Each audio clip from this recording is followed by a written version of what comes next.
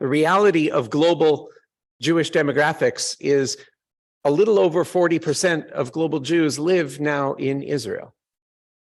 A little less if you don't count the territories. And a comparable number, just slightly less, live here in the US. That leaves 20% only, 3 million or so scattered across the rest of the four corners of the earth. Some of us have lived in Israel. A few here have served in the IDF and paid taxes. Others have spent a year. Others have spent a week and a half. Most of us are not racing to be ingathered there. So I'm going to out myself on Israel's 75th birthday by sharing something that you don't usually see. When we gather, I gather two, not four.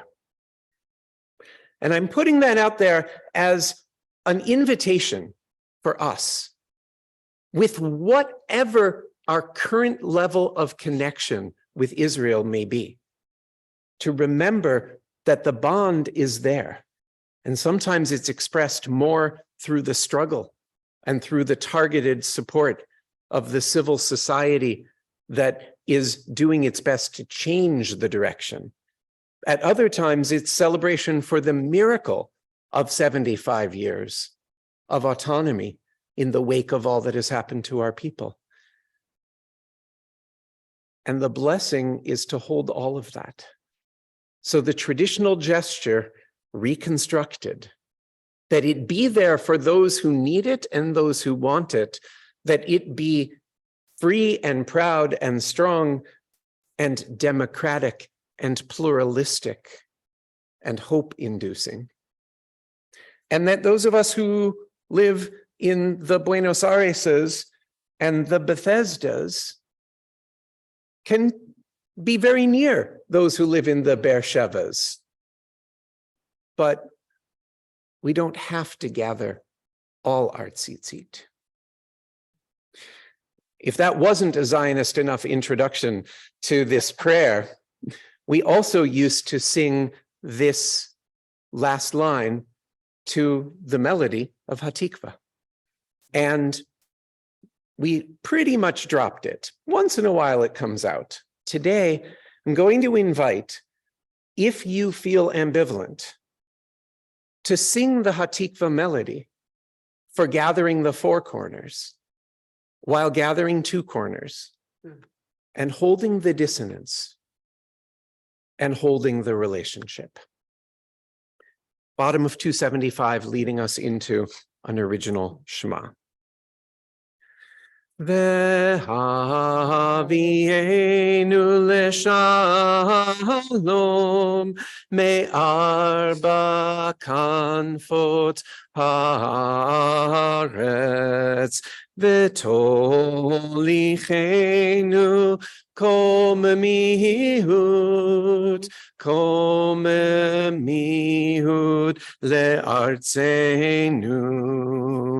Ki el poel yeshuotata ve'keravtanu l'shimcha hagadol selah be'emet selah be'emet lehodot lecha ulyachedcha be'ahava.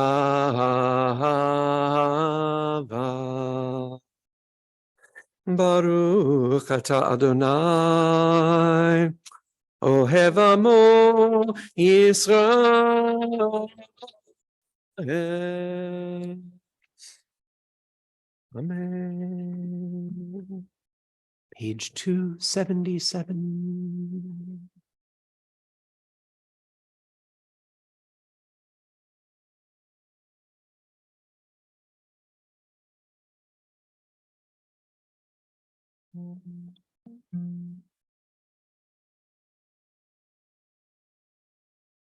Shema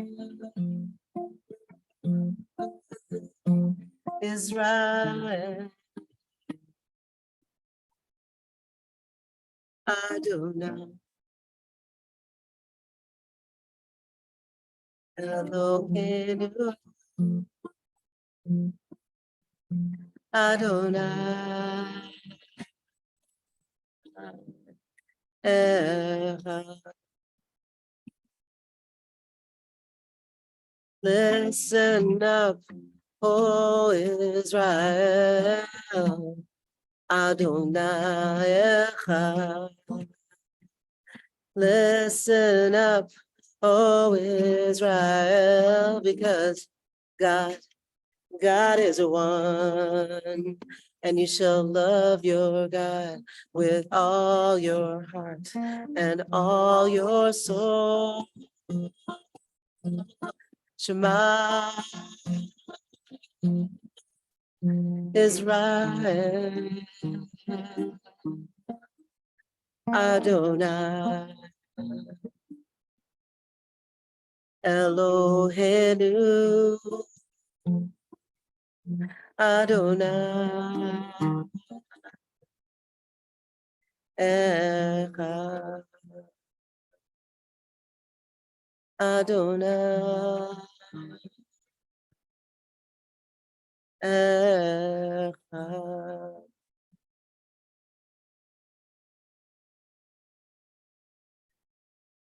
Shema Yisrael, Adonai, Eloheinu, Adonai, Echad.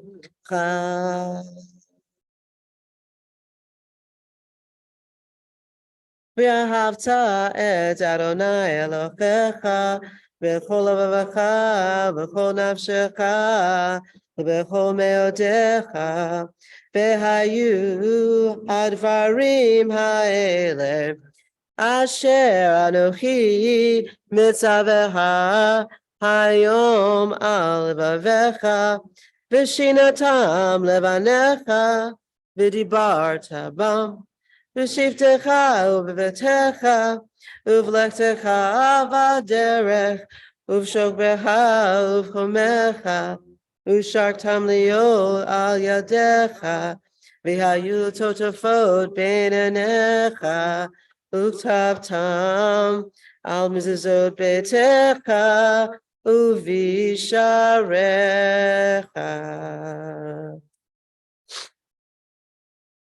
Continue on our own.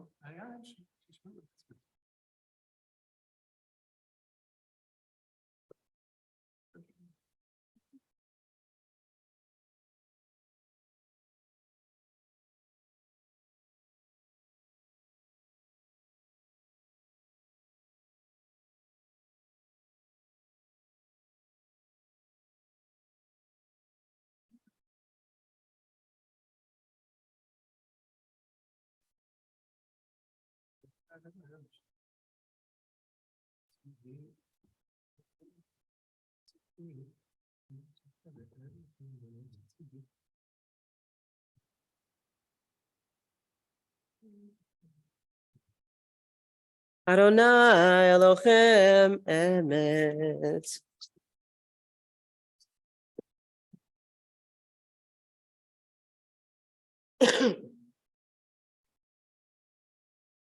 We come to Micha Mocha. Micha Mocha is our song of liberation, a celebration, a reminder of the exodus from the narrow place, the place where we were not free, and the many struggles for freedom and justice that have taken place throughout history. As we sing these words, let us remember the ongoing work of building a world that is free, just, and equitable, and inclusive of all people. And may we work towards a world where all are valued and respected, where everyone has the opportunity to thrive. And may the words of Micha Mocha inspire us to action, to strive for a world where all people can experience the fullness of freedom, justice, and equity.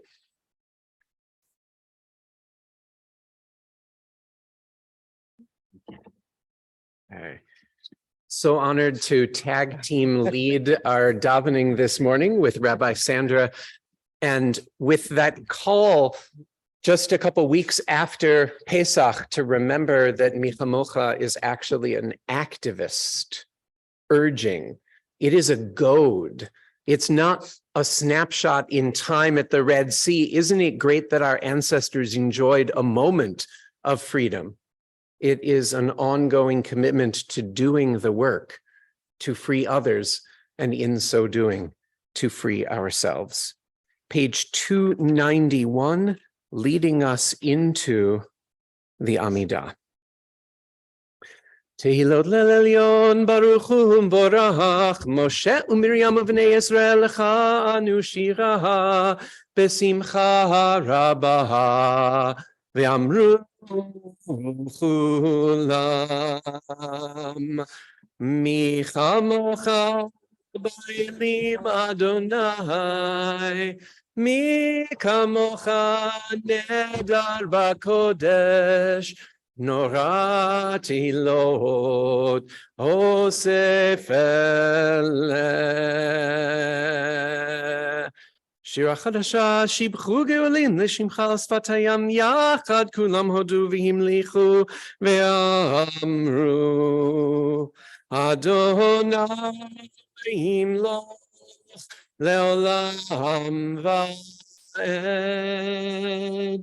Sur Yisrael, U'ma'bet Yisrael, Uftechinu Mecha, Yehuda veYisrael, Go Hali, Adonai Shemo, Kedosh Yisrael. Baruch Ata Adonai Ga'al Yisrael.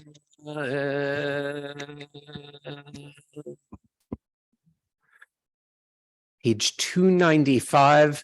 If you are visiting from another shul, and we are thrilled to have many in the house with us today, feel free to use whatever language is your Amidah. We'll be doing what's on the page out loud for the first three stanzas and then going silent for the remainder as we continue with our private prayers. Two reminders. We are now saying Morid Hatal. We're asking for only the dew because unlike the prediction of 1.1 inches of rain in 4 hours this afternoon in the land of Israel, you don't expect rain at this time. So when we get there, Morid Hatal, nail those two words. And remembering that it's Rosh Chodesh, so in the Ritzeh paragraph to add the blessing for Rosh Chodesh, 295. Adonai sefatai tiftach ufi agid tilatecha.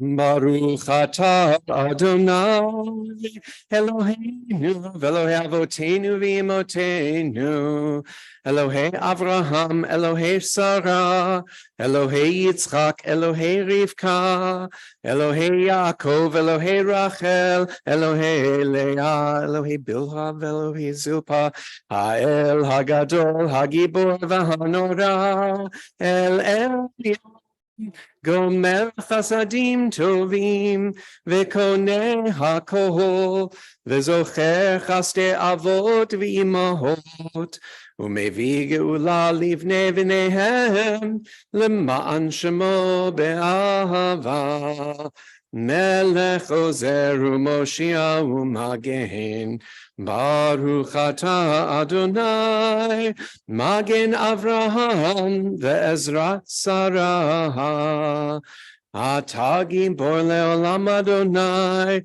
Rav lehoshia Morid hatam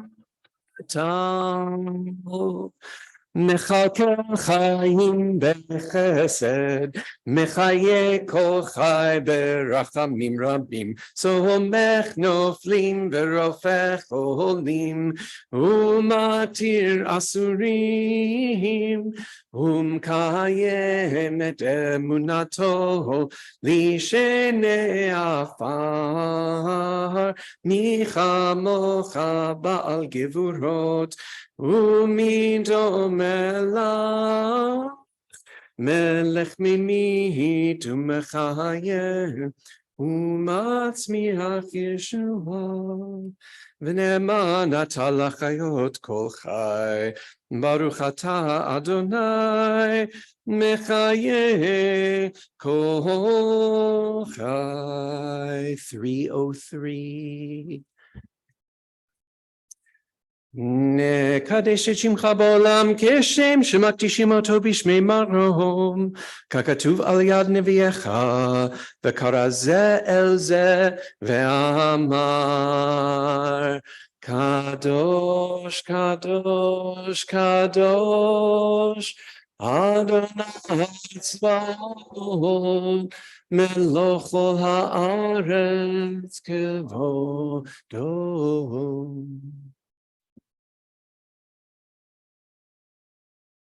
אז בקול רעש גדול, אדיר וחזק משמיעים קול, מנסים לעומת צרפים, לעומתם ברוך יאמרו, ברוך כבוד אדוני ממקומו.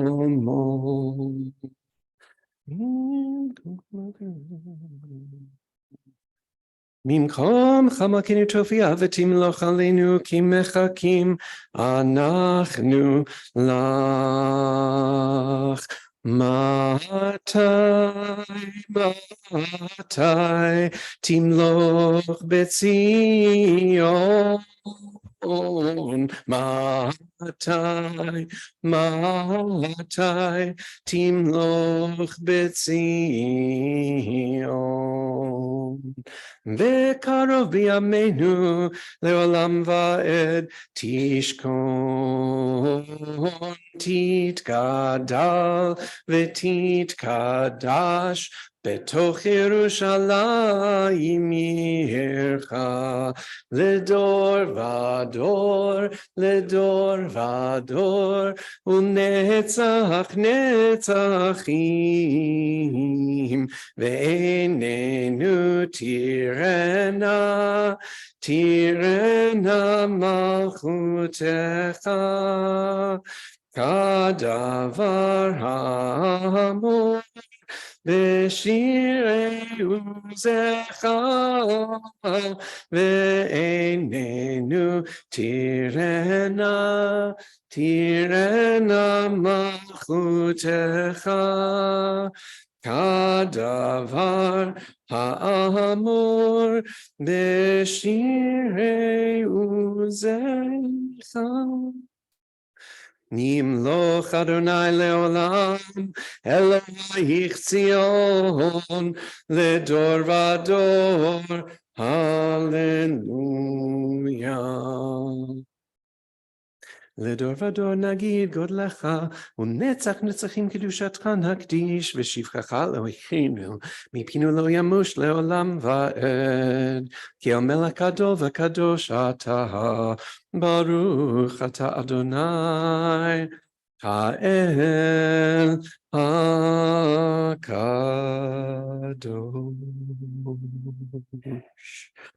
On our own 306 through 323.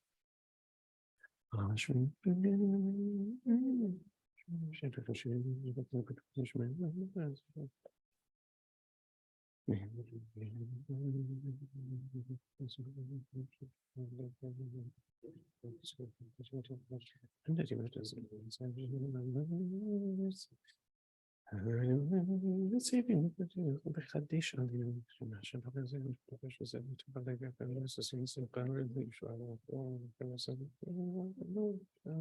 מבחינתכם. סליחה דברים, פרשן, שאלתי על הפתעים, ובשם, לא יודע,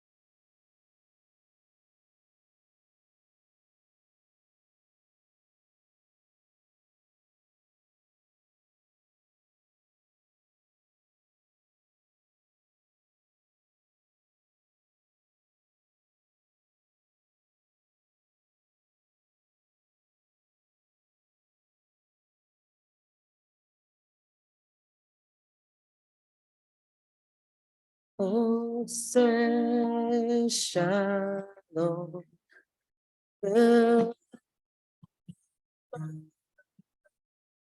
Oh, yeah, say shalom.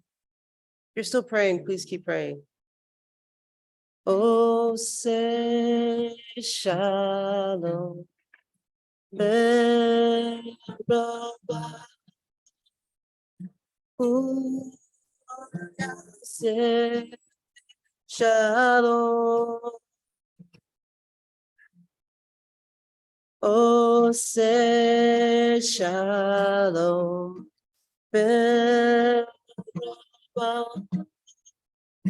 Oh, yeah, say shalom.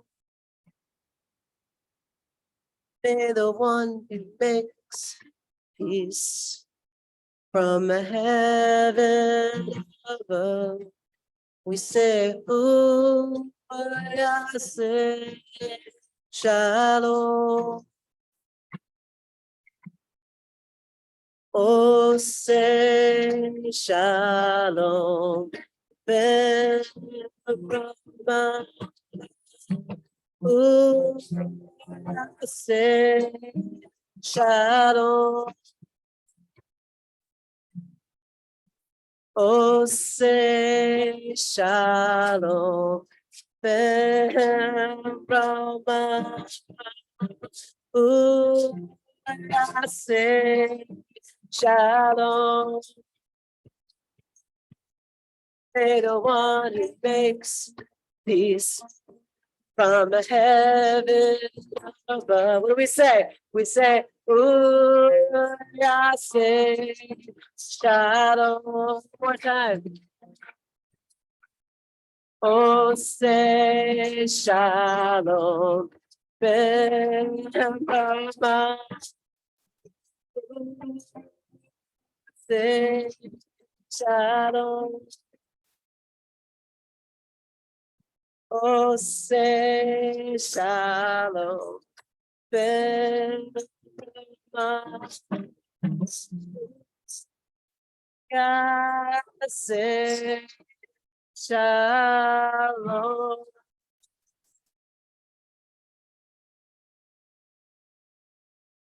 Since we are celebrating Yom Ha'atzmaut, I wrote that while I was living in Israel, so it's kind of coming home.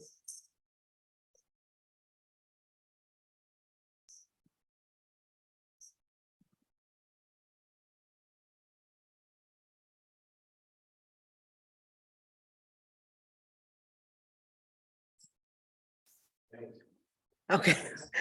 I was like, I don't know what.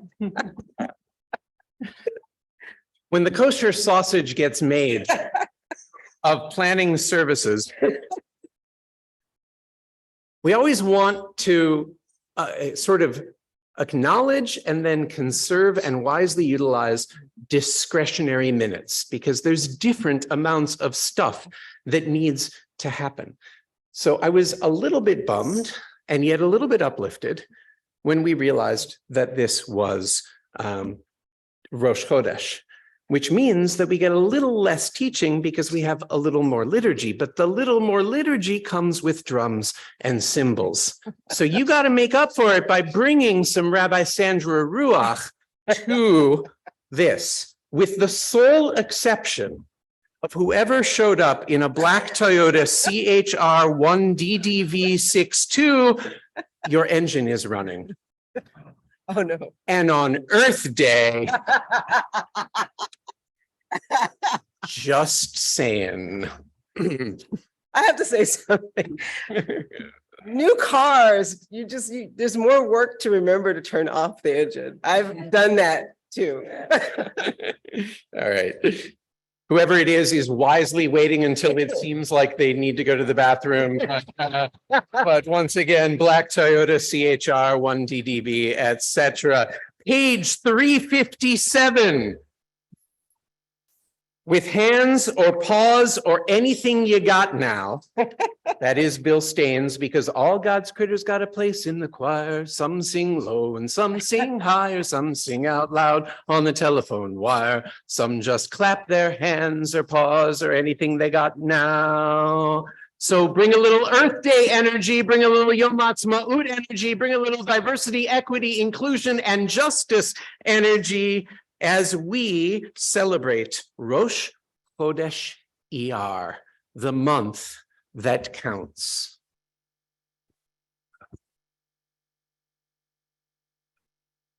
Thank you. Thank you very much.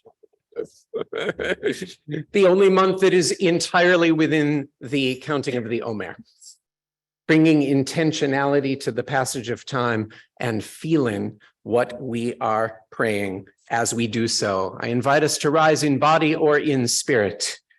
Hands or paws or drums or timbrels or anything you got now. Baruch atah Adonai Eloheinu melech haolam asher kitshanu b'yesodot v'tzivanu likro et ha'halel.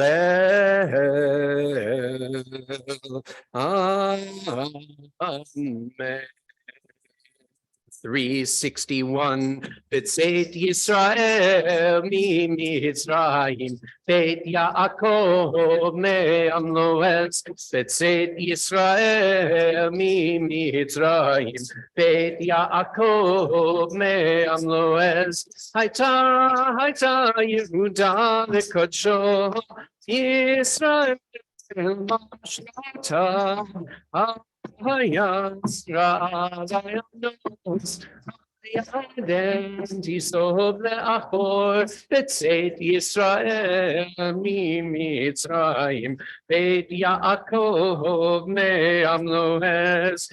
Harim rakadu che'elim Gevaot kibnei tzon Malecha hayam kitanus Hayarden tisov le'achor B'tzeit Yisrael mi Mitzrayim Beit Yaakov me'amlo etz. Malecha hayam kitanus Hayarden tisov le'achor Harim rakdu che'elim Gevat kibnei tzon milifnei Adon Li aretz milifnei Elohai Yaakov Rechav Yisrael Hahofchi Hatzur Agam Bahi Kalahami Lemaino Mahi 365 in the middle.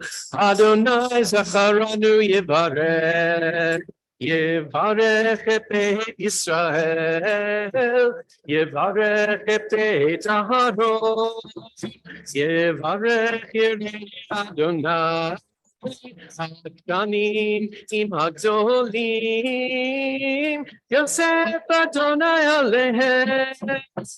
עליהם ועבדיכם, ברוכים אתם אדוני, עושה שמיים בארץ, השמיים שמיים לאדוני, והארץ נתן לבני אדם, לא המתים יהללויה, ולא פור יורדי דומה.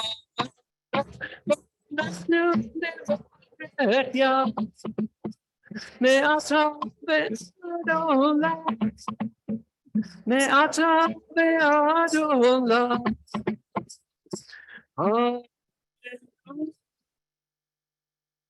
Yeah.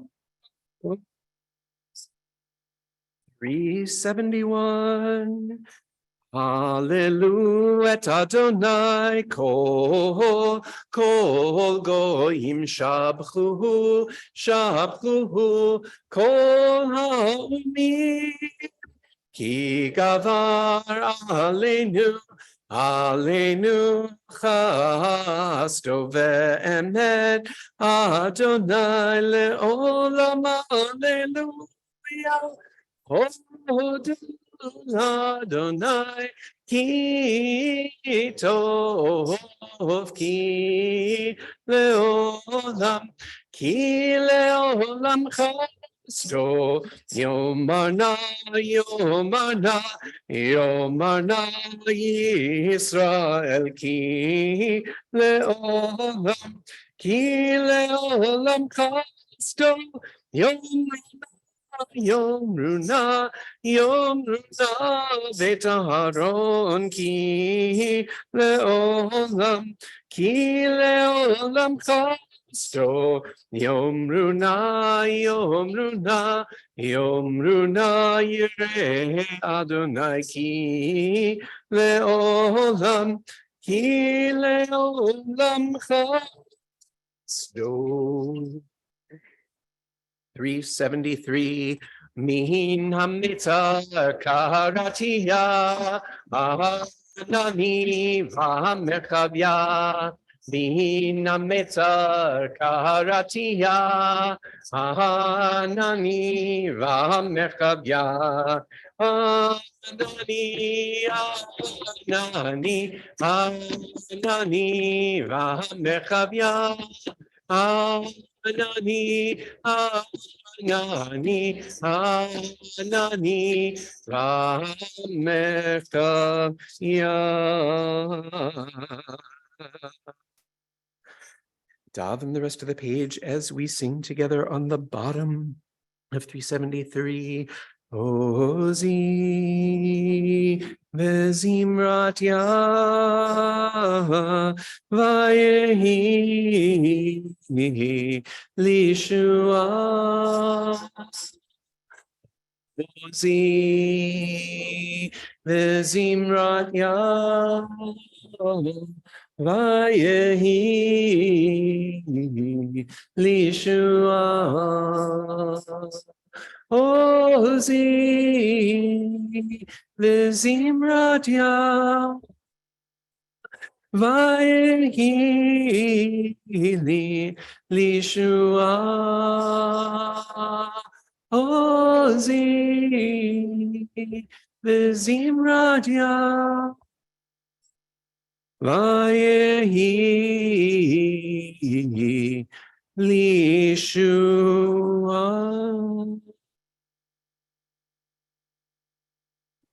375 Kol Rina Vishua Boale Tzadikim Yamin Adonai Sechayel Yamin Adonai Ramama Yamin Adonai Sechayel Kiach Yeva Saper Maseya Yasor Yisrania Velamavet Lo Netanani. 375, the last two lines. Pitruli Sharet Zedek Avovam Odeya Pitruli Sharet Zedek Avovam Odeya Ze Hashar Ladonai Tzadikim Yavovo Ze Hashar Ladonai Tzadikim Yavovo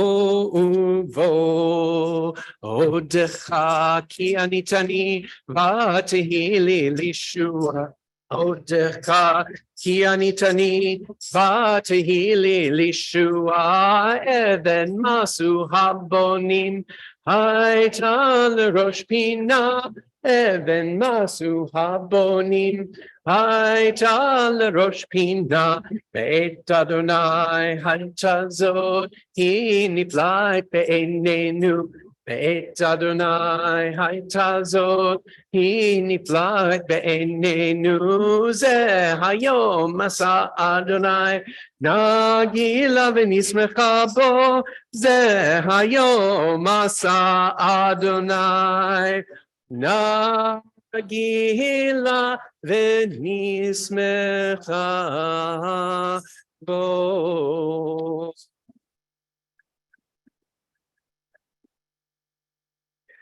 Ana Adonai Hoshiana. Ana Adonai Hoshiana. Ana Adonai Hatzlichana. Ana Adonai Hatzlichana. Baruch haba b'shem Eliata v'odeka lo erubameka hodu ladonai kitov ki leolam chasdo Yaleluch Adonai kol masechem v'sdechem v'sadikim v'sadikim Ki lecha tov lehodot l'shimcha na'el lezamer ki me'olam ad olam ata ehel baruch ata Adonai melech mehulal batishbacho.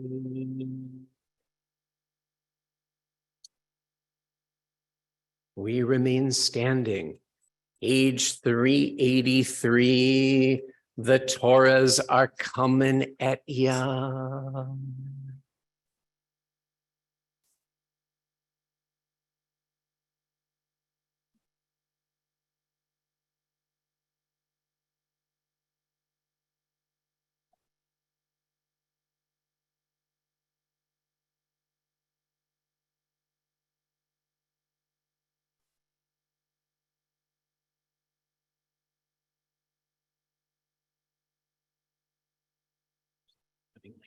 So we're just going to start that. Yeah, we already did Pitruli, so we are going straight to page 387 at the bottom.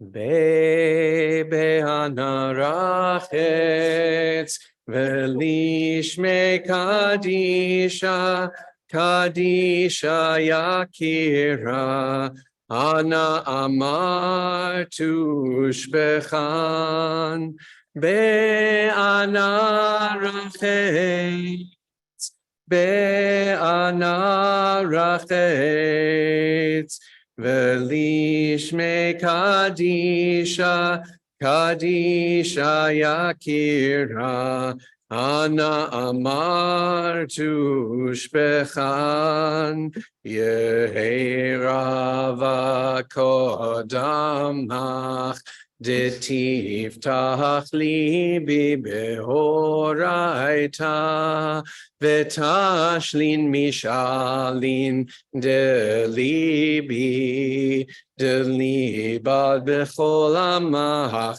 Israel letavu chayin velishlam Amen.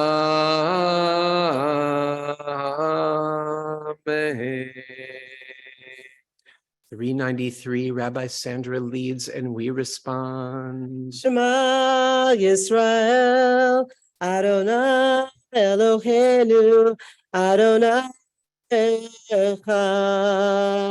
Shema Yisrael, Adonai Eloheinu, Adonai Echad. Echad Eloheinu, Gadol Adonai, Kadosh Shemo. Echad Eloheinu, Gadol Adonai, Kadosh Shemo.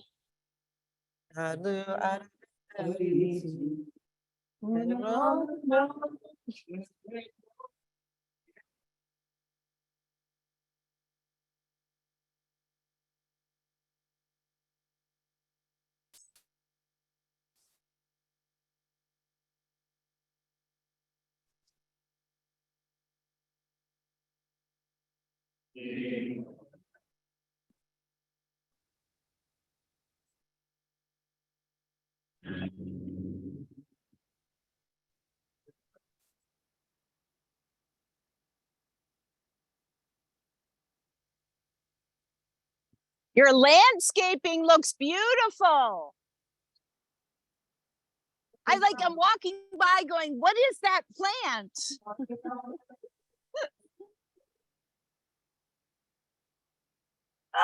Okay, sit.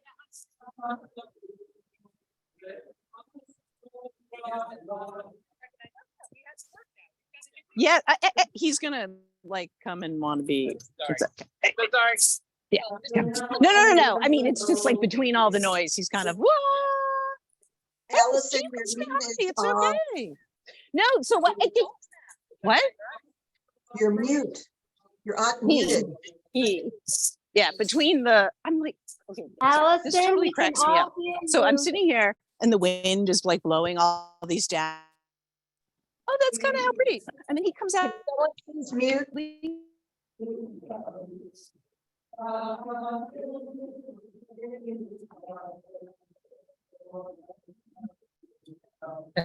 That's why.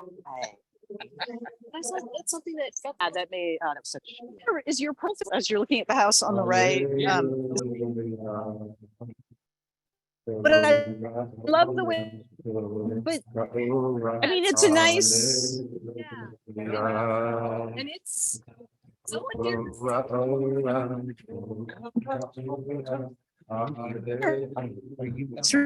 Yes, thank you. Wires, Mute yourself. here, but actually, I just found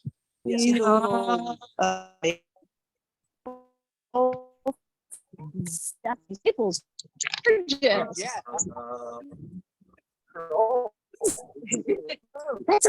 Wow. Oh yeah. Allison, turn your mic off. Yeah, right. For those who have not yet had the pleasure, friend, teacher, colleague, leader, inspirer, and inaugural director of Diversity, Equity, and Inclusion for Reconstructing Judaism, Rabbi Sandra Lawson.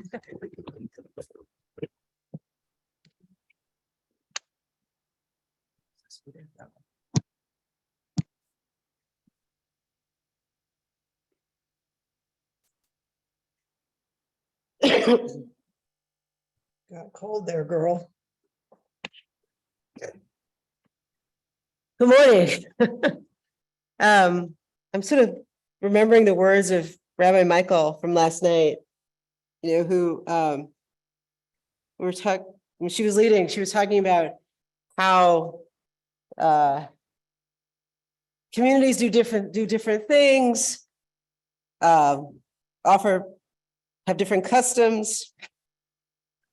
And it is always great to see how other communities do stuff. I'm sorry. Okay. Hold on. Okay. Yeah. Thank you. And so I've enjoyed listening to Rabbi Fred and listening and learning from Rabbi Michael and Rabbi Fred and watching you all and seeing how you do things. And it just reminds me when I was a campus rabbi and encouraging students to lean into difference instead of the sort of like, that's not Jewish. A lot of our young people, by the time they come to college, that's the first time they've been in another community. And so I always lean into that. And I'm just really excited to visit places and to come to communities. And thank you all for having me. And I'm glad we're doing this Shabbaton. Just to introduce myself. My name is Rabbi Sandra Lawson, and I work for Reconstructing Judaism, and I'm a graduate of the Reconstructionist Rabbinical College. I graduated in 2018. I want you all to know sometime around 2010, I visited this synagogue. I was here. I visited with my good friend, Rabbi Liz Bolton. And I sat where you are. I sat in one of the pews, and it was a Shabbat. It was a celebratory Shabbat, and it was celebrating some kind of Reconstructionist anniversary. I'm not exactly sure what it was. And there was an honored guest. Never, ever in my wildest dreams or imagination did I think that I would be standing up here, not as a Jew in a pew, but as a rabbi. And an honored guest. So thank you. And I really believe that this serves as a reminder for, at least for me, and hopefully for you as well, that one never really knows where their life will go. And so the best thing we can do is to lean into our hearts and follow our dreams and see where that path goes. I'm going to talk a little bit about this weekend and now about inclusive spaces and what that means. And I'm going to start off by telling you things you already know. I believe you know these things. As Jews, we believe that all people are created b'tselem Elohim. All people are created in the image of the divine and are thus equal in dignity and worth. Our fundamental belief in the equality of all people should lead us to recognize our responsibility and to care for the most vulnerable members of our society. As the Torah teaches us, to protect the stranger, the widow, the orphan, and those who are often marginalized or oppressed. We also believe in rachamim, compassion, recognizing that all people's inherent worth and dignity should lead us to feel empathy and concern for those suffering and to work to alleviate their pain. We practice anava, humility, recognizing that all people are created, as I said earlier, in the image of the divine. And that means that we should not think of ourselves as better than others, or act in ways that diminish other people's dignity. We care about tikkun olam, we care about repairing the world, recognizing that equality of all people should lead us to work towards creating a more just and equitable world, striving to repair the brokenness and inequalities that we see around us. And we believe in tzedakah, justice, charity, recognizing the inherent worth and dignity of all people should lead us to give generously to those in need and to work towards creating a better society. And lastly, Kol Yisrael Aravim Ze B'Ze. All of us are responsible for one another. Recognizing the equality of all people should lead us to take responsibility for each other's welfare and work towards creating a caring and supportive society in all members. However, we know that we do not live in a just society or equitable society. Too many are denied opportunities and treated unfairly because of their race, ethnicity, or gender, or some other identity marker. As Jews, we are called to work for justice, equity, and inclusion, to create a world where everyone can reach their full potential, maybe become a rabbi. Many of us have spent the last few years or more educating ourselves about these issues of inequality and justice and fairness, and supporting organizations like our movement, Reconstructing Judaism. And Reconstructing Judaism is working hard to affect change in our society.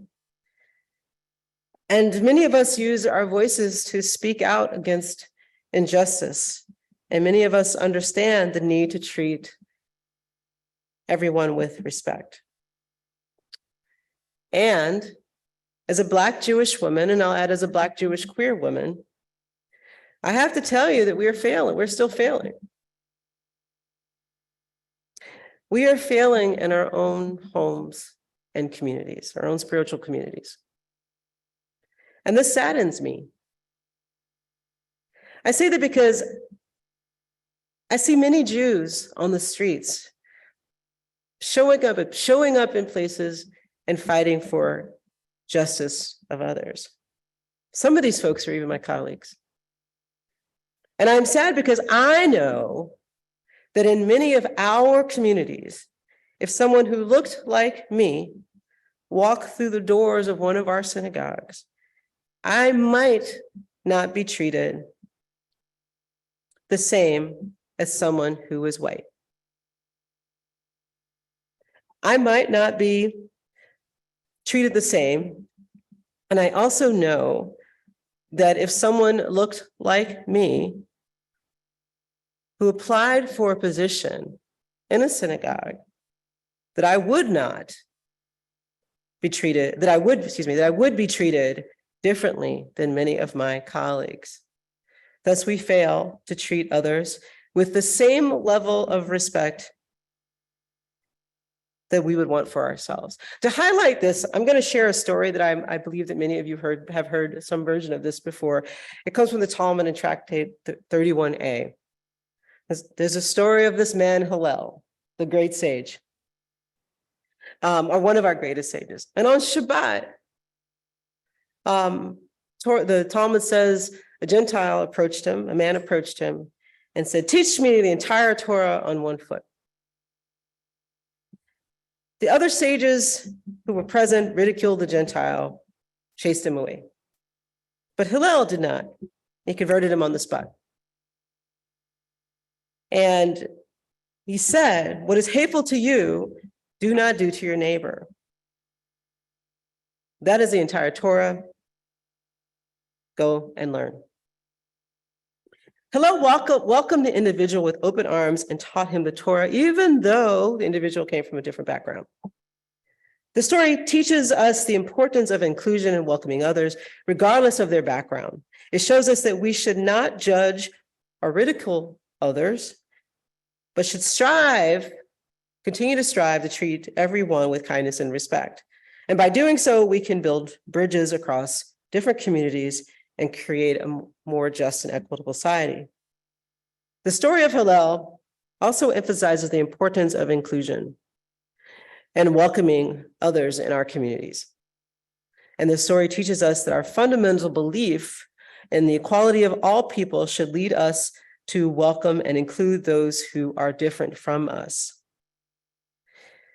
It reminds us to treat everyone with kindness and respect, regardless of their background, and to strive for society and a spiritual home that is inclusive of all.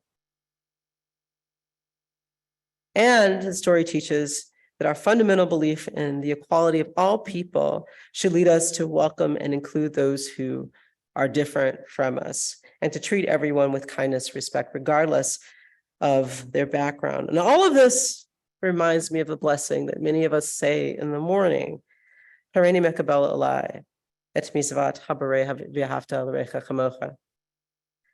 I take upon myself the blessing from our Creator. I take upon myself the commandment from our Creator, the instruction from our Creator to treat or to love your fellow as yourself. And so in conclusion, I'll say that I believe that we all have a responsibility to make all of our communities inclusive and welcoming. And let us commit ourselves to helping to make our Jewish communities, our Jewish homes, our spiritual homes, a place where everyone feels welcome and included, accepted, regardless of their background. Shabbat shalom.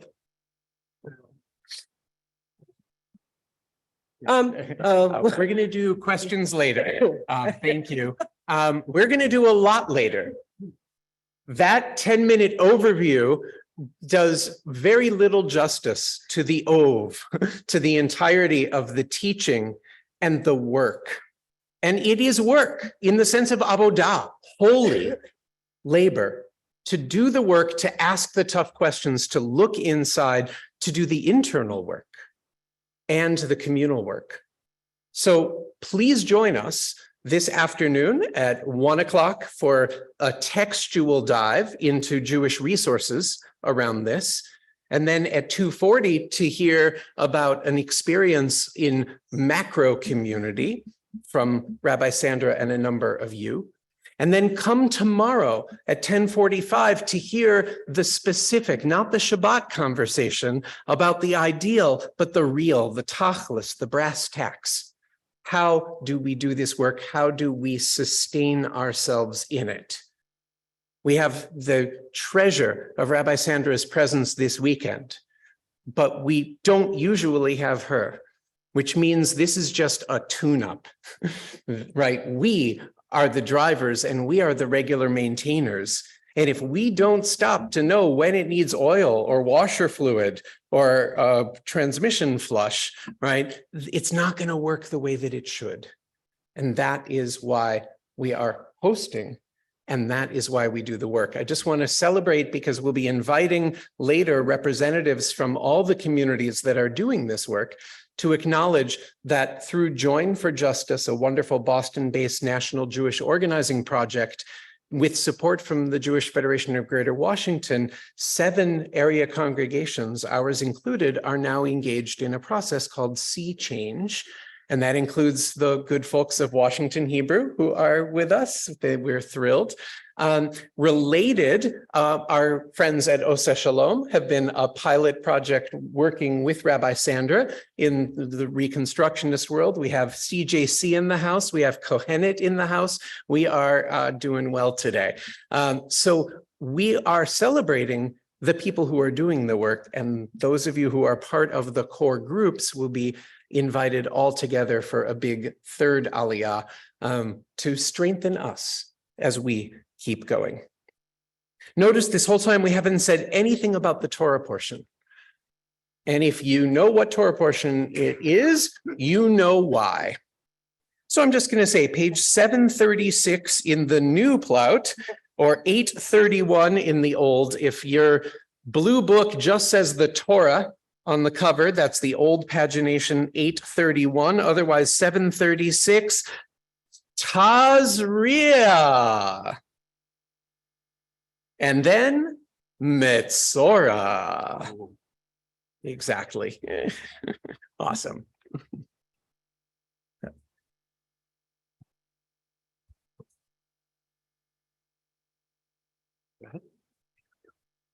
Don't have another brush, huh? Stacy and Michael, if you're ready? Yeah. ויעזור ויגן ויושיב לכל העושים בו ונאמר אמן. הכל הבו גדל עינינו תנו כבוד לתורה. יעמדו מיכאל בן יעקב ואיזבל ושרה בת חיים מנדל ורחל בעלייה ראשונה.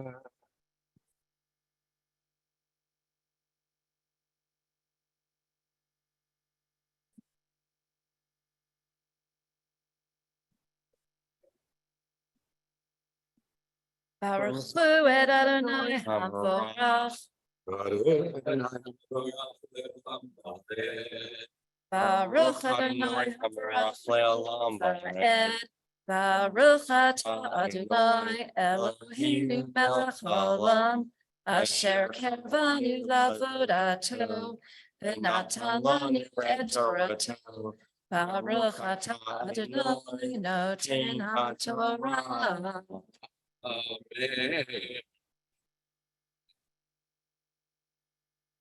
Amen. ידבר אדוני אל משה לאמור, דבר אל בני ישראל לאמור, אישה כי תזריע וילדה זכר, וטמאה 7 ימים, כי מי נידת אותה תטמא, וביום השמיני ימול בשר עלתו, ו30 יום ו3 ימים תשב בדמי טהרה, בכל קודש לא תיגע, ואל המקדש לא תבוא, עד מלאת ימי טהרה.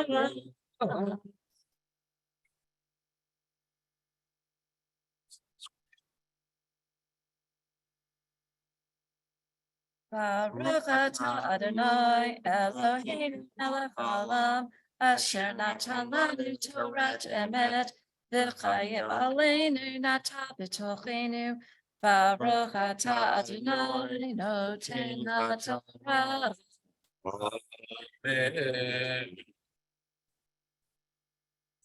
Helen, thank you. Sorry, we had the wrong page called, so you got a different kind of impurity and defilement if you were following along. But pure is the love that brings people together and helps them build family and community in amazing places like Adat Shalom and Camp Havaya. So I'm really glad for what happened on this weekend. How many years ago? 21. So you can now have a l'chaim for your marriage. It's about time, though we had one 21 years ago. And to celebrate Stacy and Michael and all that they have accomplished and the brilliance of this moment, basking in community. Happy anniversary. Yay. Woo-hoo. Right. So we read the opening of Tazria, now the opening of Metzora. This is really, I mean it this time, 752 in the New Plout, or 841 in the Old, Leviticus 14:1. I just want to share that without encroaching too much on Rabbi Sandra's Torah, and this is really the 1 o'clock session, there are many frames that are now under discussion for how, as a Jewish community, we can use the textual resources to speak to what we now know about race and racism and the necessity of rooting it out. And one of those frames is this Parsha, because our ancestors didn't know from spores. They didn't understand fungus or mold.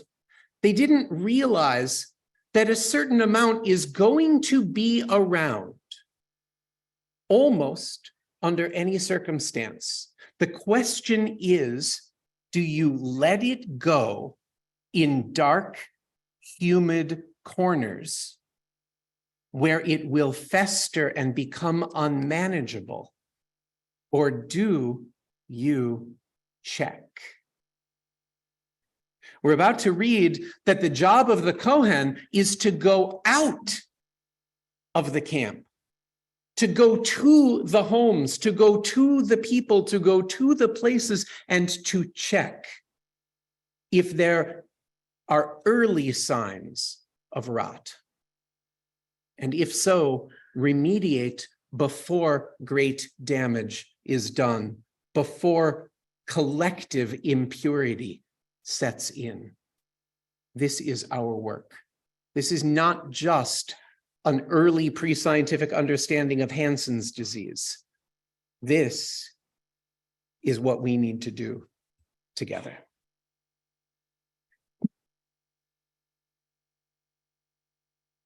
Ya'amod, Ya'amod, Tzvi Yosef ben Reuven uvat Zion, B'peshel Rachel bat Nachum Lev uMiriam. And we'll get in a moment to the how old are you? How old are you? Right. Sonnet. Hold on.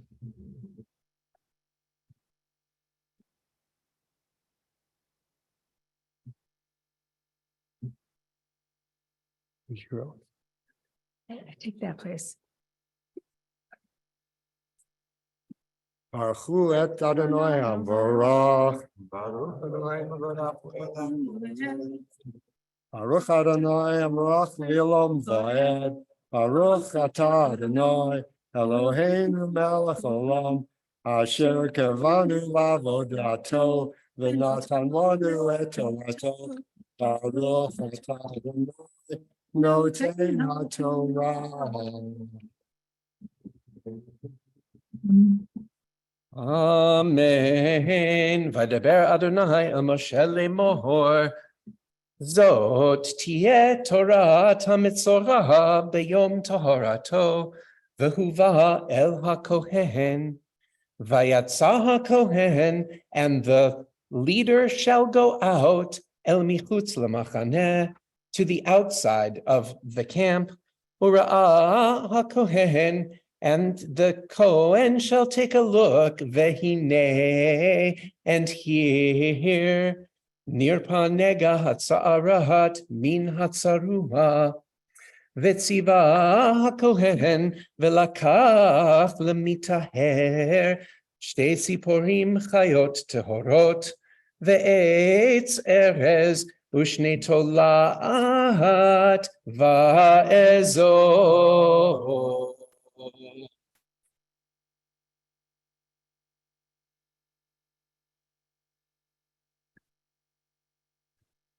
Baruch atah Adonai Eloheinu melech olam asher natan lanu Torat emet v'chayei olam natan b'tochenu. Baruch atah Adonai noten haTorah.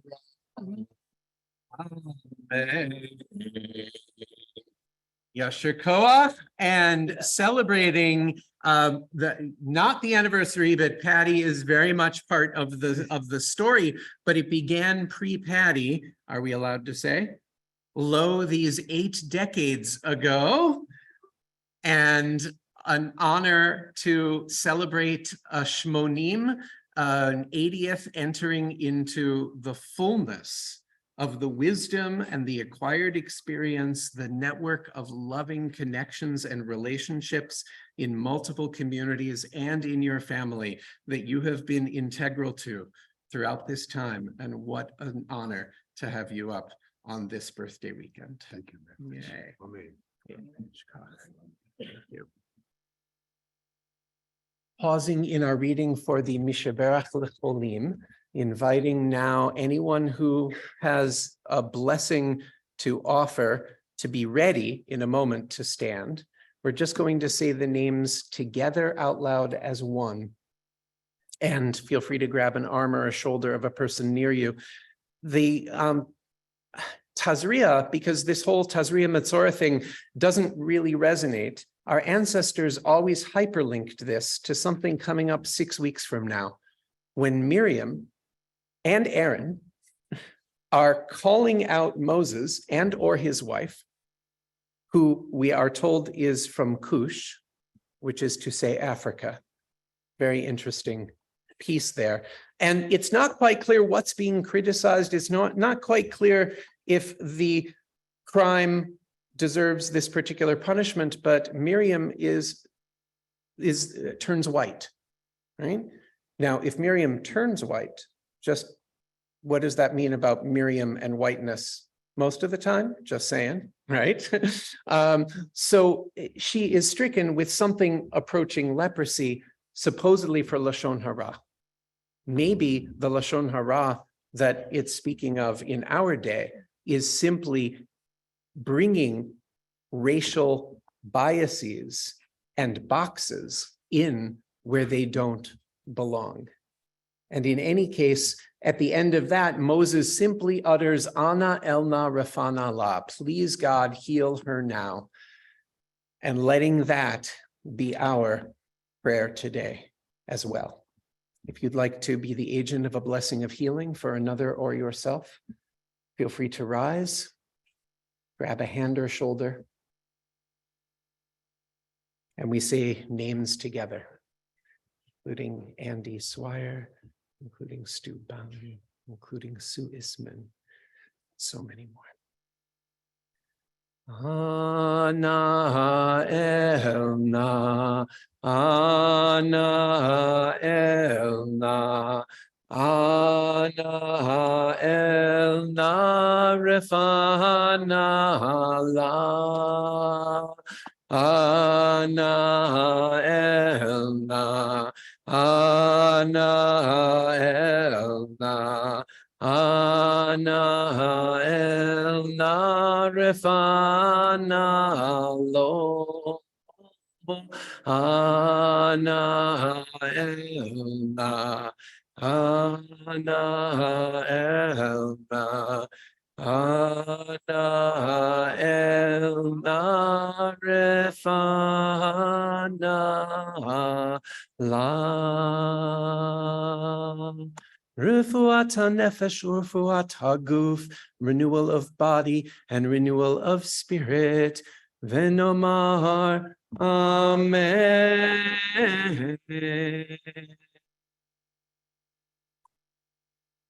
Refuah shlema. First Hagba and Glila, please.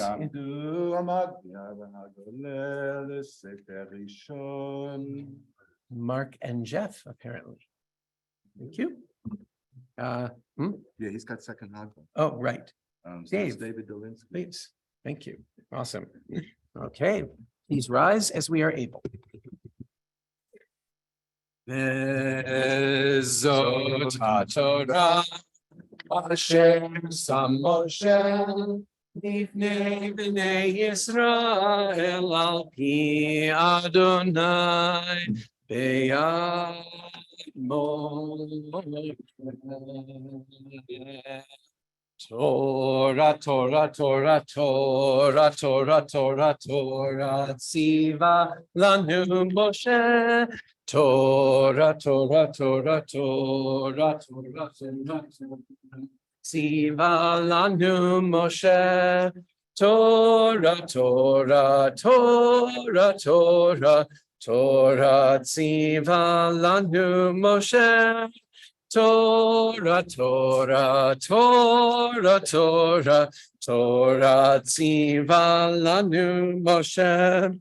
Morasha kehilat Yaakov, Morasha kehilat Yaakov, Morasha kehilat Yaakov, Torah tziva lanu Moshe. You may be seated.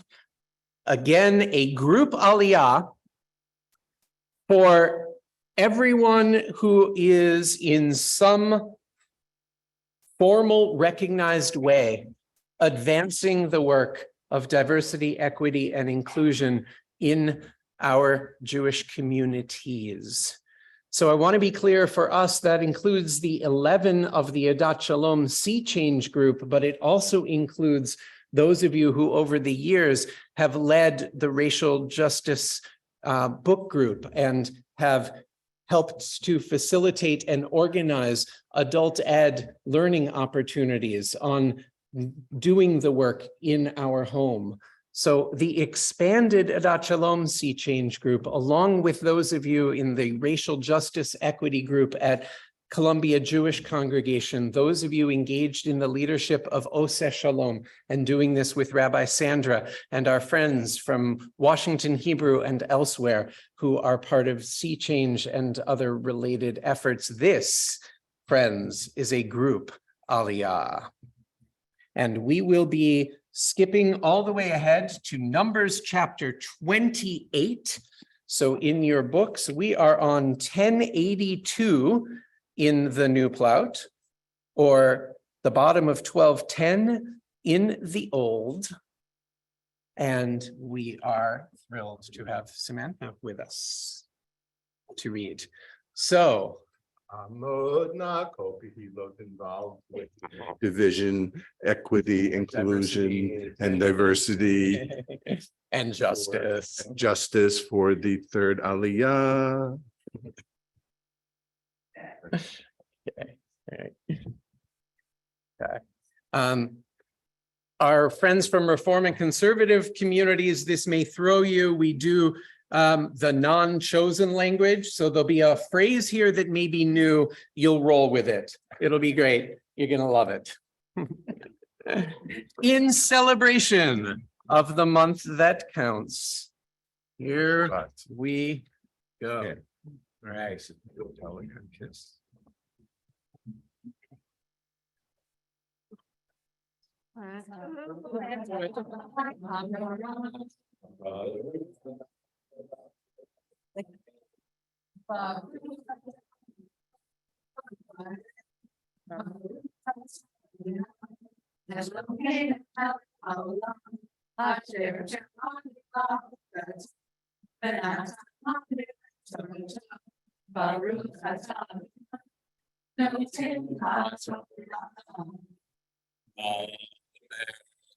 Starting verse 11, Roshei Chodeshim.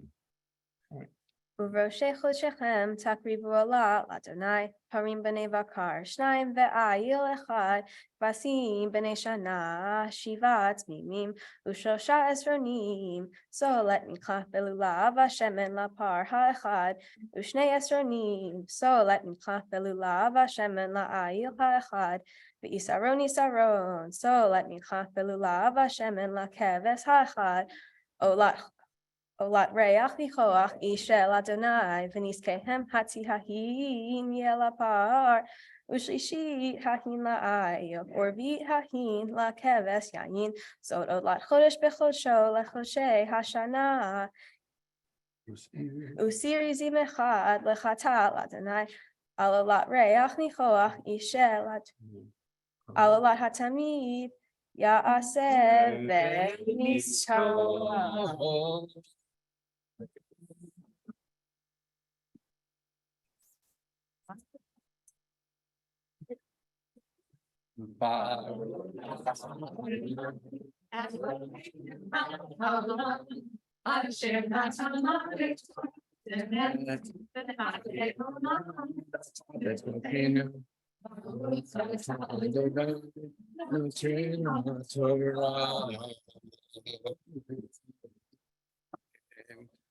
So wait, don't go anywhere.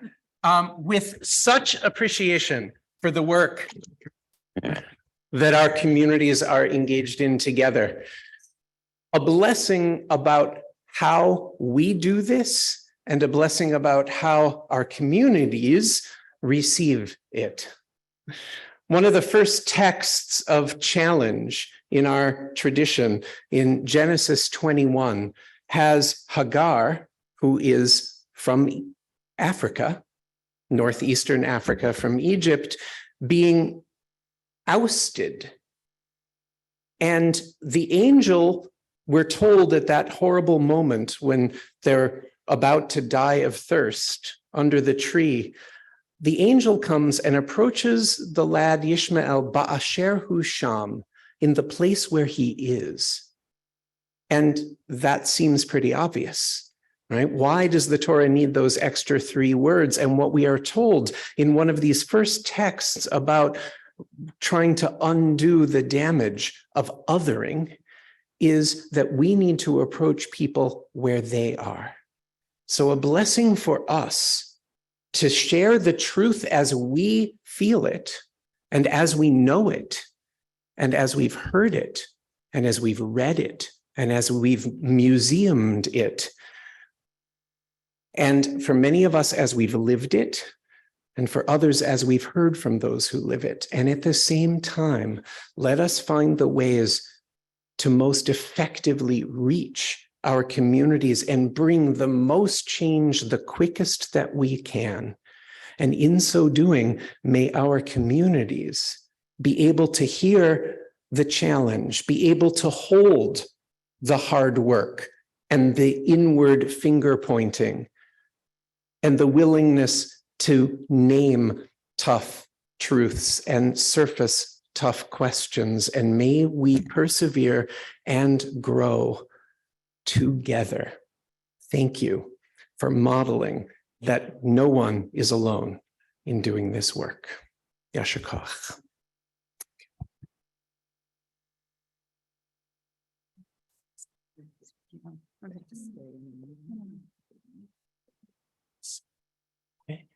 Second Hagba and Glila at the ready. Thank you. Hamakti v'hagolele l'sefer sheni.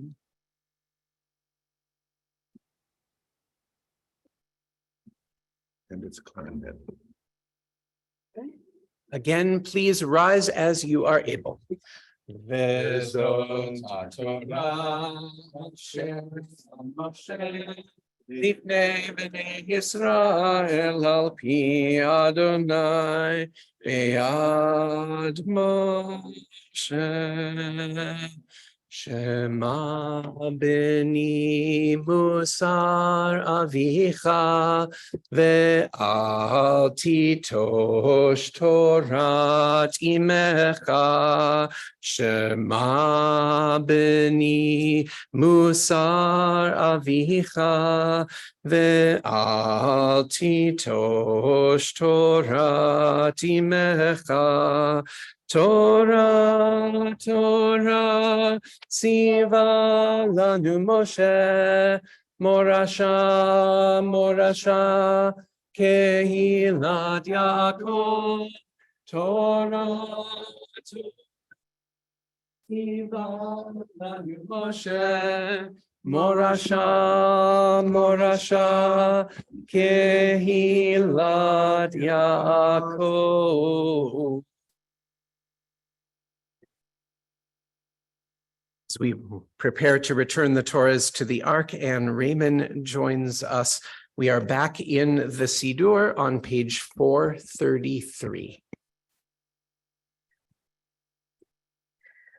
Yahalu Eshem Adonai, Ki niskav Shemo levado, Hodu V'shamrim V'hamrim Ke'yam Tiglom Hasida Livnei Yisrael Hallelujah. Hallelujah. Page 441. When the ark is closed, you may be seated.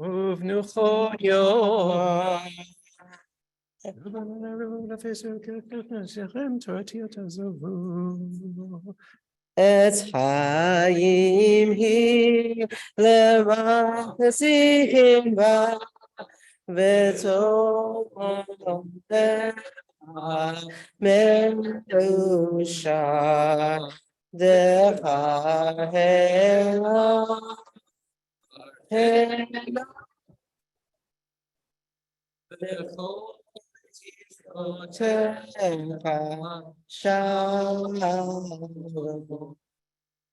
Ashivenu Adonai Elecha Nashuvah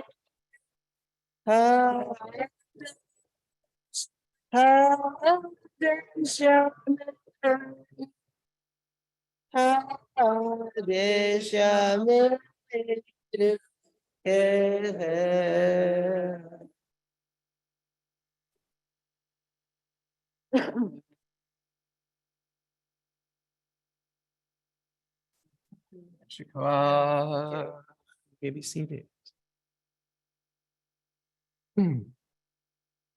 So as it's been an honor to tag team all of Shacharit with Rabbi Sandra, we're also tag teaming Musaf. The Musaf moment in our community is not a repetition of the Amidah, but it's a revisiting of key themes. And even leaving aside bodily scales and boils and blood, we have so many themes on the table today. Happy Earth Day. Let's do the work. And happy Yom HaAtzmaut. And let's do the work. And a celebration of our efforts in diversity, equity, inclusion, and justice. And let's do the work. So trying to pull all of that together in brief. If you have the handout on the inside right hand, excerpts from what was hastily written and delivered on a late Friday afternoon in a house in Tel Aviv, announcing that the state of Israel will be open for a bunch of things that over the last 75 years have imperfectly allowed the flourishing of a country. A bunch of things that sometimes are contradictory with one another, and the balancing act has not yet been worked out. It has become critical in this moment of judicial overhaul efforts and the effort by so much of society to stop the coup, in a sense. It has become common to simply read these words and refocus on what the founding vision is. So I just want us to read together the third to last paragraph, we extend. Oh, sorry, we appeal and we extend and we appeal. Those three paragraphs, again, not always in perfect alignment, but so critical that this voice be heard again.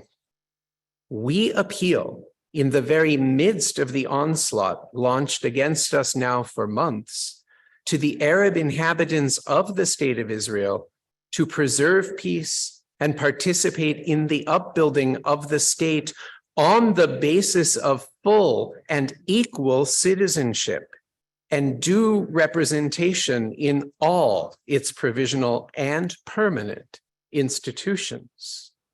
We extend our hand to all neighboring states and their peoples in an offer of peace and good neighborliness, and appeal to them to establish bonds of cooperation and mutual help with the sovereign Jewish people settled in its own land. The state of Israel is prepared to do its share in a common effort for the advancement of the entire Middle East. We appeal to the Jewish people throughout the diaspora to rally round the Jews of Eretz Yisrael in the tasks of immigration and upbuilding, and to stand by them in the great struggle for the realization of the age-old dream, the redemption of Israel. May we, the Jews of the diaspora, rally round the majority of the Jews of Eretz Yisrael who are engaged in the task of upbuilding through defending, through demonstrating, through saving. May our connection to Israel at 75 be every bit as strong as it ever was and targeted in defense of democracy and pluralism. That's the vision that many of us fell in love with. That's the vision that a young Arik Einstein and Mickey Gavrilov wrote about in 1971 that became a bit of an anthem. And it feels right to sing it now as it was sung at Agahozo Shalom Youth Village when Laura and Phyllis were both there. To remember that, yes, it's difficult. Yes, people have said it before. Yes, it's overwhelming. Racism is overwhelming. Climate change is overwhelming. But on this Shabbat Earth Day, on this Shabbat Yom Ha'atzmaut, when the work for justice and pluralism in Israel feels overwhelming, and as we continue to affirm the need to keep looking within and reaching out at the same time, we do our part.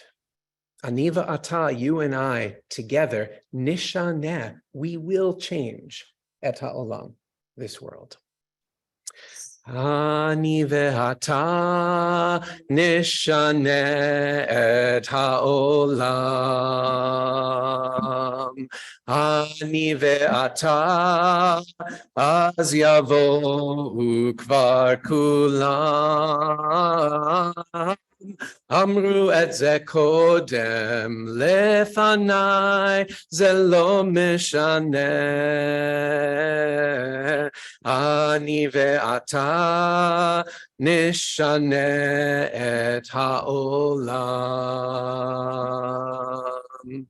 Ani ve'ata ninaseh me'hatchala. Yihye lanu ra, ein davar ze lo nora. Amru et ze kodem lefanai ze lo mishaneh. Ani ve'ata nishaneh et ha'olam, et ha'olam, et ha'olam.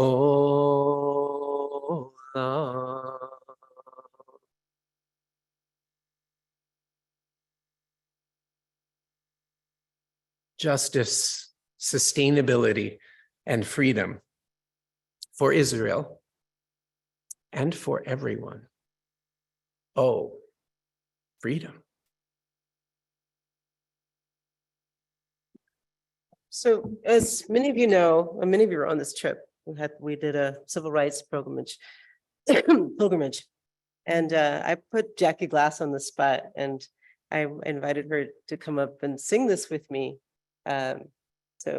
And then she graciously agreed. That's okay. It's okay. You can stand next to me. Okay. I know. I think. I don't know. Okay. All right. Oh, sorry. You can put it down. Okay. Okay. Oh, sorry. Okay. I'll start it. Oh, freedom. Freedom. Oh, freedom. Oh, freedom. Oh, freedom over me. And before I'll be a slave, I'll be buried in my grave. I'll go home my Lord, and I'll be free. It's great. No more moaning, no more moaning, no more me. And before I be a slave, be buried in my grave, I'll go home, my Lord, and I'll be free. Singing. They'll be singing. They'll be singing. They'll be singing over me. And before I'll be a slave, I'll be buried in my grave.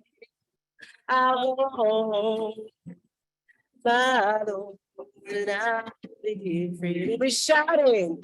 Come on. They'll be shouting. They'll be shouting. Say well. They'll be shouting over me. And before I'll be a slave, I'll be buried in my grave. I'll go home, my Lord, and I'll be free. That's your own freedom. Oh, freedom. Oh, freedom. Oh, freedom. Oh, freedom over me. And before I'll be a slave, I'll be buried in my grave. I'll go home, my Lord, and I'll be free. Thank you so much. That was so great. Thank you. So perfect because Jackie was with Minna and I on an Israel trip these many years ago, and more recently on the civil rights pilgrimage that you will hear about if you can stick around till 2:40 p.m.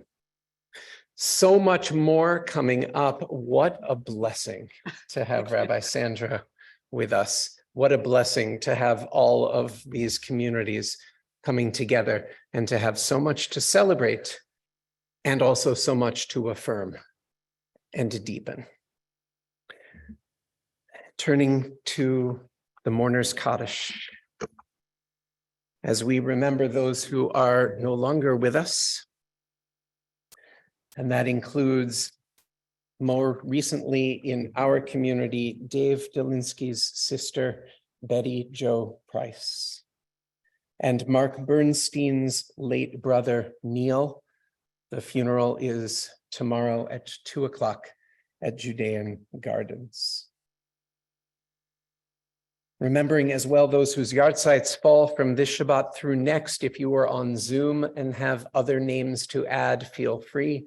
And for each of us as well, to hold in our hearts additional names. We remember this week Ellie Kleinman's grandfather, Ted's father, Alexander Kleinman, Jody Green's father, Stanley, Donald Kane's father, Elmer, Joan Backrack's mother, Ilse, Dina Goldsmith's grandmother, Esther Green, Joe Mellinger's mother, Marcia, Darren Schoenzeit's grandmother, Rose, Hal Greenwald's mother, Anita, Bob Furman's father, Herbert, Marla Zippin's grandfather, Michael Orkin, Michelle Mellinger's grandfather, Philip Spivak, Kit Turin's father, Milton, Andy Gavel's mother, Ruth, Bruce Kutnick's aunt, Ray Wolf, Ralph Nitkin's mother, Roslyn,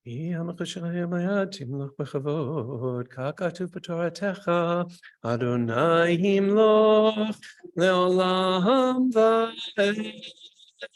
ונאמר, והיה אדוני למלך על כל הארץ, ביום ההוא, ביום ההוא, יהיה אדוני אחד, ושמו ושמו Shema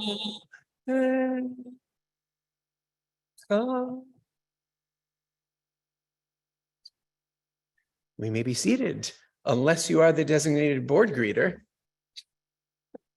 whose name I don't have written down. How appropriate, immediate past co-president and part of the original circle of 11 Adat Shalom Sea Changers, Marcy Greenston. Shabbat Shalom. What a wonderful honor to do this little thing on a day when we've had so much to be thankful for, to think about, such a joyous service. Thank you, Rabbi Fred, Rabbi Sandra. Thank you, Kevin Teichman, for doing the honors here up at the Bima. Amy, who is our ONEG captain, Amy Jaslow. And the learning, as you know, continues throughout the weekend. So I'm just going to highlight what's coming up today and tomorrow. At 1 p.m., the heading of the talk is Brilliance and Blind Spots, what our textual tradition does and doesn't offer toward our radically inclusive future. We're going to have a break, and then at 2:40, the topic will be the Reconstructionist pilgrimage to civil rights sites. And we'll have folks who have been on that pilgrimage and a discussion led by Rabbi Sandra. Tomorrow, we invite everybody to join us here in the sanctuary and again on Zoom at 10:45.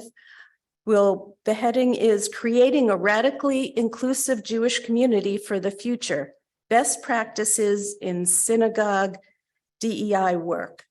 And so that's where that's where the work comes in. And we hope that you can join us either here or on Zoom. We'll have a light lunch following that approximately noon. We also want to say that this afternoon, the plant pickup, speaking of Earth Day, is on the porch this afternoon at lunchtime, and also tomorrow afternoon at 3 p.m. Paul Feldman will be continuing his wonderful series on jazz from 3 to 5 p.m. Lots more coming up, but thank you so much here to our other communities, synagogues, and on Zoom as well. Thank you for joining us. Thank you. Also Thursday night, Jewish Ethics and Family Formation with Adat Shalom and the Reconstructing Judaism and NCJW and others. Amazing Zoom Thursday night to be continued as well. Welcome, everyone. So, and that includes welcome to our Limud kids. Glad you're with us. And thanks to Ben and everyone holding it together. Our 6th grade is visiting New York with Rena there and in Razi's place. So we're making it happen in all the locations where we need to. But it's a little quieter in the building because of that. So grown-ups, we need to make a little extra noise to compensate. And that includes our many visitors at risk of calling out, but I just want to honor that Washington Hebrew together with B'nai Israel really pioneered this. And among others, Karen Herron and Josh Maxey, wonderful to have you back and with us, along with others from Washington Hebrew and elsewhere.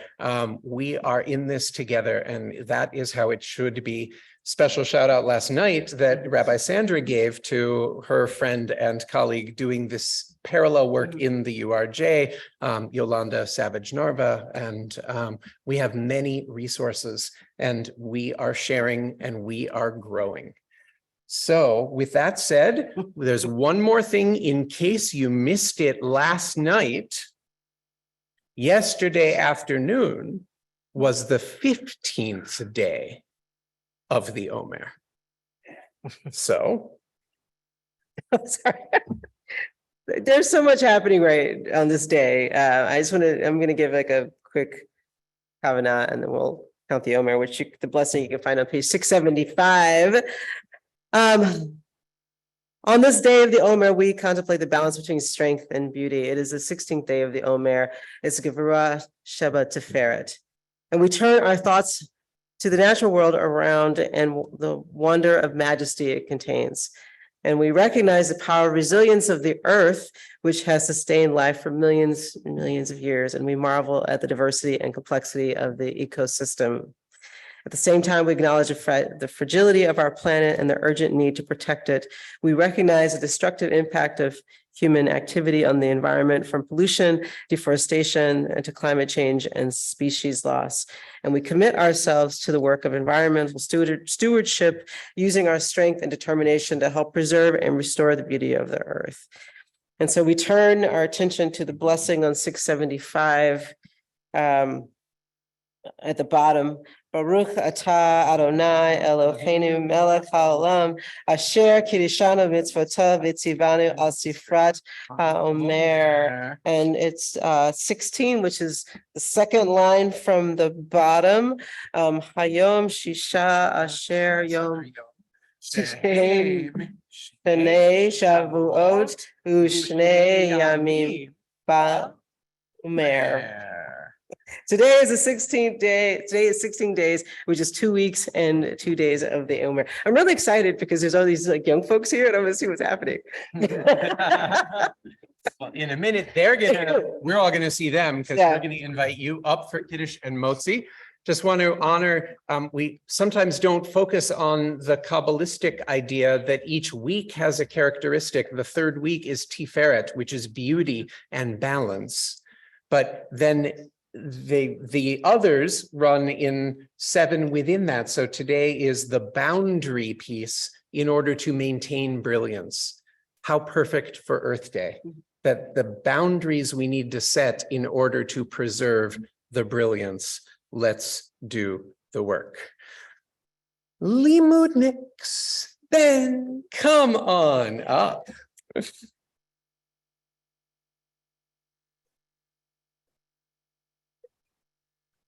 And Tot Shabbatniks can come up too.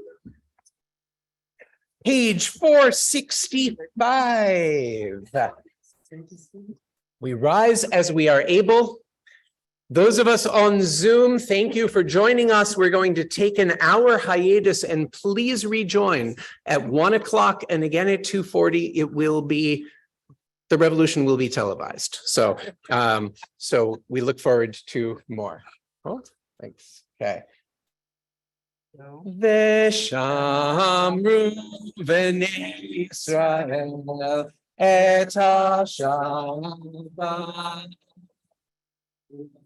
Asot et ha-Shabbat leTorotam berit olam Beni uvein benot Yisrael oti leolam Ki sheshet yamim asa Adonai et hashamayim ve'et haaretz u'hayom hashvi Shabbat ba'inam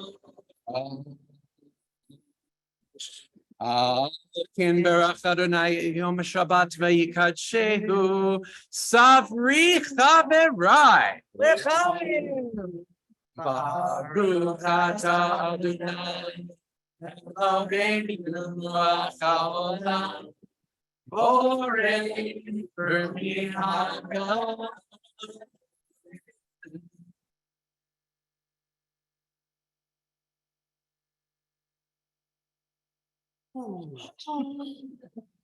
Aren't you glad it's not matzah?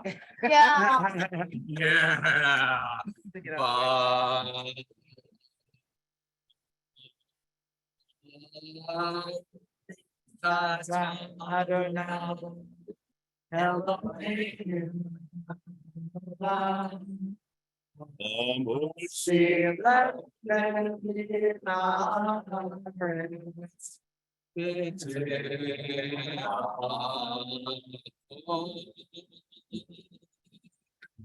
Maya Pehayo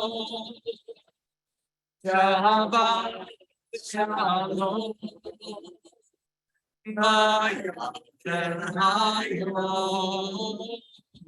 Shabbat Shalom Shabbat Shabbat Shabbat Shalom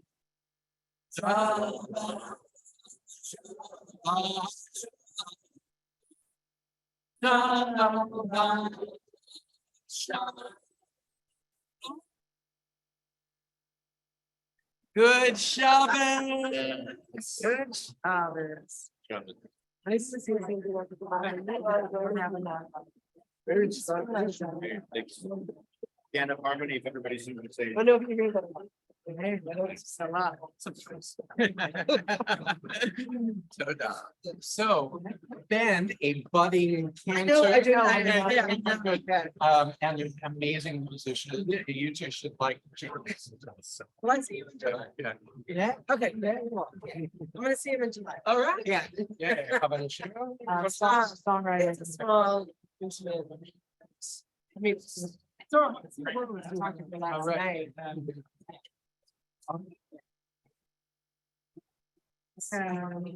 So I'm usually up to date on your socials, and like where you're at. And so I was like, I should have like. I didn't actually, I don't think I posted, no, I think I can still read. I ran out of time to post it.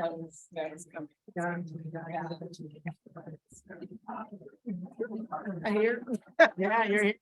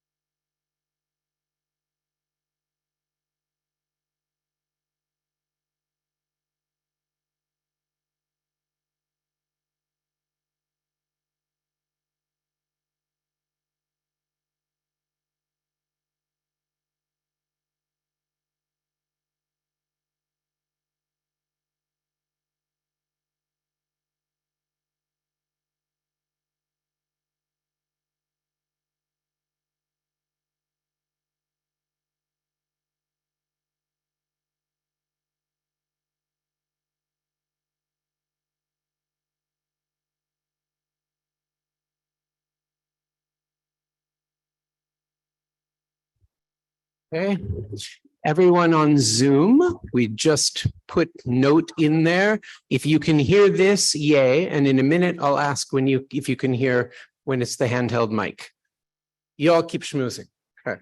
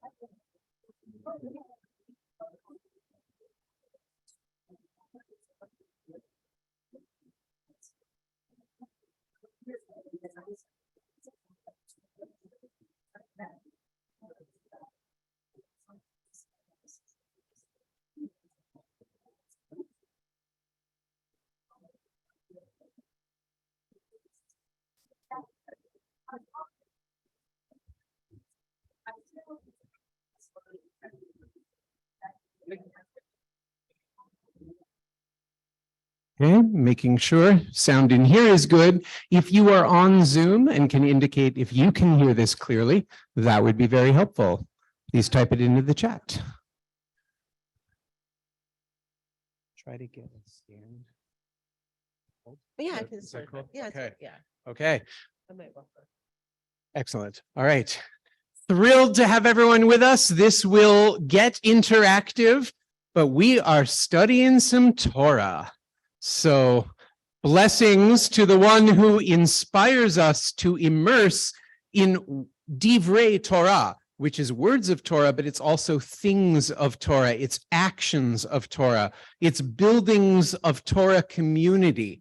It is doing the work that Torah points us toward. But of course, Torah is not univocal, and we will be examining the tradition from multiple angles as it pertains to the sacred work in front of us.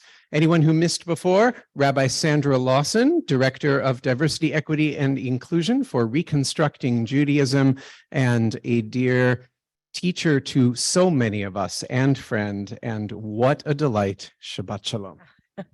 Hi, everybody. I had to run out because I realized I had a different source sheet than you all did. It's all good.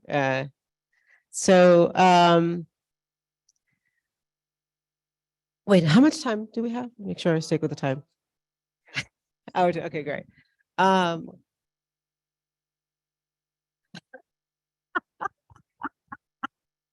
love it. I love it. Okay. Okay. So, the source sheet that you have, which talks about creating a radically inclusive Jewish community, I want to give you some background on it. I started sourcing these sources while I was still a rabbinical student, and I just kept adding to it, and eventually I canonized it because I wanted to be able to talk about the experiences of marginalized groups, experiences of Jews of color when we walk into a community, and I wanted to do it Jewishly. And these texts, which are available online, the source sheet is available online. It's on Safaria. If you don't know about Safaria, it's a wonderful, wonderful website. It's a group of people who were brilliant, decided to take all of our texts, because we are people of the book, and make them available by translating all of them. So now you don't need a rabbi or a fluent Hebrew speaker to be able to read our text, which is really awesome because it really opens up Judaism. And also what I want to say too is this is for this to be successful, you all have to participate. And I understand we all have different learning challenges, the way we learn. And if you are an introvert and like to be quiet, I totally understand, because I am too, and the only reason I'm talking is because I'm standing here. And if you're someone who likes to speak out a lot, take notice of those things. If you don't speak out a lot, use this opportunity to maybe offer some insight or a question or an observation. And if you are someone who always speaks out, maybe step back a little bit and ask, is do I need to? Am I making room for others? And so we'll go. So the first thing I want you all to do is to listen very carefully. I want you all to get in pairs. Don't move yet. And just really turn. Now, it doesn't really not a lot of moving. Turn to your left, turn to your right, turn behind you, something like that. And if you're listening, you don't know, great. This would be an opportunity to have a conversation. And when I say go, the first person with the shortest hair, that's going to help. The person with the shortest hair is going to answer the question. Well, hold on a second. The person with the longest hair is going to ask the person with the shortest hair, tell me about a time when you walked into a community and you were made to feel radically welcomed. I don't care if it was a Jewish community or not, but tell me about a time when you walked into a community and you were made to feel radically welcome. And for a minute, because with time, the person with the short hair is going to answer that question. If the person with the short hair pauses or feels lost, it is the responsibility of the second person, the person with the long hair, to ask again, tell me about a time where you made to feel radically welcome. That's it. There is no cross-talking. There's no conversation. It is just letting the person talk. A minute. So pair up.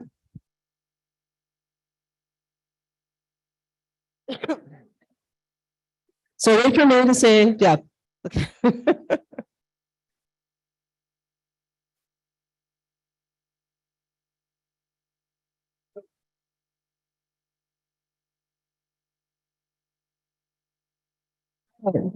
Is everybody paired up? Anybody not have a pair? We are pairing up. And for those that just walked in, it's okay. Hi. Pair up with someone, two people. The person with the longest hair is going to ask the person with the shortest hair, when was a time where you were made to feel radically welcomed? Go.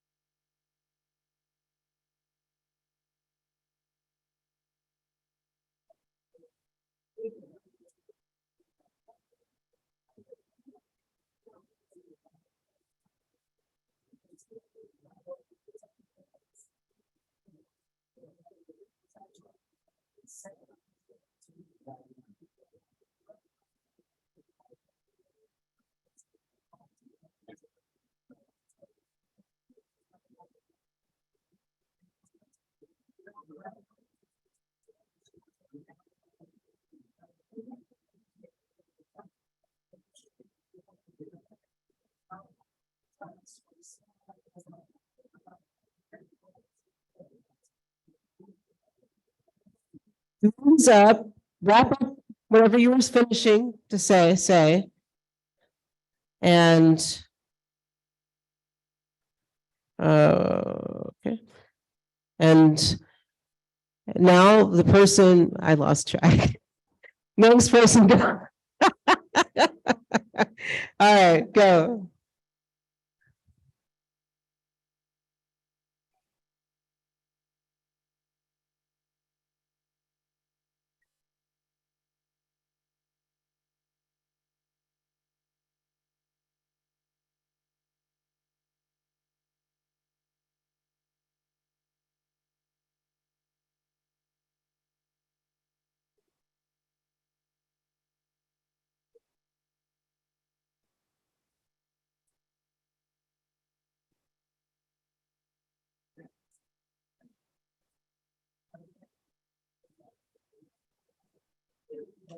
Oh, I was just able to do it. Okay.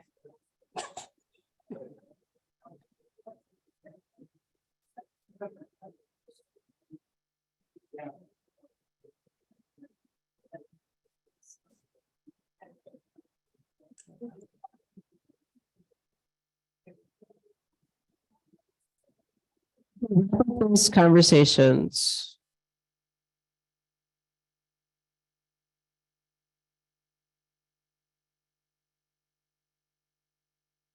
You can turn back around.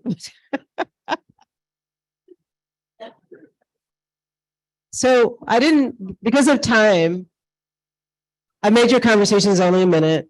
And I also didn't take the time to give everyone an opportunity to introduce themselves and tell me why you're here. So if you stand up to speak, please say, hi, my name is Joe. Or hi, my name is Sandra. So that we all feel like we know each other. So what was that like? So is there a volunteer that wants to tell me what that was like for them? I think there's Zoom people. Hi, my name is Anita, and it was interesting because it took a while to think of a time that I felt radically welcomed into a community. Okay, I saw another hand. Okay. Oh, I need another mic. Wait, where did you go? Okay. Hi, my name is Steve, and what struck me was that our two answers were almost totally different. One involved people that I had known for 50 years, and another involved people that Simi had never met. Oh, there's another mic. Anyone else? There's no wrong or right answer. I just want to know what this experience was like. Thank you. Our responses were very different too, but I think the commonality had to do with connection. How did it feel to tell the story? Nods, yes. Did it feel awkward? Weird? Somebody said they took a while for them to remember some details. Yeah.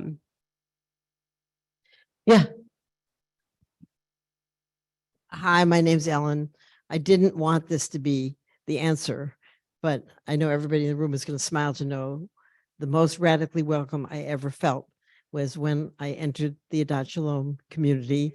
And what was the church? What was the church? Somebody tell me the Christ church. Lutheran. George Dreesen welcomed me with a George Dreesen quintessential welcome. And then I'll cut to the chase to just say Rosalie Gross, and I don't know if she with us. Rosalie Gross taps me on the shoulder and says, you must have lunch with us. I'm like, no, I can't possibly. Oh, yes. You have to have lunch. That's his history. And Kim and I known each other for quite a few years, and her experience was in a different environment, entirely sports. Yeah, right. Okay. For those who don't know, Ellen just returned from the Bay Area after many years of exile last week. So yay. Were you in Mitzrayim? Welcome back.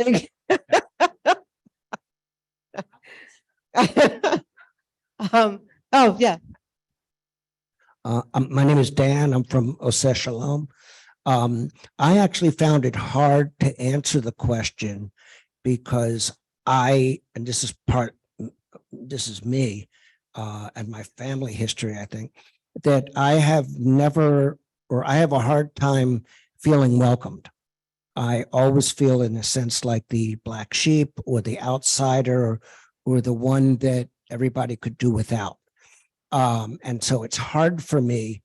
I had to scan around for a while to think where I felt reasonably welcomed. I don't know about radically welcomed, but just reasonably welcomed and fairly safe. So. Thank you. Yeah. I was also going to say when we first came here, and the thing I don't know, like we were warmly welcomed. And I don't know what radically welcomed actually means. Yeah, it's up to your interpretation. Mena, did you want to say something? I came up with the radically welcome, and then I got a guy, and so I'm gonna, and I felt very vulnerable, and I'm just gonna spread that vulnerability or whatever. So it was in a progressive Jewish gathering conference, and there was what's the word for like a special interest group? I'm like not coming up with words today, of fat positive women. And I didn't consider myself a fat positive woman. I considered myself a fat woman, but walking into that space felt, and that space had been arranged in that larger space felt radically welcome. Thank you. Thank you for sharing that.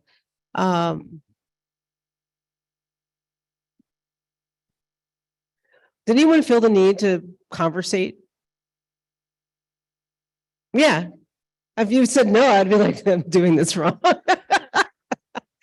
So I do this exercise for a few reasons, and I'm gonna tell you why. And honestly, it is usually about 2 minutes, which makes it a little harder. But one, it feels great to be welcome, right? It feels great to be in a space where you feel seen and heard, and you feel camaraderie with people, a sense of sameness, and like you belong, or you're made to feel like you belong. I also do this exercise because I'm often in groups where people don't know each other. And this is a way for people to get to know each other. And it's also a way for you get to maybe know a little bit more about somebody you might already know. The other thing is that there is that need to crosstalk. There is that need to have conversation. And often when marginalized groups come into Jewish spaces, and I'll use my own example as a Black woman, I don't often get to tell my story the way I want to tell my story. And so this is modeling what it's like to tell your own story in a way that works for you without someone interrupting you and telling you what they think your story should be. I see some puzzlement. Should I unpack that a little bit? Yes, okay. So the stereotype is that the majority of Jews of color converted to Judaism. Two recent studies have completely debunked that. The most recent one, the Jews of Color Initiative, says that 2/3 of Jews were actually raised Jewish. So that debunks the stereotype that the majority of Jews converted to Judaism. So when we see people of color in our community, and if our first thought is they converted to Judaism, we are relying on a stereotype. So when said Jew of color, if I walk into a synagogue and you see me and you assume that I don't belong, or you assume I'm Jewish, your curiosity, your need to know how I'm Jewish, and you might say something like, we talked about this last night, tell me your story. And so I start telling you my story about my wife and my dog and my kids or whatever. And you're like, that's not what I want to know. That's what I'm talking about. We should all be able to tell our stories in ways that work for us to answer whatever question.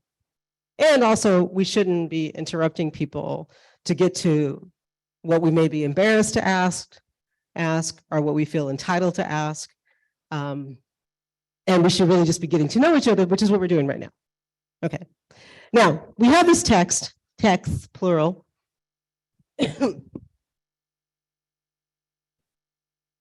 And it says, creating an inclusive Jewish community for the future.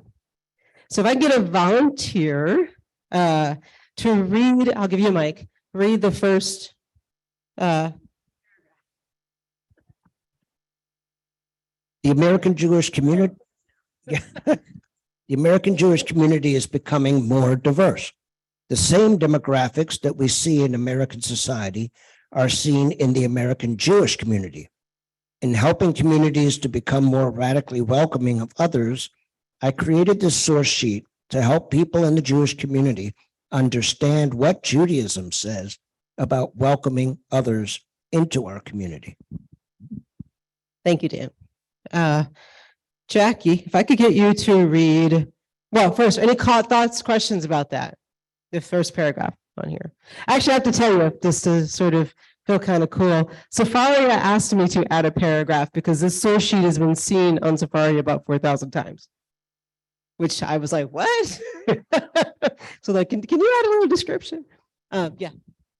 So quick question, when you said the Jewish community, is there a difference between the denominations in a sense, how Orthodox Jewish community or the Jewish Renewal or the conservative might understand all this and deal with this?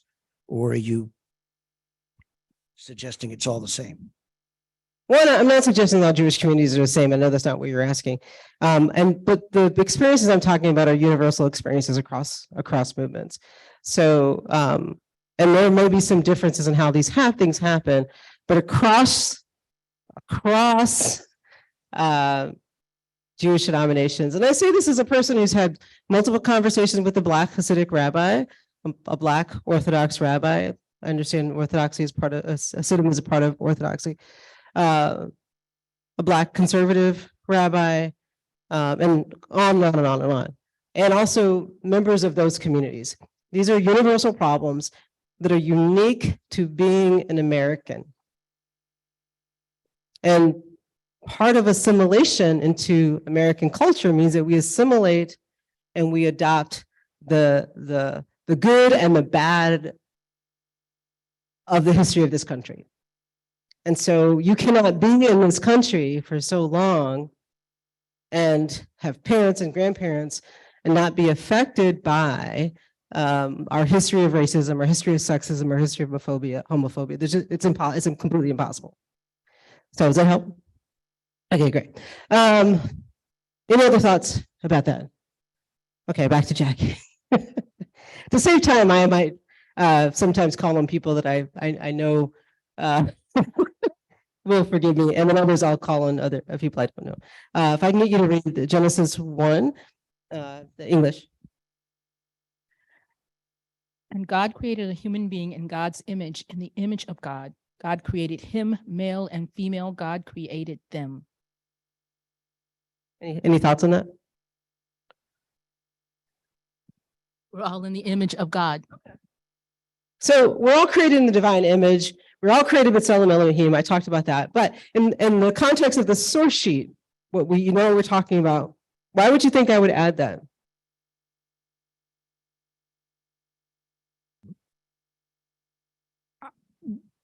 I heard someone say once that what this means is that no one can say that they stand above someone else because we all came from the same one source.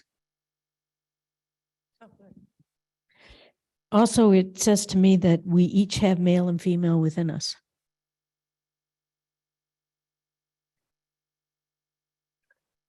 A few years ago, I was in a intro to Jewish studies class taught by a friend of mine, Rabbi Jeffrey Clausen, who's also the chair of religious studies at Elon.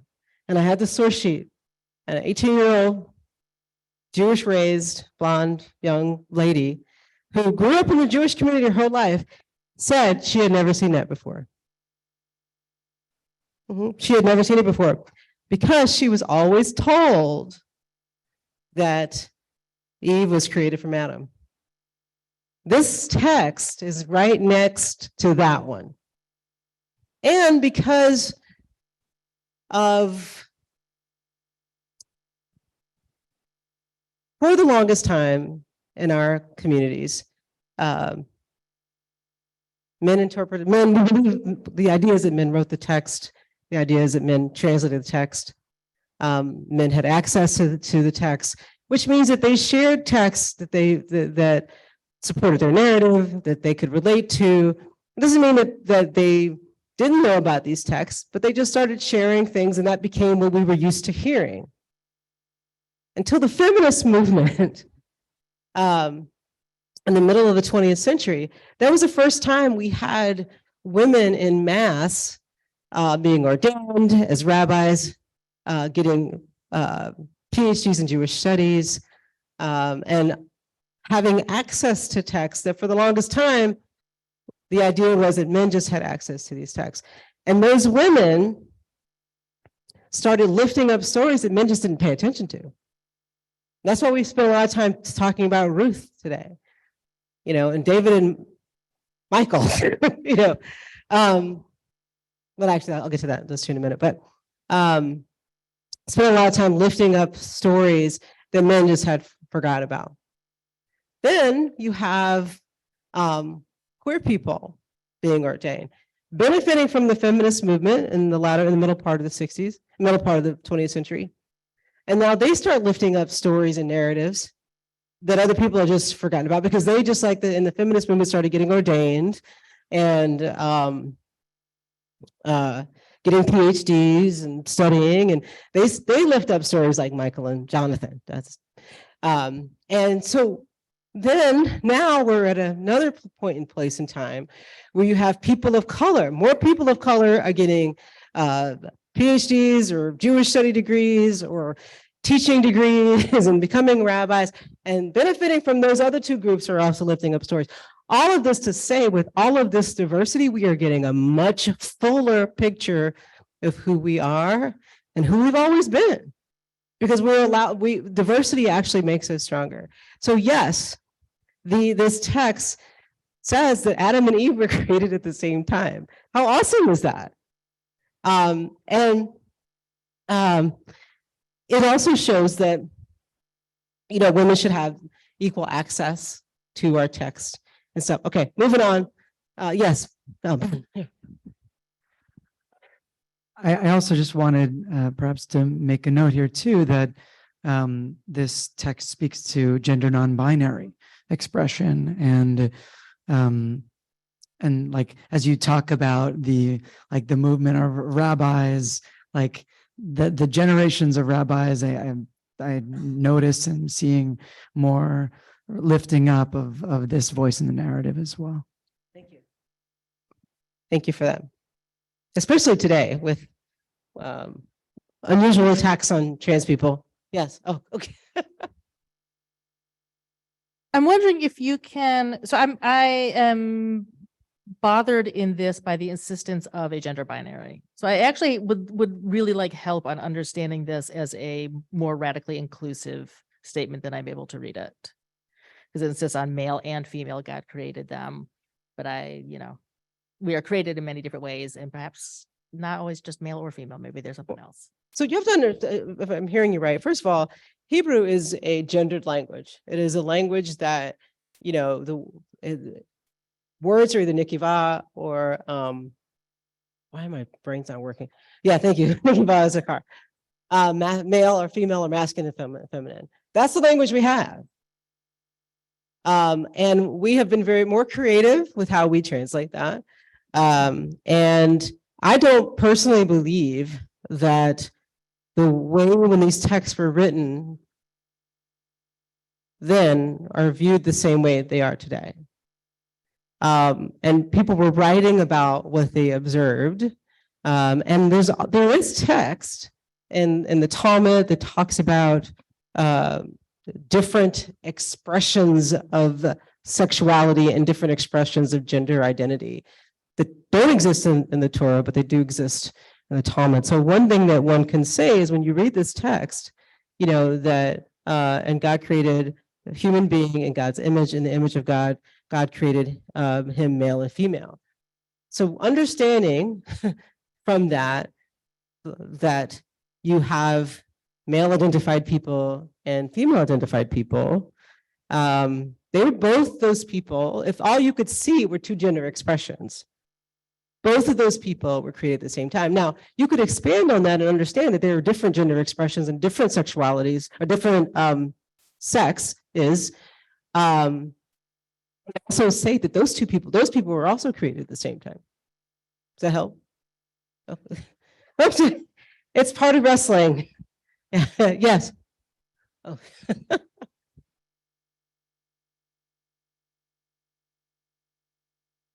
I was going to say, it's almost like an evolution that it starts out, God created him, then it's male and female, and then God created them. So it's almost like making a progression from feminist to more gender fluid, if you want to read it. And that's what's great about text study. That we all can look at these texts and come and see different things. And that's why the rabbis of our generation have spent, the rabbis of previous generations have spent a ton of time on texts that were problematic and writing interpretations on what they believe. And we're continuing that tradition and doing the same thing. All right. Yes, go ahead. I don't remember the source, but I believe there were two creation stories. Mm-hmm. Yeah. Okay. And this is one of them. Yes. And the other creation story in the Bible is, as you said at the beginning, that Adam was lonely and so on. Okay. So we can pick and choose what we want.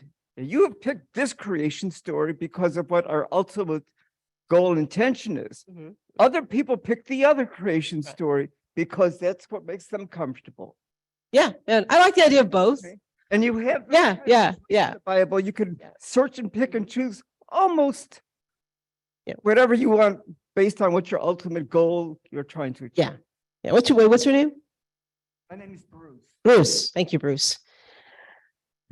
Okay, so we're going to move on to the Exodus story. Now, I know people sometimes take a little longer to think about things. So we're moving to Exodus, but if you have a question about Genesis or the previous question about the paragraph, you can ask those questions. I'm not trying to stop you from thinking. I want you all to keep thinking. And so if you need to go back and ask a question, we can totally do that. If I can get it, we are going to spend a little bit more time on Exodus. This Exodus text, there's a lot happening in these little lines here. If I can get a volunteer to read Exodus 12:38.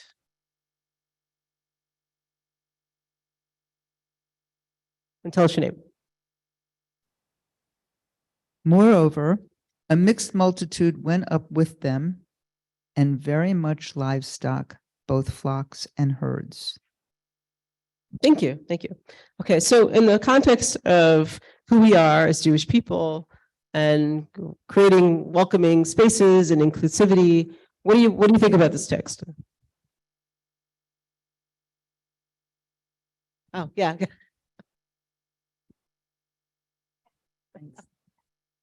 The mixed multitude stands out to me. And I just interpret that as people of every possible shade and ability level and everything else. Okay, cool. So the mixed multitude in the Hebrew word is like Erev Rav.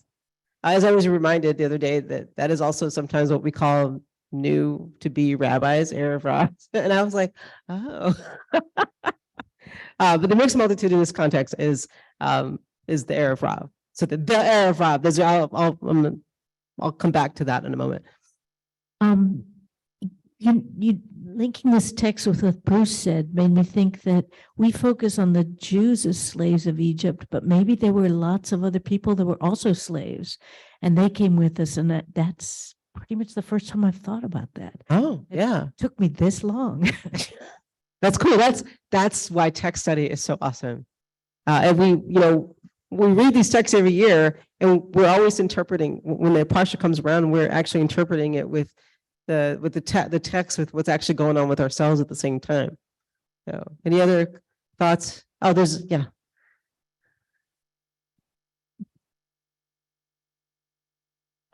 My name is Sarah. I was even focusing in on the language of the flocks and the herds and who they represent, and was thinking it's inclusive of entities that ambulate differently by air and by land and travel in different ways. So it gets to a radically diverse idea of who's included. Yeah. Well, if we think, okay, yeah, we were vegetarians. Okay. Any other thoughts? I heard something. Also, I'm learning from you all too, because every time I do one of these, I learn something. Was there someone who wanted to say something? Okay.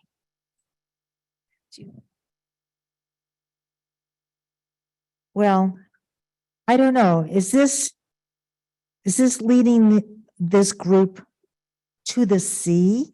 Because how would they take livestock? And all those animals. I just pictured them with a big sack on their back and you just run with, and you got the little bit of matzah fixings.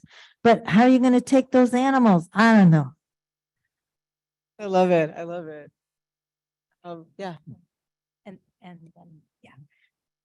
So the educator in me, there's nothing like beginning a sentence with moreover and not having any context. And then that always reminds me that this is a translation.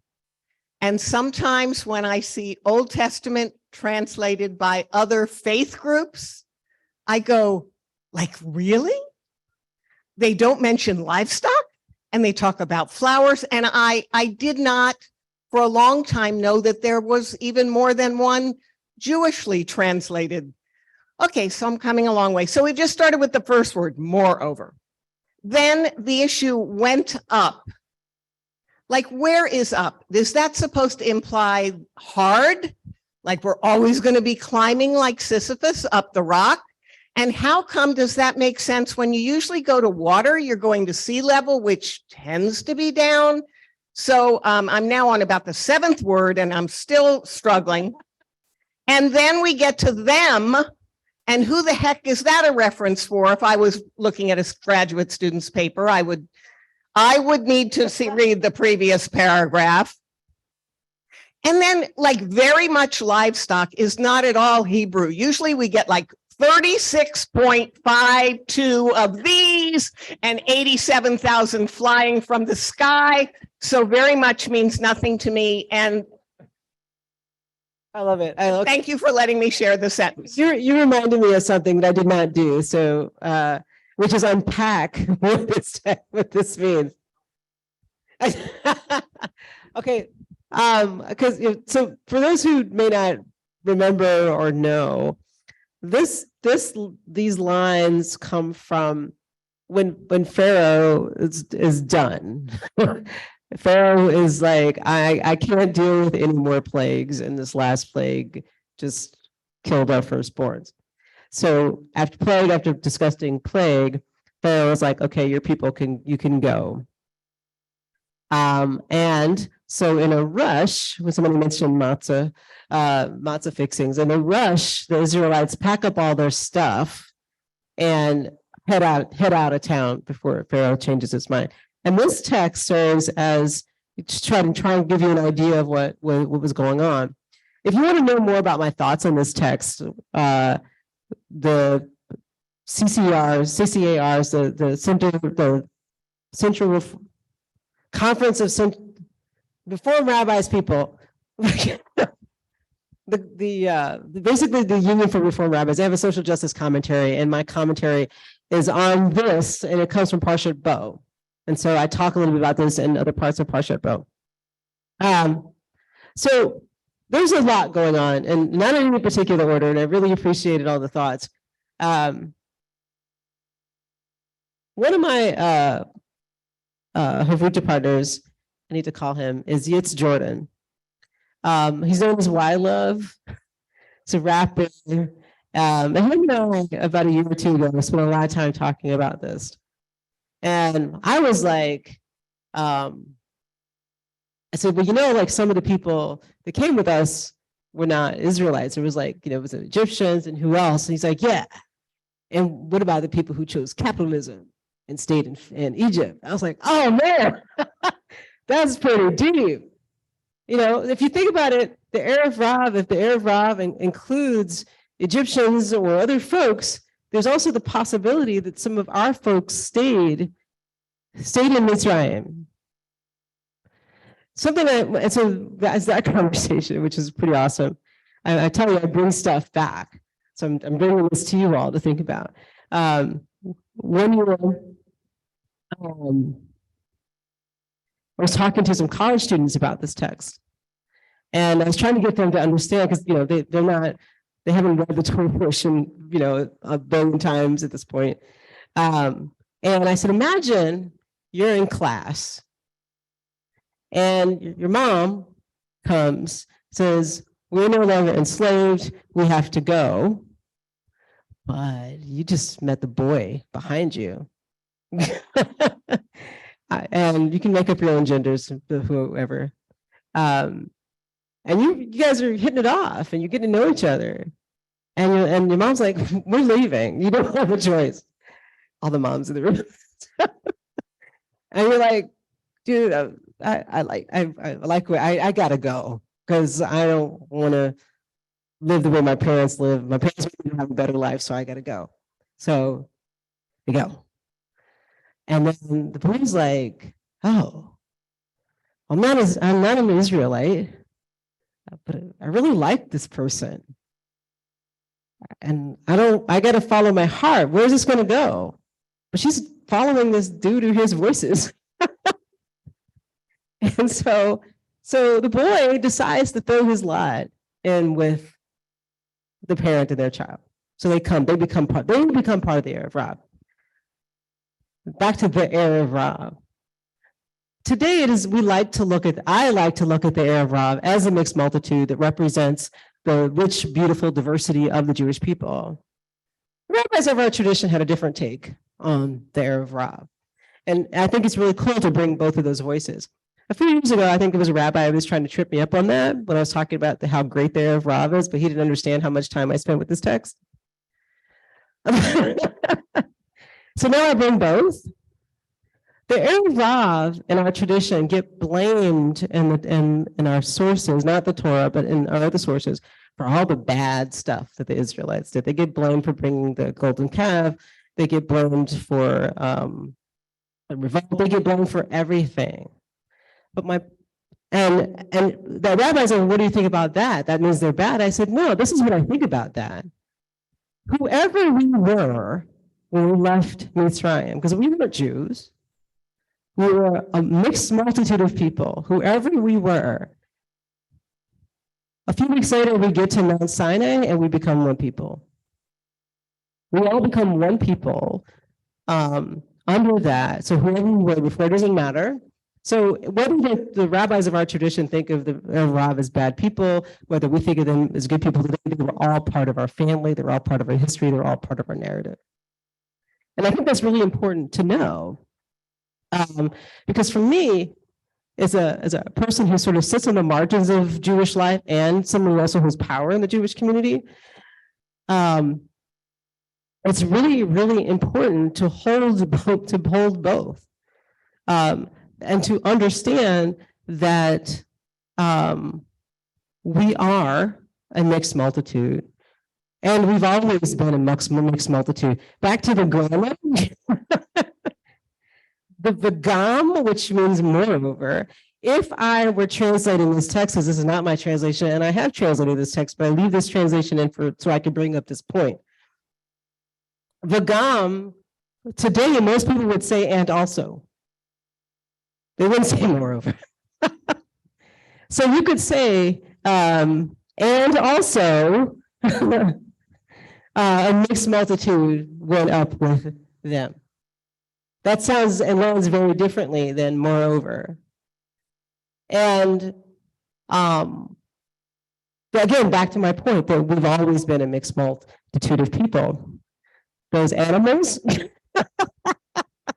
those animals say a lot. Yeah, maybe they weren't vegetarian, but you think about how religions were at that time, they tended to be sacrificial religions. As a young person pointed out to me a few years ago, that the herds represent capitalism, represent capital, that mixed multitude could also be poor and wealthy, and the wealthy folks had herds and cattle and things like that. So think about all of that when people come into our spaces. I know lots of Black and brown people that don't get tracked as Jews. I also know I have a really good friend who's British, fair, real blonde hair, not dyed, like very fair skin, is not often tracked as Jewish. Trans people, I have a good friend of mine who's a rabbi, comes from Orthodox upbringing.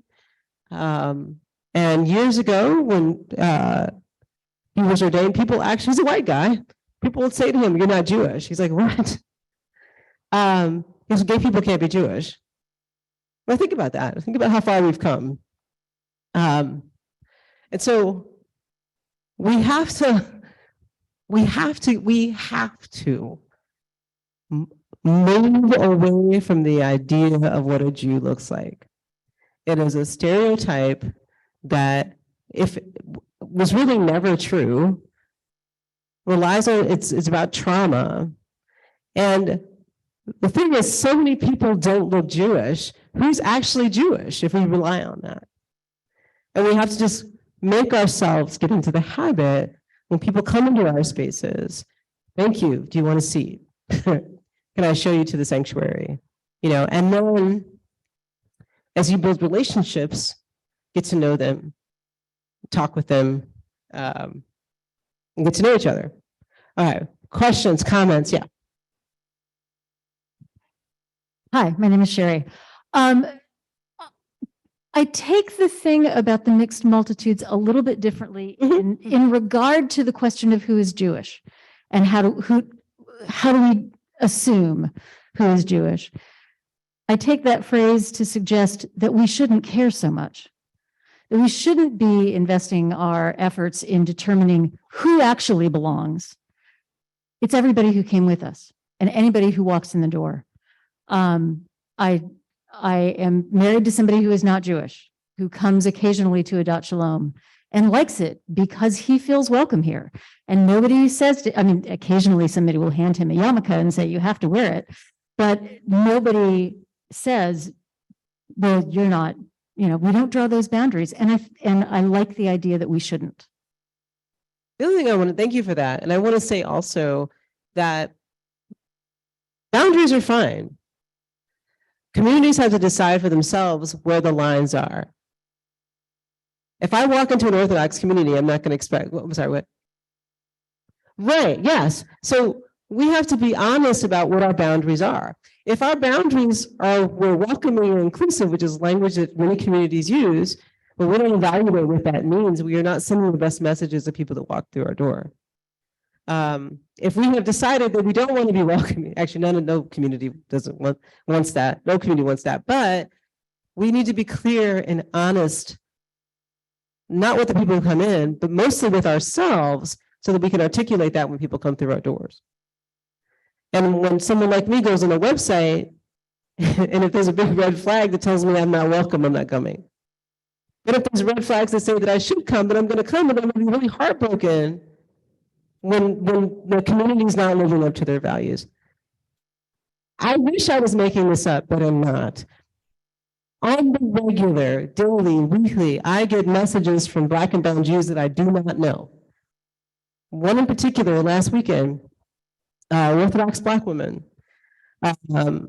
was nursing, and her and a friend were traveling. They contacted, it was during Pesach too, contacted the local Orthodox synagogue because she's used to this, said, we're coming, this is who we are. Somehow that message got lost somewhere. And when they go to shul, there's all these questions about them. They sit down, there's more questions. Some of them in the human section, but some of them are very uncomfortable. The rabbi comes over and talks to her. He doesn't remember a message. And then to get to the end of the story, police are called and they're escorted out. So actually, in this case, it was a Instagram story or something, and I contacted her. And we chatted for a little bit, and I gave her my cell number, and I told her to reach out anytime. But I do get like phone calls and messages of stories that sound very similar to that. And I know that breaks your heart. And I believe in that community, if they knew that too, it would break their heart too. But that's still the reality. And while they were leaving, I know it was not the rabbi who called, it was some angry guy. They said, you should email us next time. And she's like, that's what I did. Also, she was nursing and pregnant. So just think about that too. Black women, nursing and pregnant, being asked to leave a synagogue or told to leave a synagogue during Passover. Like, that's just wrong in so many ways. But these are stories that happen, and I'm telling you this. Yes, that's an Orthodox story. I can give you stories from our community if you really want them, because we're no different. All right, thoughts, comments? Yes, Ben. And then, well, actually, you go, and then, yeah. Okay, and then. Okay, my mind is kind of wandered. My name is Elise, and thank you very much. This is a really great discussion. So my mind is sort of going in a direction, so I'll just share. Sorry, I was focused on the livestock as almost saying this group is going to have enough resources, and the sort of the racism that comes with protecting resources, the caste system, may not be here because they have enough resources, and maybe that's why they didn't have a number. It's just like, okay, we don't have that problem. And then I was really thinking about all the important things you're saying about the lack of welcoming and the assumptions. And I'm trying to think of it when people are not welcoming to Jews of color or trans or gay Jews, what is the resource they're protecting? I mean, it's not economic, but is there something that they're guarding or that they see as scarce that they're holding on to? So that was where my brain was when I raised my hand, just pondering all that. Thank you. There's a gentleman behind, Josh, yeah. Hi, thank you. Josh Levin. I just want to share something that's been on my mind, not just today, but for quite a while, and it concerns the sense of guilt I used to have when I was aware of the seeming racial homogeny of synagogues. Someone, I'll never know who it was at this point, pointed out to me his observation that the reason that many people of color are not Jewish is because many people of color came from enslaved human beings who were forced into Christian traditions by their slave masters. It's not to say that had Jews been in as numerous and had been in that similar position that they wouldn't have done something similar, but it was sort of a breathtaking insight that I received when I had that conversation that there's historical bases for the fact that many people of color were raised in the Christian tradition, and it's not a particularly positive basis at all. I don't know how that ties in necessarily to the conversation we're having, but it made me feel that it's not something that we should look at as being per se a negative as we look at the relative racial homogeneity within Judaism. Yeah, and that's in this country, and yeah, I mean, if you didn't know, when African slaves were brought to this country, they weren't Christian. There's a lot of evidence that shows that many of them were Muslim. I've heard oral stories that some of those folks might have been Jewish, and Christianity was forced on the ancestors that came to this country. So it is totally possible that that folks who have ancestry that came from an African country, their families could have been Jewish. I mean, when we look at the proximity of like Egypt and Israel, that's totally possible. Yeah. I'm curious to the rabbi's framing of the Erev Rav as the reason for the problems of the Israelites. My question is, how do we reconcile with that implied discrimination of the mixed multitudes as seen by the rabbis? One of the things that I think surprised me is when I started talking about this text, that I had such a positive perspective of the Erev Rav, and many of my colleagues did not, and I didn't understand because of that narrative, the Erev Rav is bad. So that caused me to do some more digging, and there's a real answer, but like, people are products of their time, and people are going to bring their own histories to text. And if you were someone that was not raised with Jewish trauma, you don't inherit that trauma. You inherit the good stuff. Or if you're not raised with Ashkenazi Jewish trauma, you're not going to inherit Ashkenazi Jewish trauma. You may have other trauma. So you're going to have different ways of saying things. And that's why when I started talking about the different voices that need to be present for the conversations when we're talking about Judaism, the way we counter the negative Erev Rav is with the other voices that are looking at these texts in a way where I had access to these texts as a rabbinical student, but not as a child. That makes me look at these texts very differently. So that's my answer. Okay. Any more thoughts?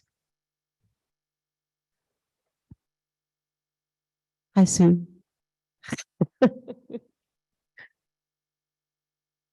Oh, I thought that, okay. Oh.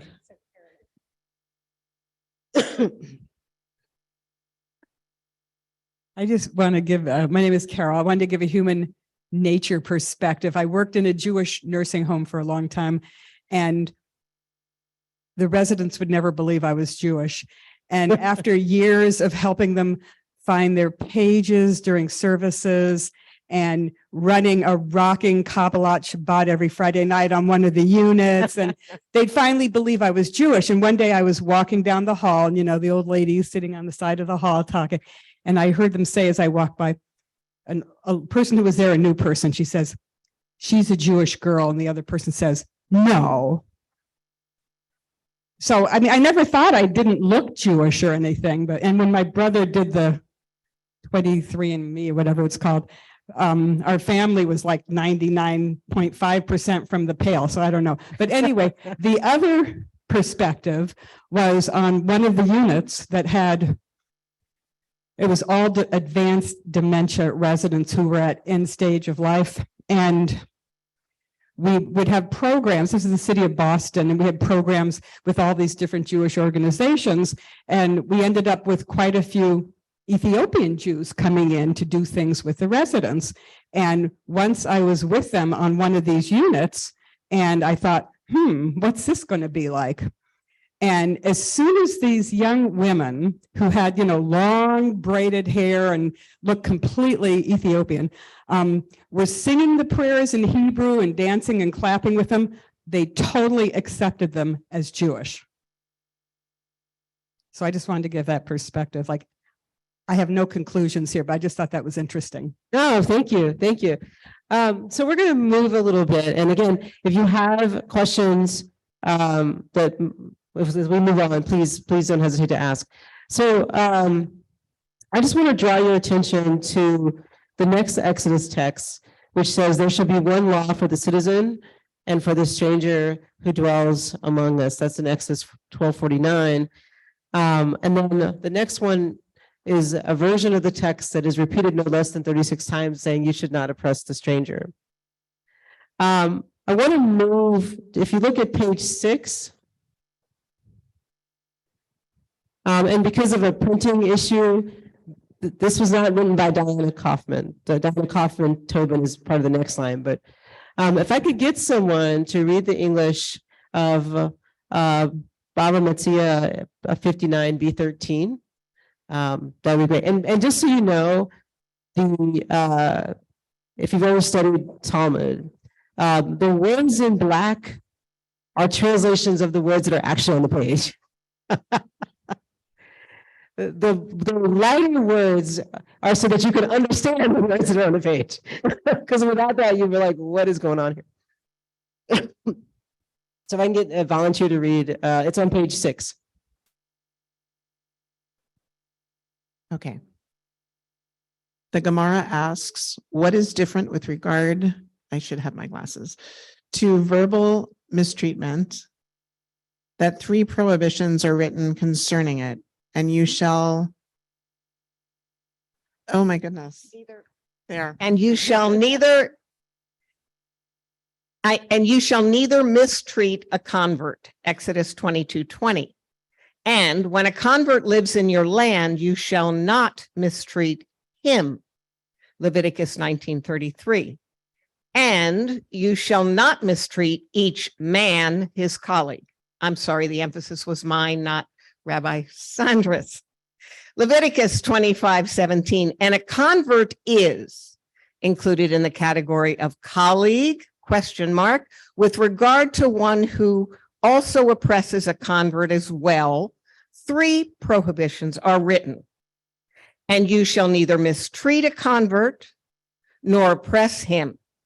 Exodus 22:20. And you shall not oppress a convert. Exodus 23:9. And you shall not be to him like a creditor. Whoa. Exodus 22:24. This last prohibition is a general prohibition in which converts are included.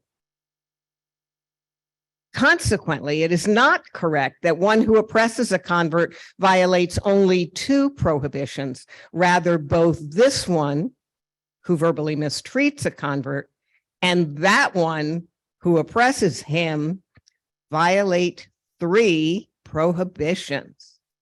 Now, before you think about it, can you read the comments after it, but just don't read the part where it says Diana Kaufman-Tobin? Got it. This section highlights many passages in Torah that command us to treat those who have converted with respect. It refers to someone who has converted to be a colleague. You would not go to a colleague and act as if you are a creditor, interrogating them and demanding answers. Got quiet. What do you guys think about that?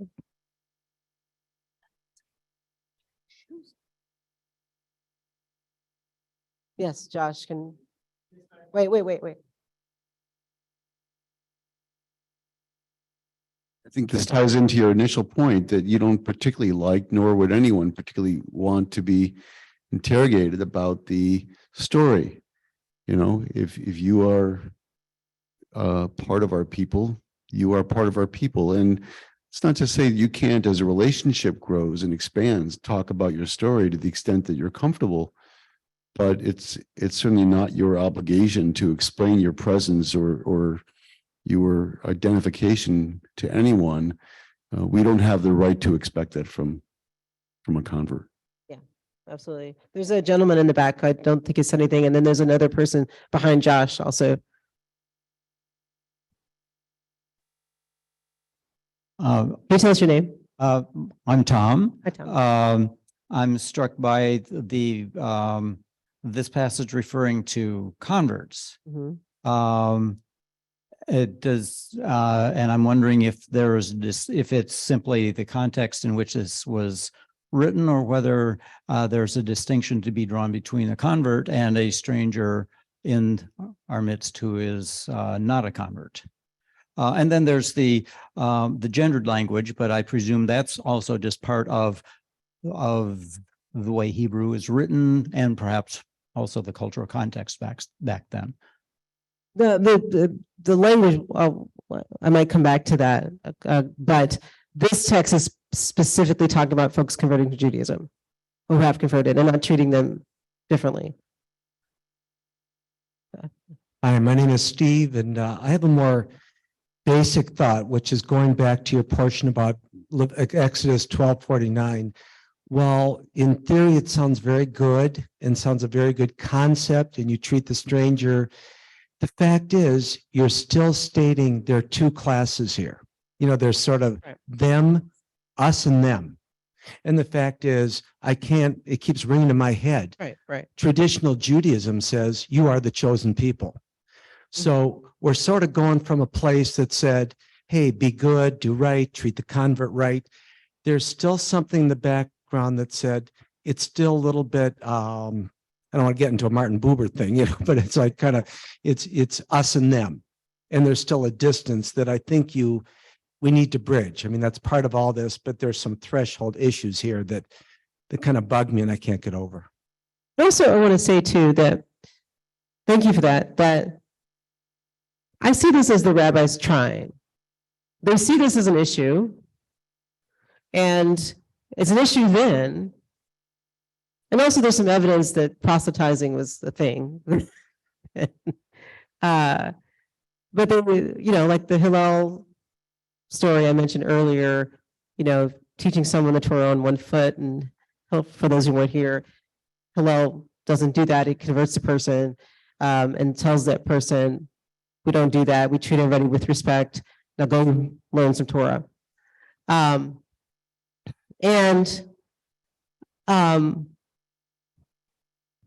Those rabbis are still struggling with the same things we're still struggling with today. And they saw it as a problem, and they're trying to argue about it and talk about why it's wrong. And they're wrestling with it. And that's what we're doing today. And we can lean on those folks that lived centuries ago and realize that they thought it was wrong too. And why are we still doing it today? I know that doesn't really get to your point, but like, you know, the same things that we struggle with today are found problematic about the Jewish people, are found problematic in the text. you can dig a little bit and find out rabbis centuries ago were also struggling with the same thing. I kind of like that, actually. I like that I'm not reading people who had all the answers. There's another hand over here, and then I'm not sure. Okay, you got it.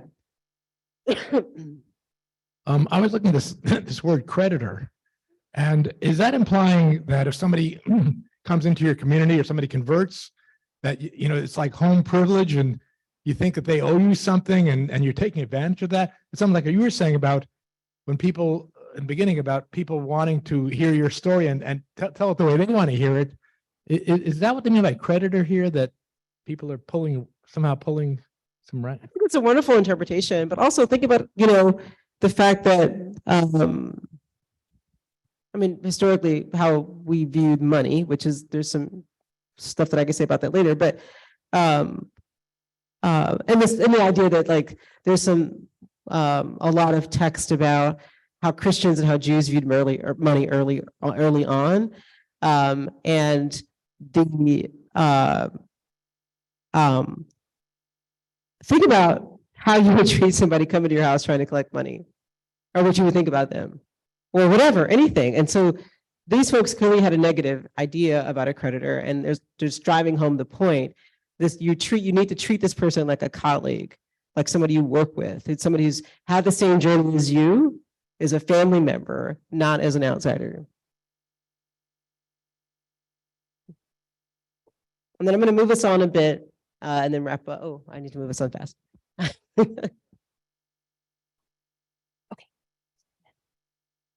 Hi, I'm Sandy. Just two quick stories. As a convert. Okay, two quick stories. As a convert, I've had two experiences relatively recently. I belong to a small Jewish community in Western North Carolina that I'm very active in. North Carolina? Where? That's where I live. Brevard, southwest of Asheville. Okay. It's in the western part of the country. So anyways, and I was talking to a member of our community, which is a close community because we're so small. And she was complaining about another member who was also a convert. She did not know I was a convert. And she said to me, he just doesn't have a Jewish soul.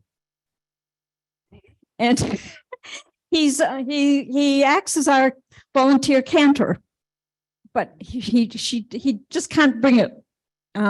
Anyways, so of course I immediately called Jerry and I said, what's a Jewish soul? But the second one was very recently, and it was here in Adat Shalom, and it was a few weeks ago, and I cannot remember her name. She's recently retired from 6th and I. Oh, and she, Strutman. Yes. Mm-hmm.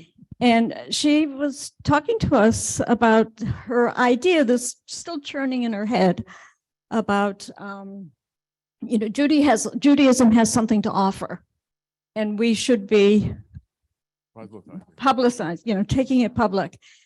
And my sense, and I'm not saying I'm right about this, but my sense was that most of the folks that were here heard proselytizing, and because that's not something Jews do. And I, sitting here as a convert, for me, Judaism has a lot to offer. And that's why I ended up here. I felt that sort of that distinction that's made about converts and real Jews, real Jews. Yeah.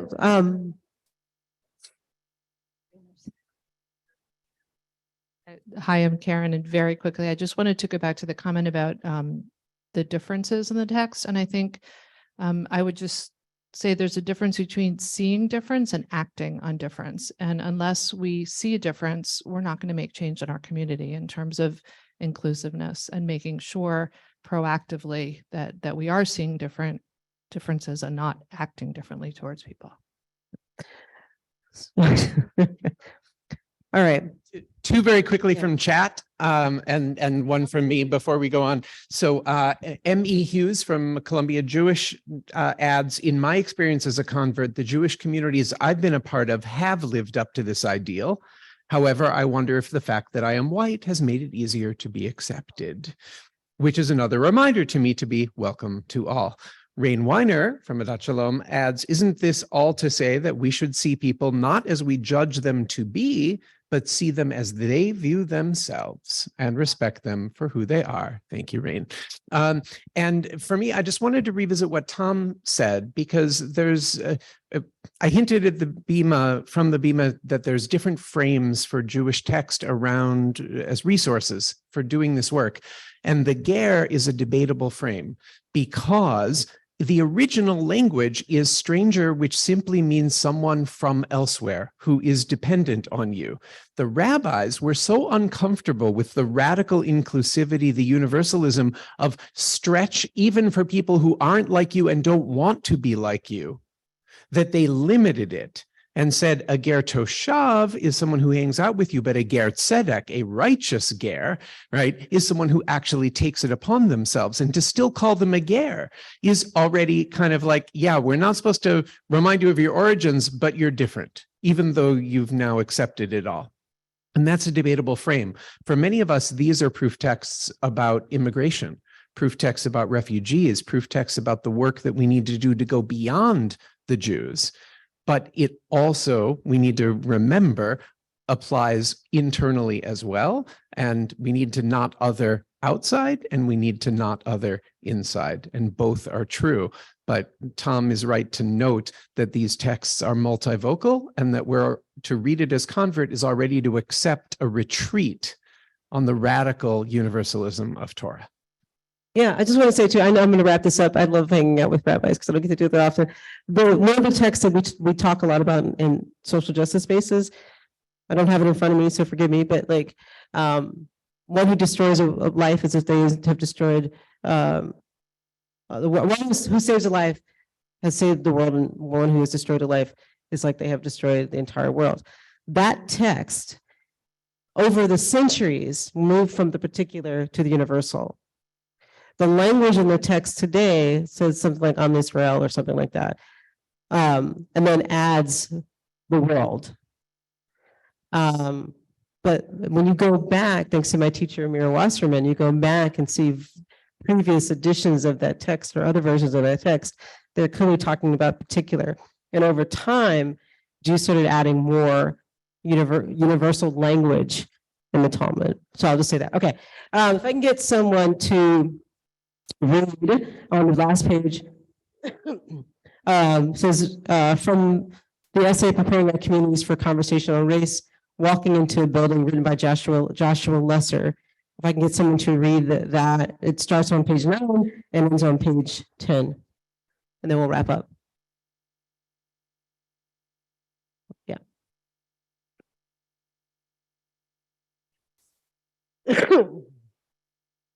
We also must think about how people are treated when they walk into the building. There are still ways that Jews of color and multiple ethnicities are ignored, mislabeled, and subjected to inappropriate assumptions or questions.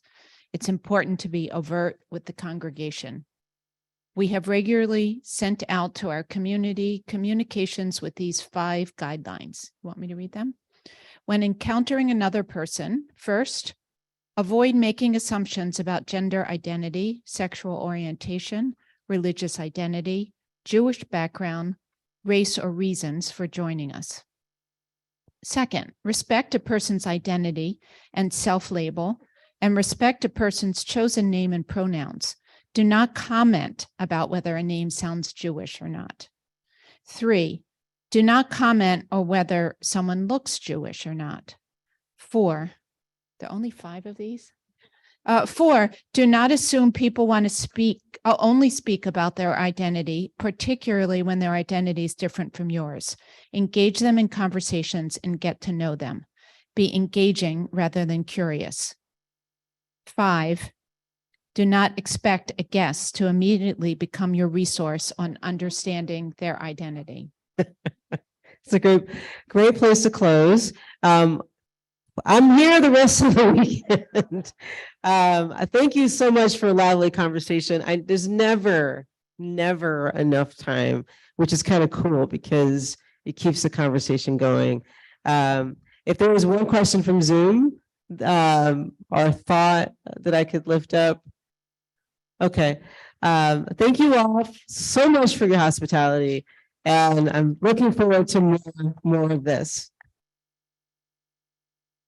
Thank you also to our organizers, the Sea Change volunteers, and okay.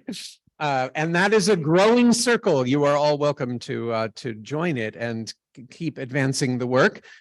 We have a 18-minute break with a few munchies, and then we will reconvene at 2:40.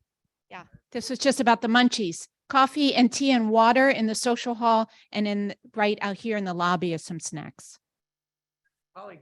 Thank you, Rabbi Sandra.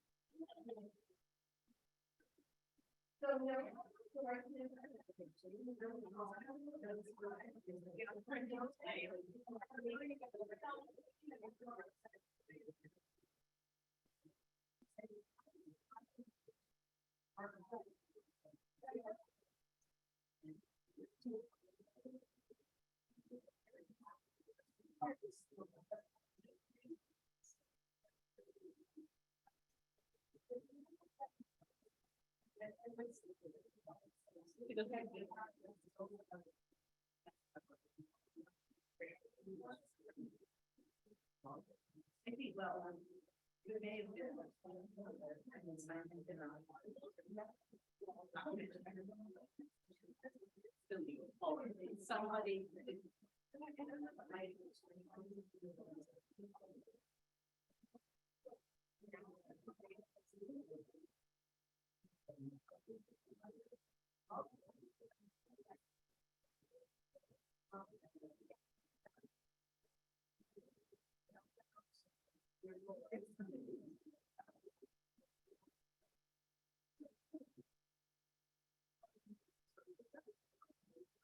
But I don't.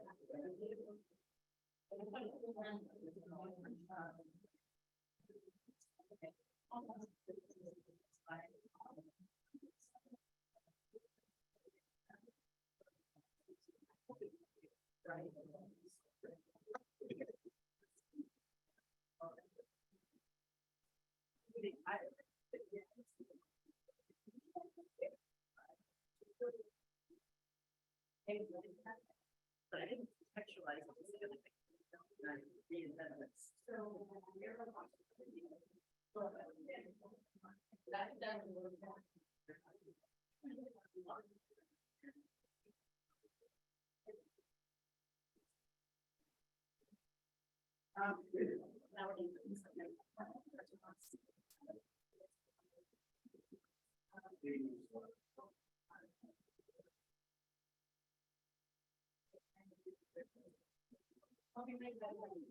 Yes.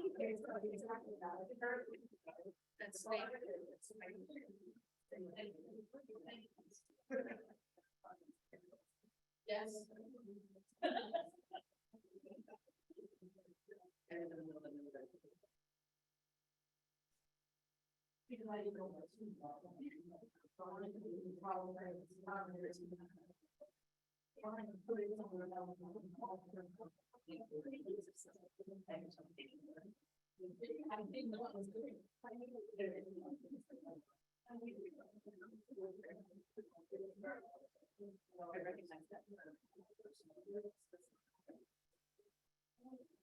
recognize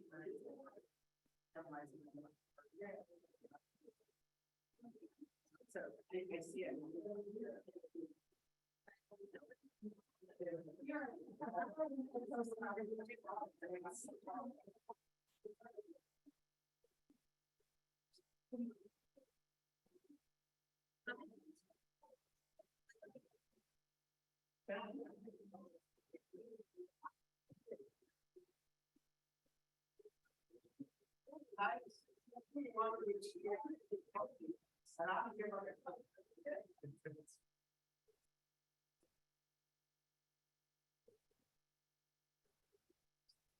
I wanted to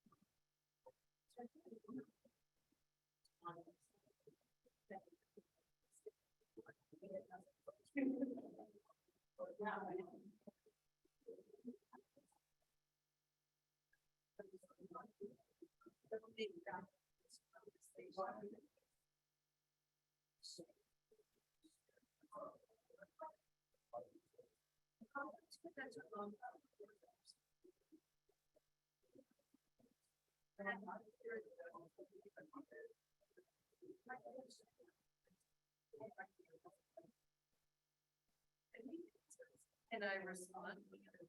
And I respond to that sharing. I'm still here.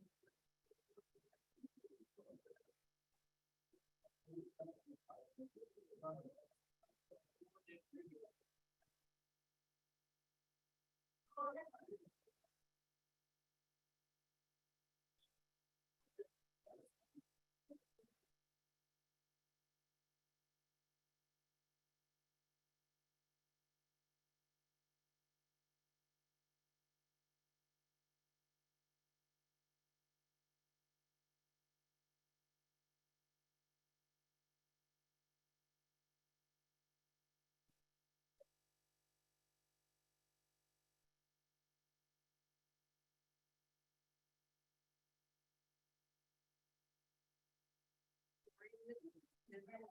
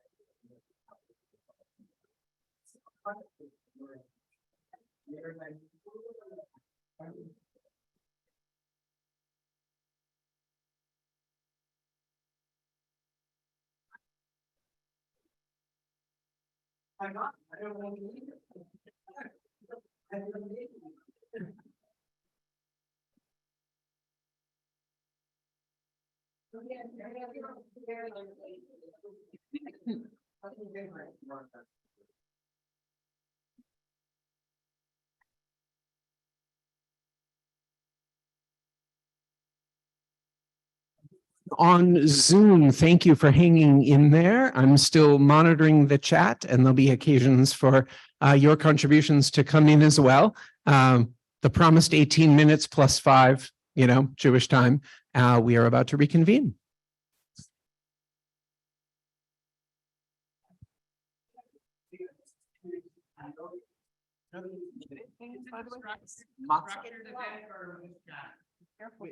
Oh, thank you for pulling this up too.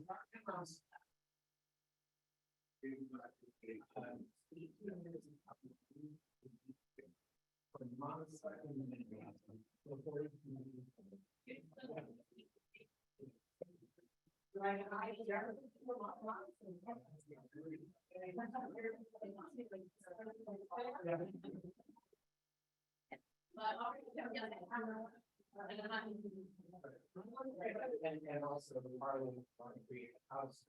And also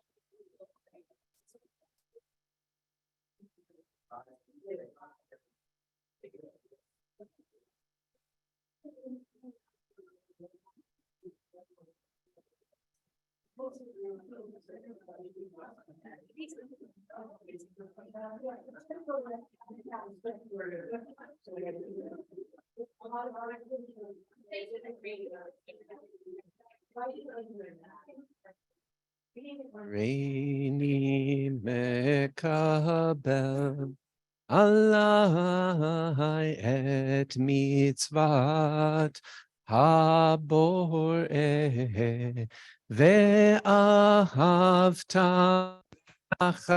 kamocha l'reacha kamocha.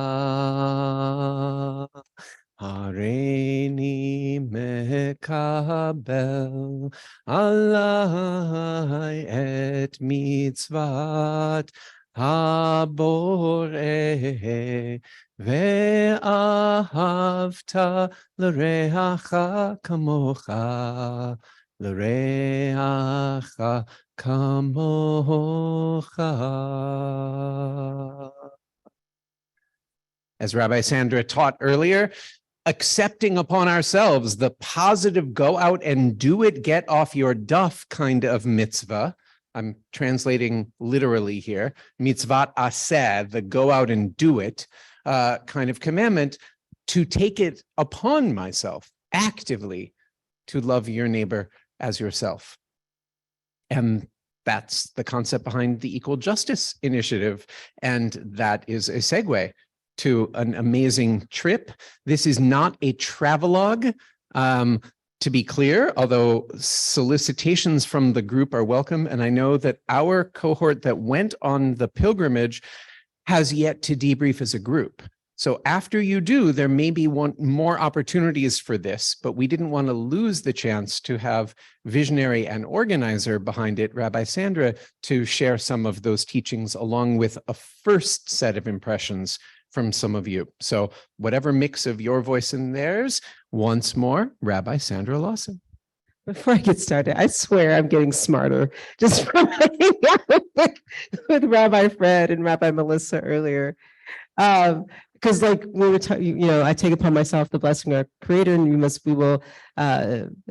is action. And so another piece of text that I always lean on is na'aseh v'nishma, which we'll get when we get to the Torah, and it says we will do and we will learn, we will take action and then we'll figure it out later. Or we will, sometimes you have to have the experience to really be able to understand and have empathy. And so that leads into what we're going to talk about is that, well, this is more of I guess I could call it less formal and kind of a discussion. And I'm going to rely on folks who went on the trip. And the use of the word pilgrimage was very intentional. Instead of calling it a trip implies vacation, a trip implies passivity. Pilgrimage is a journey, it's action. We're gonna talk about that and some of those experiences, the good, the bad, whatever. And I'm also curious, this is the first time I've been in actual space with folks that were on that trip that are not rabbis. So I'm also really looking forward to hearing this. Before I begin, who's been designated to talk about their experience on the trip? Okay. I didn't want to assume. Oh, who else? Okay. Can I maybe get you all in the same place? Yeah, okay. That's right. What? Yes. You're working it today. Okay, is there anyone on Zoom that was on the trip that would like to make sure that they are heard at some point? Okay, great. Where's the camera? Oh, it was up there. Okay. Oh, this is much better. Okay. Okay. So some of you I know better than others. And I'm always looking forward to getting to know more people. I'm going to talk a little bit, and I'm going to let everyone introduce themselves. And please ask questions. Before I started working for Reconstructing Judaism, this pilgrimage was already underway. Discussions about the pilgrimage were already underway. So I had nothing to do with the initial thought of how this came to be, but I was in a lot of conversations to make it happen. One of the things I think it's really brilliant about our organization, and if you don't know, Reconstructing Judaism, when I say Reconstructing Judaism, I'm specifically talking about the college and the college and the congregations. And so Reconstructing Judaism is the governing body of those, and we can also include the camp. When I say the Reconstructionist movement, I'm including other entities that are not in the same 501c3, like the Reconstructionist Rabbinical Association, which Fred and I are both members of. That is not part of Reconstructing Judaism. So if you hear me say in one breath, Reconstructionist movement, and then if I say in another breath, Reconstructing Judaism, that you need to be clear about who I'm talking about. Reconstructing Judaism organized a civil rights initially trip for our organization, and part of this strategy was fell under our strategic plan. Our strategic plan, which was created about 2 years ago, has a lot of really cool things in it, but my area of focus is section 4. And section 4 is about us moving to become an anti-racist organization. And in these initial conversations about this, which was initially called a trip until the language was changed, a student, and I believe this is how the story goes, and stories change, but one of our students, Dr. Coackberg Fraser, said it would be nice if the Jews of color or Black people could have this experience by themselves before the larger organization. And the way the organization works, when you say something out loud, And if there's a way to make it happen, we're going to find a way to make it happen. And so last October, 12 Jews of African descent, all who happen to also be Black, that language was intentional. I can explain it if you need me to. Went on a pilgrimage, 12 of us, from Atlanta to Selma to Montgomery and then back to Atlanta and back to our homes. And 5 of those 12 people came back to help organize and lead the main pilgrimage. And by then the language had definitely changed from trip to pilgrimage. So we have 200 Reconstructionists and about 13, I think, I don't remember the number, maybe 15. Yeah, 15, thank you. Were Jews of color who were on this trip. And of the 15 Jews of color, 5 of those folks were returning. And no Jewish organization I'm aware of, there's lots of Jewish organizations that are doing civil rights trips. But I think what made ours unique is that pre-planning pilgrimage and the attention around creating space and creating intention that this is history and real life at the same time. We were traveling with people whose ancestors experienced this, and it sort of, I think, changes the dynamics of the pilgrimage. All right, so that's a little background. So let me pass the mic. Did you want? Okay, and then just maybe say hold your questions. We'll get to them. Say your name and maybe short about why you decided to go on the trip, and we'll go from there. Good afternoon. I'm Jackie Glass, and a member of Adat Shalom. I wrestled with myself on deciding whether to go on the trip because I was really afraid to go to that part of the country. And I decided to go and learn a lot of things that, even though I saw them as a kid, because I'm old, I hadn't, I'd never been to that other than Atlanta, because I love Atlanta. Sorry. I have family there. So I chose to go to learn and to be there. And to me, it felt like a pilgrimage because I learned so much more about things I had been told that were not told correctly, as we soon found out. So that's why. Okay, I'm Linda Caxer, and it just sounded like what really needed to happen for me, because the Black situation in this country is just awful, and I want to be part of the solution. So, and I've never been farther south than Atlanta. So I was just struck by so many things. First of all these Reconstructionists from all over the country, it was like love, this family of people who all had ways that they were going to be able to contribute to this. And this Black cohort, oh my God, they were so amazing. One thing that bothered me, they were always sitting in the back of the bus. There were 4 buses and one with people with masks. I wanted the one with the mask. And there they all were in the back of the bus. And what is this? I realized there's more room for socializing back there and talking and stuff. And I kept trying to move back closer because I wanted to get to know them. And I did know this wonderful Jackie, and I knew Lazara, and I happened to sit with her on the bus for the first 45 minutes, and that was great. What did I feel and learn and see? The first. I just want to stop you. I just wanted to know, this part is just why you decided to go on the sorry. trip. Okay. Yeah, I know it's a lot. Yeah. Hi, my name is Sarah Hull, and I'm relatively new to Reconstructionist Judaism. I'm not so new to anti-racism work. I've actually been to some of the places that were on this trip, including the state of Alabama. There were quite a few people who had never been to the state of Alabama before on the trip.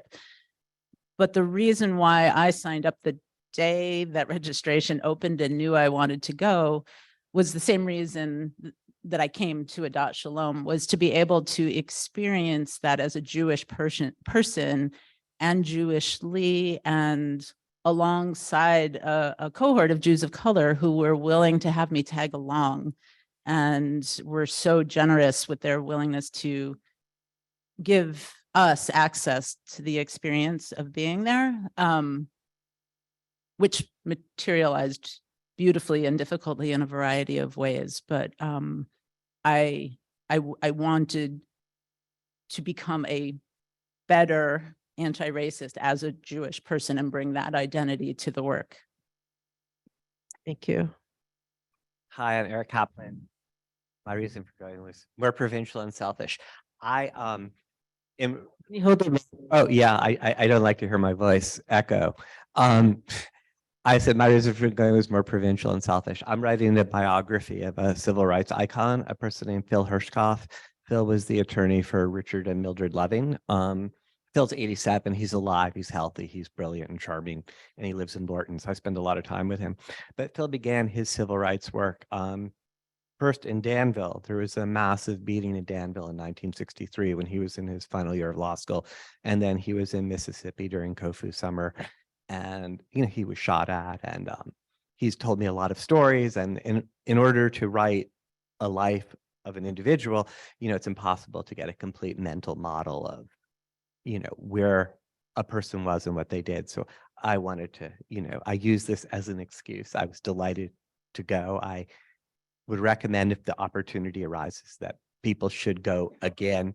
And then I'd also say I left the group because I also wanted to visit the Civil Rights Museum in Mississippi in Jackson, which is just extraordinary. It's also state funded, which is interesting. It's the only state funded because at one point Haley Barbour was thinking of running for president, and he thought it would help his bona fides to have Republicans in Mississippi pitch in, which is an interesting story in and of itself. And the story of Mississippi makes the stories in Alabama seem tame, to be perfectly blunt. So here. I'm Minna Sherlinder Morse. I feel like I should speak to the camera. I'm Minna Sherlinder Morse. I am lucky enough, I'm honored to serve on the Jews of Color and Allies Advisory Committee or Working Group for Reconstructing Judaism that Sandra staffs. And I watched and heard about the trip for Jews of African descent that was in October that friends were on, and it looked amazing. And I troubled over the cost of it, but I really wanted to go. And then Sandra one day cornered me in the meeting and was like, "So are you going?" And I'm like, "Okay, yeah, that's why I went, because Sandra made me feel like I should go." Okay, great. Hi, I'm Elise Kaplan. I've had all this time to fully articulate why I went, and I'm still have a lot of jumble of thoughts. So one, I hang out with Eric a lot because we're married, so that's good for us. And I mean, I'm really fascinated by a lot of the stories he's learned from Phil. And just I've wanted to go to the Equal Justice Initiative Museum and the Lynching Museum as well. And then just, sounds cliche, just always wanting to, be a better person, and hope that this kind of trip can be another motivator and reminder of all the work we constantly need to be doing. It's not just history and now, it's all continuous in different forms, and there's just so much work to do. So I just wanted to visit these incredible places and have these discussions so I could just do better. Hi, my name is Allison Moser. I teach high school in Montgomery County. All the students I teach are students of color. I just felt I had to go. I actually kind of didn't want to because I knew it was going to be emotional. But if anybody knows anything about teaching, there are basically no subs right now. So I figured out how to get a sub for 2 days. I mean, and that's all I can say. I knew I had to go, and I had to get a sub to cover it. Wow, hearing that was hard, that there's no subs right now. I know it's got to be really hard for teachers. Here, you can have this back. Somebody had a question before we move on. Oh, Dan, did you have a question? The 5 people that went on the first trip, they helped with the initiation, but did they go with you on the second trip, on the main trip? So the first trip was 12 people, and of those 12 people, 5 people came back and went on the pilgrimage with 200 people. So yes, yeah, okay. All right, so I'm just gonna throw this question out there. What was the biggest surprise for you on this trip? For me, the biggest surprise was the incredible visceral response that I had when we visited. There's a lynching memorial that is part of the Equal Justice Institute, which is in Montgomery, Alabama, and it's sort of the enormity of the memorial itself. It's a memorial to the victims of lynching, and there are thousands. And the way the memorial is constructed, I want to give a description, but it's as if there are giant tombstones, one for every county in the United States in which a lynching took place. And just the number of those itself is just mind-boggling. And then beyond that, on each tombstone for each county are the names of the people who were lynched. And what's remarkable is you're looking at them, and I don't want to say that any are worse than the others, but on some there's a name or two. But then on others, there are scores of names, because what happened in those towns weren't lynchings, they were massacres. And I don't want to argue that there's a distinction between the evil of either, but when you just imagine what happens when an entire town aligns itself and uses really the power of the state, the power of the police, to inflict such massive harm on people. I was really moved by that more than anything else. Yeah. Oh. I was too, so that's why I'm tagging on. Oh. I'm tagging on along. I mean, in terms of a surprise, I think my emotional reaction to an amazing design of that. So just to add on quickly, they had to reduce the font of the writing on some counties to fit as many people in on that length of, it's like a metal pillar. And is it a spoiler to describe anything about the design before other people go? Because I'm just going to say it, it's a spoil. So there's a part at which you're looking at these pillars and they're looking straight at them. And there's a part at which the ground drops, like lowers, and you're looking up at the pillars at approximately the height a lynched human being would be hung from a tree. And there is, I don't know how to say it, it's an incredibly beautifully designed memorial, and it did its job. Yeah.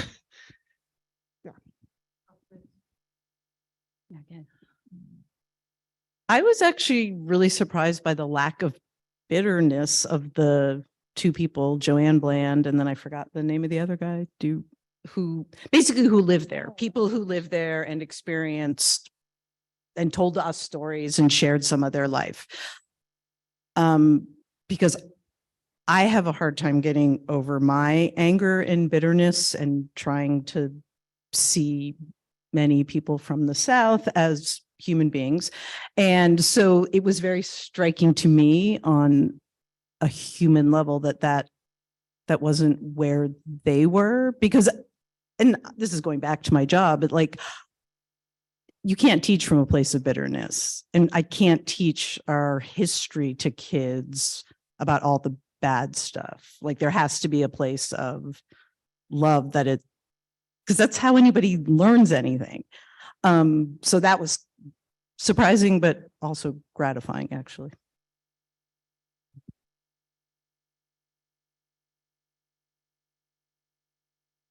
I think what surprised me the most was that, again, we're all back at the memorial to lynching, was that lynching is not explained as just someone in a tree. Lynching is a violent act against a human being, meaning they could be beaten, they could be burned, they could be whatever. It's not just you're hung by your neck from a tree. And that we have been taught through history, Miss History teacher down there, that lynching is hanging. And that's all we've been taught.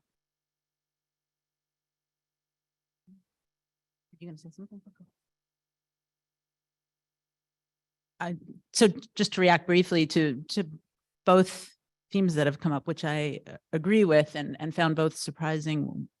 One of the most difficult aspects of the lynching museum. We were invited by our guide to focus in on a name that caught our attention and to look that person up. And the meticulous research that they had done would give us access to who that person was as much as we know and what the reason was that they were murdered. And I didn't bring the name of the person I had looked up, but the reason that he was killed in front of his family was because he was driving his wagon too slow in the road. And walking through the rest of the memorial, it caught my attention how often someone was killed in the name of protecting a white woman, in the name of keeping a white woman safely. And I remember sort of screaming in my head, sort of not in my name, not in my honor. I was also surprised at how welcome we were, in addition to how little animosity there was towards others and us, that I expected to be an object of suspicion. I fully expected, in one way or another, as a Jewish person, as a white person, and there was none of that. We were so welcome and invited into the stories, every single place, and especially every single Black framed place that we went to. And that was amazing and humbling to experience. Don't forget, we're Northerners in the South. We're Northerners. We went to the South. We went to going to the deep South. And if you go past North Carolina, you're Northerner. Doesn't matter if you're from Virginia, you're Northerner. To a lot of people, you're not trustworthy. I don't know if this was a surprise, but the hanging exhibit again, that was the most painful of all. And what was really painful one day and personal is a couple of Black people were taking notes because they realized family names on them, and that became so real to me. It was so painful. It was heartbreaking in places, and yet the spirit of the Black cohort that was there was just so gorgeous. I mean, they were splendid. They sang, they did all kinds of new, inventive, creative ways that were reminiscent of, really the Black churches. And here they're translating into Judaism, and it was so rich, the culture they were opening up to us. And another way, they were so gracious and sharing, which must have been a lot of pain on this trip too. So that's a surprise.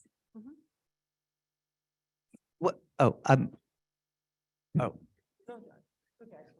one of the things one of the things that at this particular moment in this particular conversation that I think is disturbing me a little bit is, I don't want to say expressions of naivete, which I think I'm hearing, but I do think there's a form of othering that can go out in a lot of different dimensions. And right now there's a form of othering of, oh my God, we went to the South and the people weren't monsters.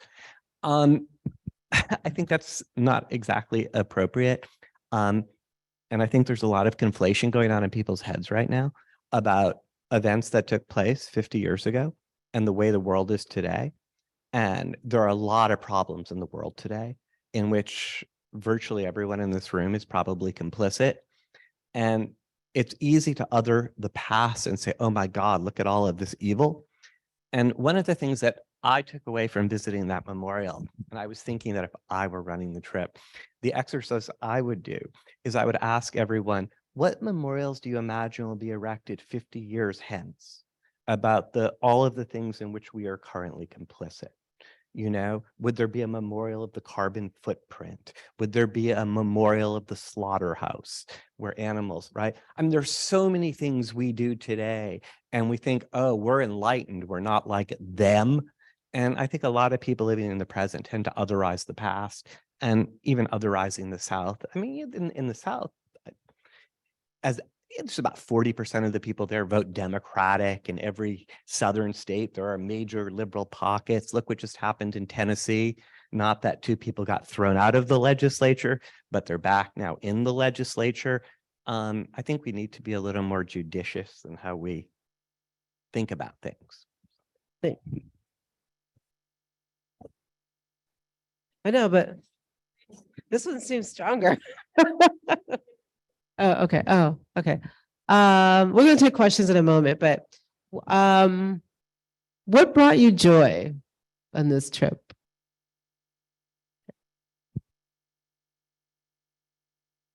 Being with a group of people who understand me, I understand them, and being around a group of folks, Jews of color, just plain old Jews as we all are, because I try to say we're all Jews. Sorry about that. And just enjoying the group as a whole and knowing that we could talk to each other and be there for each other. Singing on the bus. Fantastic. We were singing retreat songs. We were singing fun songs. All of us, it was just wonderful. Very joyful. The love going around these people, and I sat at tables of every meal. I didn't know them, but pretty soon we were all in the same place, just enjoying and learning. It was a joyful trip. Tears and laughter too. Yes, singing was a surprising source of joy for me as somebody who tends to sing very quietly, because I've been told I don't particularly sing in tune by certain family members. As somebody who sings alone in the car, I was specifically instructed as a person who tends to do that to sing the loudest. And I stepped out of my comfort zone and really enjoyed participating in some of those songs in a way that was new to me and really joyful. Oh, yeah. Okay. Cooperative mic passing or something. Yeah. So Sunday morning we went to Ebenezer Baptist Church, and I was a little, in that sort of, geeky way, starstruck to see Reverend and Senator Warnock there. So I was like taking pictures of them. But the service itself, I have had very limited experience outside of Judaism. Was a wonderful service. The music was incredible. There was a rabbi from the temple who spoke. And at the end, I'll call him Senator / Reverend Warnock kind of had brought up all the deacons. I didn't really know what a deacon was before, and had people just come up and give hugs, and they were very welcoming. And I felt very, after the intensity of the trip and the incredible, sadness of that folks have spoken about, the lynching museum, and also just like the poverty of Selma, it gave me hope, and it was uplifting, and there was a very human, welcoming element to it that I loved. I'm gonna pause. I'll get back to that, but since you brought up the Ebenezer Baptist Church, I want to talk about something that may have been obvious. Well, there's some details about that I think many people don't know. So when I talk about the value of relationships when it comes to doing this work, Ebenezer Baptist Church and the temple, that's just the temple. That's real time relationship. Every rabbi of the temple and every head minister of the Ebenezer Baptist Church, those two religious spaces have had a relationship since since Dr. Martin Luther King. And every rabbi and every lead pastor has had an ongoing relationship. So Reverend Warnock and Peter Berg, the current rabbi of the temple, have an ongoing, real brotherly love. And if they don't, they sure do fake it very well. And I say that because I've witnessed them both in two different spaces. I've seen Reverend Warnock lead services give a sermon at the temple. At that service, the choirs were integrated. So there were folks from the temple choir and folks from Ebenezer Baptist Church. And they talked about their friendship. And then when we went to Ebenezer Baptist Church, the choir was integrated again. And they talked about their relationships. I know some people are disappointed because with services, and then to go to church to find out the song that is given by the rabbi was not, but I was like, this is kind of cool. But here's some backstory that y'all may not know, and I've talked about it so much you may have heard this.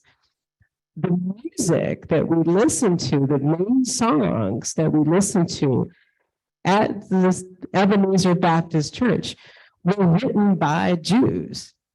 One of them was written by Rabbi Micah, and I'm blanking on his name right now. What? No, that's not it. Rabbi Micah something. I do know him, I'm blanking on his name. And Will Robertson, who is, I'm not sure exactly what his title is, but he's basically the music director of our congregation in Atlanta. So here we are at this church, and we're a Black church. There's like real-time historical relationship and the power of relationships that they work together regularly. They hang out, and the churches and the synagogues do work together, and they like working together. And so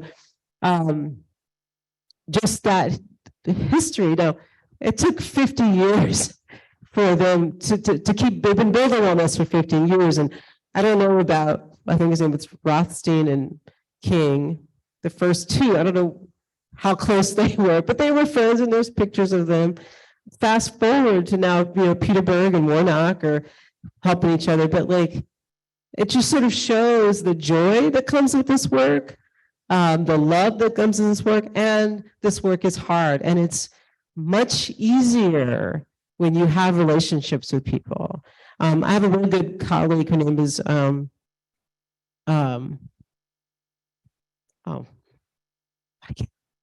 it's been a long day. She's the senior rabbi at congregation in St. Louis, the Central Reform, Susan Talley, right. We have been working together for 4 years. We did a workshop every year about the same time, and we were put together. I was happy. I was like, oh my God, I get to hang out with Susan Talley. Once I got over that shock, we started working together. And most of our conversations around this work are fun.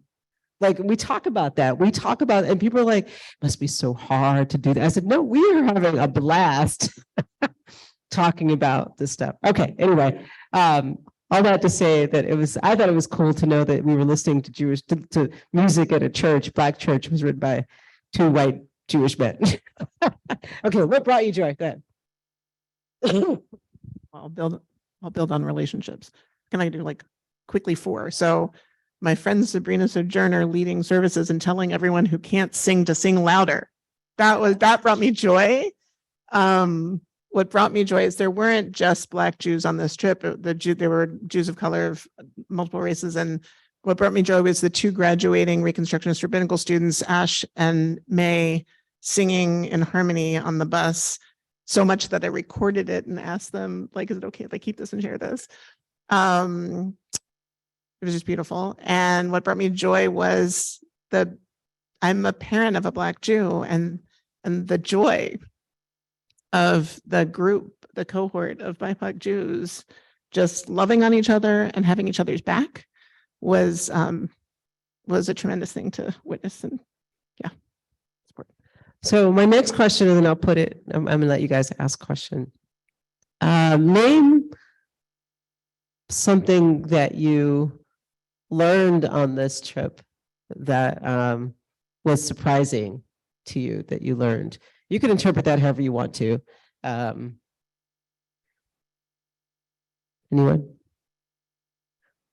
This is going to sound it's very literal. So I know some people are going to have lofty words. I knew so little about Rosa Parks and the Montgomery bus boycotts. This is amazing. If you're ever in Montgomery, this is an amazing little museum about Rosa Parks. I didn't realize she was a trained activist. I didn't realize that their demands were not this full integration, how strategic it was. I mean, it made me think she was a lot cooler than I actually did, because I didn't know how strategic and how planned and how trained she was. It was a fascinating museum, and it made me realize just how little in-depth knowledge I have of some of the intricacies of the planning and the training and the strategy, probably in so many aspects of the civil rights movement. So I almost never respond viscerally to anything. So I was surprised by myself by how overwhelming my response was to what, in a sense, is a work of art, which was the memorial. I think about how different people are moved by different things. I tend to be moved by almost nothing. But that blew me away. It was akin to the first experience of seeing the Vietnam Memorial, which also it's a work of art beyond anything else. And it's incredible to always remind oneself how powerfully one can be moved by artistic expression.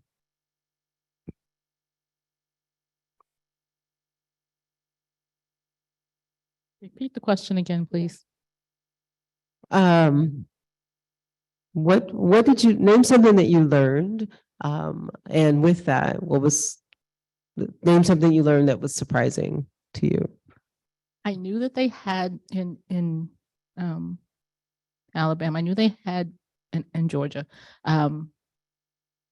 different things surrounding the civil rights movement. I did not know that most of the things that happened and most of the instances where people, were hurt or whatever happened in March. It's like 1 month that over the years, it just so happened things happened in that month. And there are a lot of, like there was, when we were going down to Selma, there was a relay race for the march from Selma back across the Pettus Bridge. And I had no idea, just about everything happened in March. What happens in March most years? Besides Pesach?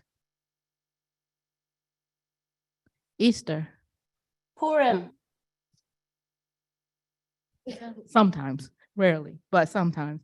And in connecting that, I'm like, okay, so yeah, we're coming from that narrow place. It freaked me out for a minute. That's all. Well, I guess it was the initial night after dinner where you were all enclosed in this big auditorium. And the first exercise they did was they said to us, you are sitting in this chair underneath the territory that belonged and was stolen from other people.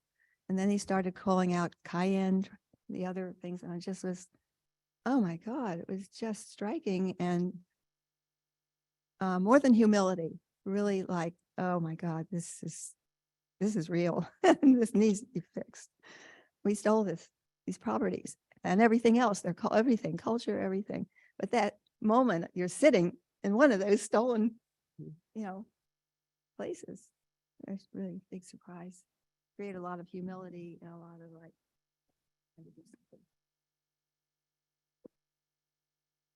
So I filled in a lot of gaps in my knowledge on the trip, and the way it was structured was remarkably thoughtful to really give us a narrative. But that wasn't surprising to me. In some ways, that's what I went for, and I knew what the nature of these institutions was. I was surprised at things I didn't know. But for me, what was most surprising on the trip, which might sound odd given what I told you my motivation was for going to go as a Jewish person, I was surprised at how beneficial some of the structured reflections and opportunities to hear from clergy and the centering, how useful that was for me, even in the moment, to process what had been very difficult things to experience. So on the first day, there was a mincha reflection time where we were invited to do sort of a journaling with the right side of the brain type of exercise. And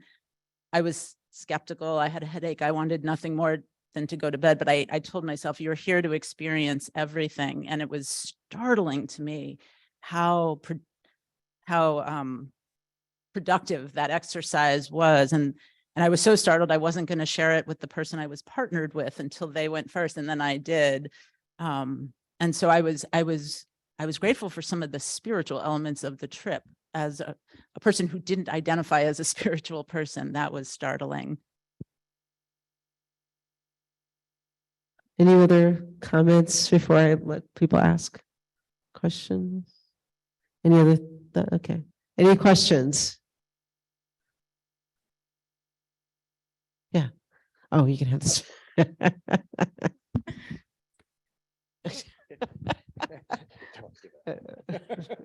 It sounds like a really wonderful trip. And for those of us who weren't able to go, what would your recommendation be? Because, we thought, well, we'll just go on our own, but it sounds like the group experience and the having it be facilitated by a knowledgeable group was really helpful, plus the collated experiences. But I guess, what would your recommendation be? And is there going to be another such trip?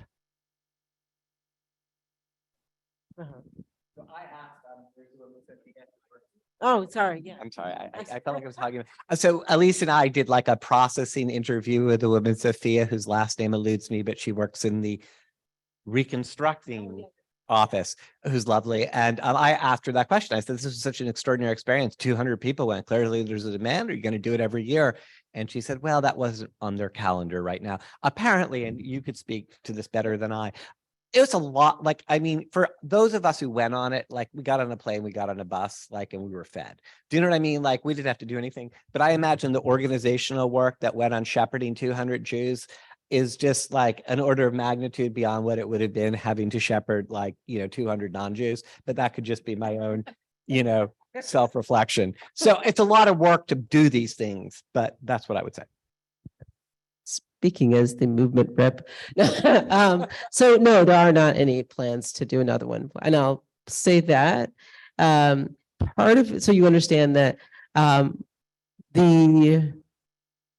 this pilgrimage was part of our larger work of moving towards anti-racism. Not just my language, Reconstructing Judaism is not in the trip business. We're in the people business and relationship business and the spiritual business. And often one of the ways that you can accomplish your goals is by action, what we were talking about earlier. And so you take a group of people so they can have this experience. I do believe that if any organization, whether it be Adat Shalom or the folks in this area that want to do a Reconstructionist pilgrimage of the Maryland area, for example, that you will get support from Reconstructing Judaism. We will help you with that. And I do believe that's possible. I even asked that question. Deborah Waxman, our CEO, said yes. But currently there are no plans for another pilgrimage. Part of it is staffing. I mean, people had to, for over almost 2 years to make this happen, people had to be pulled out of their jobs to learn how to do this stuff, or to do that. And there's, Thriving Communities, which was the part of Reconstructing Judaism that did this. It has been very talented people. And, you never know. I mean, if somebody found a donor that wanted to donate this and could get staffing, I think it could happen. What was your other question? There was another question, I think. The other question is, if we were going to organize on our own, what recommendations? And you just said to contact. Yeah, I do think so. You have a liaison. Right, but I'm going to say something about that in a second. So, first of all, you have a liaison, and I believe your liaison is Tressa Greer. So Tressa Greer is the vice president for Thriving Communities, and she's also the liaison for Adat Shalom. Nina Corin is the liaison for Osei Shalom and the Columbia Jewish congregation.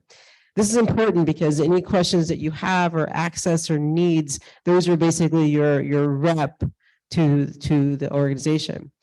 EdCar 36 is a trip provider, and they are the primary trip provider for civil rights trips in a Jewish context. I've known Billy Planner for a long time, and I remember when he started EdCar. And if your goal is to go on a civil rights trip, I would totally recommend doing it with him, and because I don't have any other person to send it to you. And I think if your goal is to not just learn history, but also to figure out how this plays today, is to use a trip provider, and also have figure out a way to make it meaningful or spiritual, and use, using whatever model the Reconstruction Judaism used, because we needed a provider because we had 200 people on the trip. But a lot of the stuff that was added, some of the reflection time, prayer, that's not what Edgar 36 does. And I remember talking to people who had been on other trips with Edgar 36, and it was just a trip. You go to this place, you go to this place, you go to this place. I mean, I shouldn't say it that way because I don't know, but I can imagine how a tour works, and that's what you get. But if you really want a similar experience, it has the process has to be more thoughtful, and I think that your liaison could help with that process. There's hands back. There's lots of hands back there. Can I go first? Yeah, you have the mic. You can do it. No, it's so interesting to hear this. I wanted to ask maybe from a few of you, what do you think you'll do differently coming out of this trip? I mean, sometimes it takes a while for things to sink in, but I thought I would ask. I came here today. That's really rare for me. I'm not saying that facetiously. I think the trip was sufficiently moving to me that I wanted to sort of come before a group and say what an important experience it was for me. I'm a historian, so maybe this sounds like a silly thing, but I don't need to do things like this to make things real. Because it's sort of like the realm I swim in, but to actually go to places. And again, that's why I want to come back to the memorial for me, to have something so powerful. I think, but for that moment on the trip for me, I don't even think I would have come here today. I think there are things that we can see and that we can experience in the world, and it doesn't have to be that, right? There are other places and other things and other horrific things that can potentially alter how you go about your day-to-day and how you treat people. So that's what I think.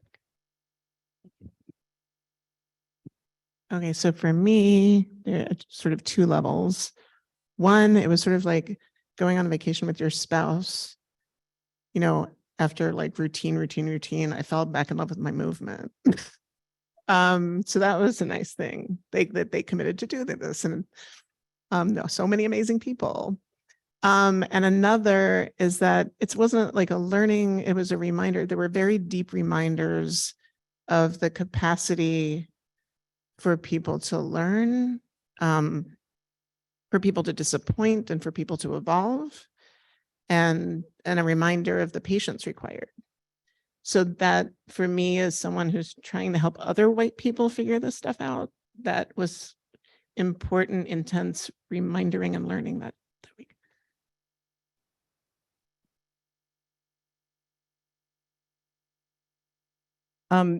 This relates to just kind of bearing witness, and actually the Edgar guy, see, I've now forgotten his name. Were we on the same bus? We actually did a prayer before we went to each place. Okay, never mind. Maybe it was bus 2. I don't know. It broke down a lot too. So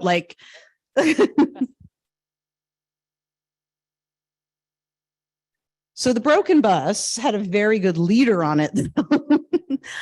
And so we did have a prayer about just bearing witness before we went into any place.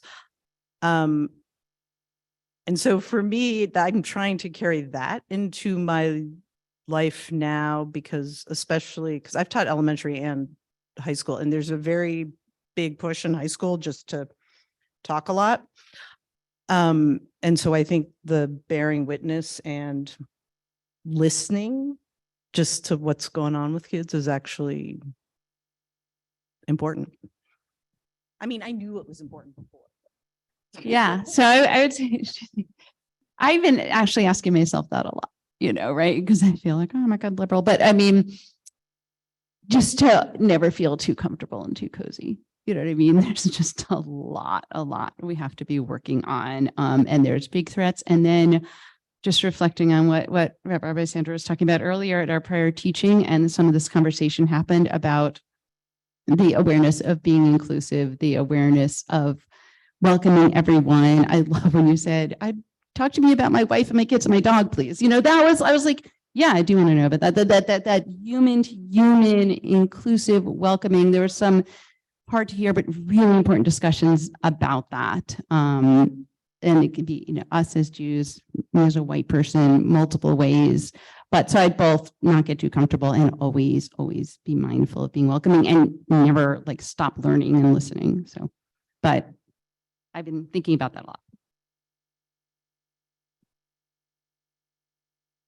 There were some questions back there, but I'll hand the mic and then we'll get to that question. So you can give her the mic and then we'll, but. Answering the question we were just talking about. Because I couldn't hear here. Okay. You hear me? Just answer the question. I am all fired up about joining Sea Change, and something has to be done. Once you have witnessed something and feel it deeply, you have to respond. And the first thing I have to do is learn how to listen and understand my words, how they might be harmful rather than what I intended. Because there was an experience on this trip where there was some feedback about how, oh, you know, I want to get to know you more, white to black, and I'd love to hear your story. And that was so infuriating to this person who just went bananas saying, it's my story. I'll tell you when I'm ready. You don't have any right to my story. I have to learn to understand where people are coming from and how my words can be really totally dangerous. So I'm ready to start learning that, you know, and I can only do it as a group. I want to do it as a group. So I think this reconstruction is really wonderful in so many ways. So I'm just more fired up to do something, get going. Excuse me.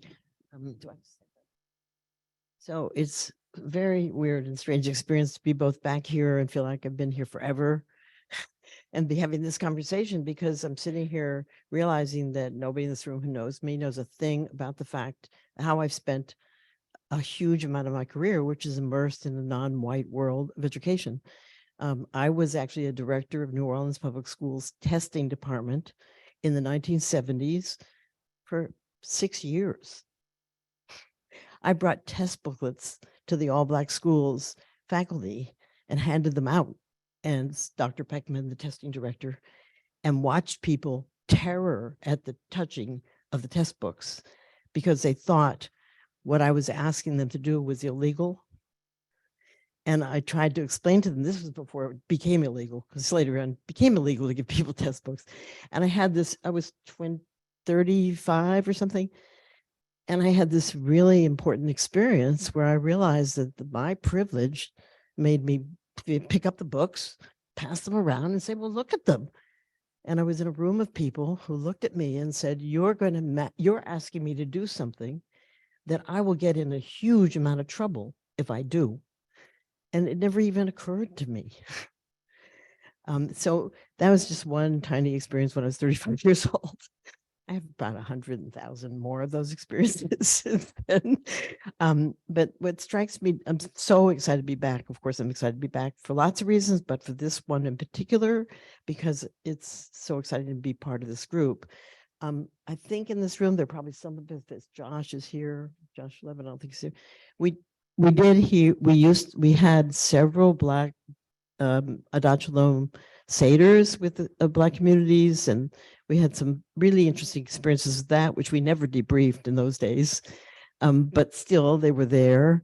And what I wanted to say, in addition to, I'm so glad to be joining the conversation going forward, is simply we can all do a great deal tomorrow, today, tonight, right here in our hometown, right here in our neighborhood, the churches all around us. I mean, we're surrounded by Black churches that we've never bothered to reach out in really any way at all. We can read. We really, too few of us read. Ask yourself how much Black literature you read against white literature. Ask yourself how many, and not just Black, but other disenfranchised groups' literature we read against reading the Washington Post, or that half hour that we're horrified by whatever we're seeing on TV, ask ourselves, can we spend it reading the actual voices of people who are experiencing the lives we're trying to learn about? Turn off Rachel Maddow. You can read Rachel Maddow, but you can't experience, I can't experience voices and understanding unless I immerse myself into it. And so that's something that I really look forward to being able to do as a community, as back home. Thank you. I think there's another question back there. I thought.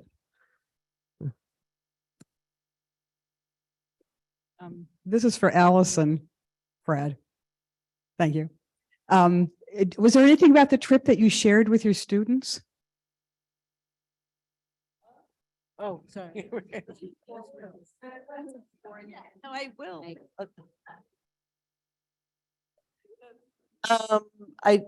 I mean, they know I went. We talked about where I went. We talked about why I was going there. Yeah, a lot of the kids, like they know a lot of the racism. They know a lot of the negativism. Like, I don't think it's necessary for them to know the details of that, actually, because they don't know a lot of other things that I think are important. They mostly know the, bad stuff. Also, so yeah, I would say I've like not shared a huge amount right now. This is a really bad year to ask me that. Yes, hopefully.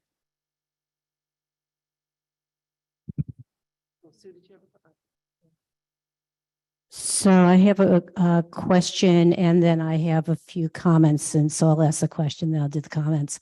My question is there anything that you wish that you had had time to see or experience when you were down there that you didn't have time to either see or experience? So that's the question. The couple of comments is in response to what Elise had said. There's a book that was written many, many years ago by a man named James Lowen called Lies My Teachers Told Me, Everything That Your American History Textbooks Got Wrong.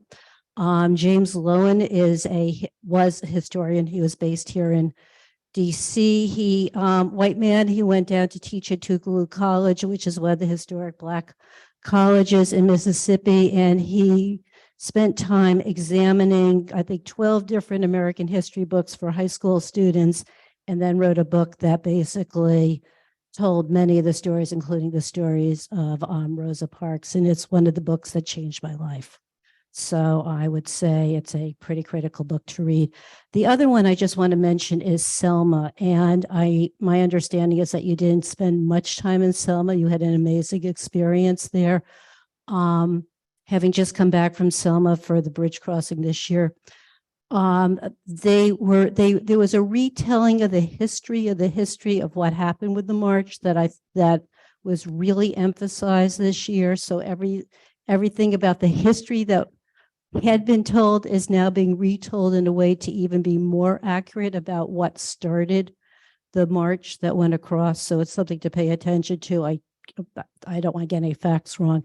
The other is that Selma, like many, many Jewish communities in the South, their synagogues are closed, basically. They're shuttered because the Jews have left. And that I guess my recommendation would be, if there was any trip that went back down to that area, to work with the few Jews that are still running the synagogue there, open it up, have a service there, invite in the other congregations that aren't necessarily Jewish, and really recreate that space as a welcoming space. Selma was one of the communities that was really devastated by a tornado that came through, and one of the things that was ripped off was part of the roof of that shul.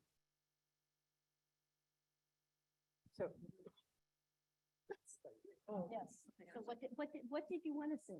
Okay, first of all, I have to say that I am footnoted in one of Lowen's books. So I went, I wrote an article a gazillion years ago for Smithsonian Magazine about Stone Mountain, Georgia, after it selected its first Black mayor. And one thing that I wish I'd done not on this trip, but while I was down south, and that I may do, is go sort of revisit Stone Mountain and write about it. What I wish I'd done on what I wish there'd been time for on this trip was actually more time for debriefing and reflection with the whole, with small cohorts with the whole group. That would have been great. Oh yeah, no, just a really quick thing. Oh, sorry. Do you want to go to questions? Okay, so, and others can fill in more of the details on this. There was a spontaneous action on Sunday. There's plans to build like a police training facility outside of Atlanta in a very environmentally sensitive areas, and it touches on issues of, funding for police, environmental, ecological activism, and there were people going to do an action in the forest. I had a flight leaving. Maybe I should have changed my flight, but I'm sorry, it didn't work out, to participate in that. I was glad that others were doing it. So quickly note that, and I probably should have gone to Mississippi with my husband. The other thing I was going to say is, even the pilgrimage trip dichotomy, nonetheless, we were getting on buses, getting off buses, getting on buses, getting off buses. And I like to walk around and hang out and feel like I'm in a place. And so I never really felt like I was in a place. Okay.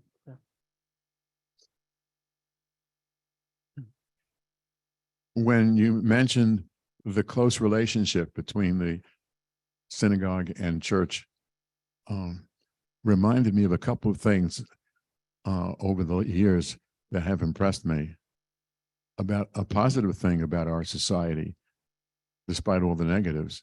And that is the fact that there is a certain sense of different religions working together. So many years ago, and I've been here since 1990, but before that, I was part of Bethel, and Bethel had a relationship with the church right diagonally opposite them. And they did for example, every Thanksgiving, they rotated between the two institutions to have a joint Thanksgiving service. It was always very moving. They also did a operetta together with a mixed choir that was particularly effective. It was about the famous play, musical about David and the many-colored whatever. Thank you.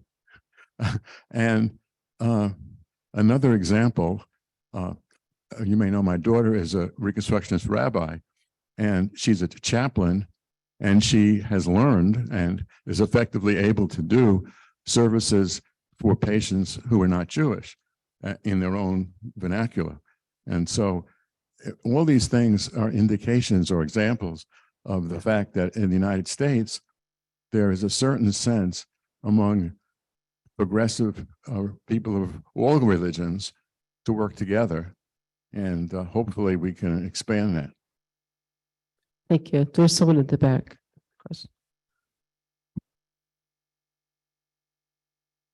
Oh, I know Ruth. Thank you. I hope it's okay for me to say this. There seems to be a lot of interest in getting engaged in this work. We have a saying at Washington Hebrew, coined by one of our cohort members, which is sea change is a state of mind. Sea change is not intended to be the cohort of people who took a particular class. Sea change is everybody in the congregation who wants to be involved in the work. And every congregation who has been through the sea change training, which, by the way, sea change is study, engage, and act, all are important. Every congregation is trying to engage more congregants. We all need more people to be in this work. We're planning 4 events around Juneteenth. One is at the DCJCC. We'll have a Shabbat service at Washington Hebrew, as we did last year, to celebrate Juneteenth.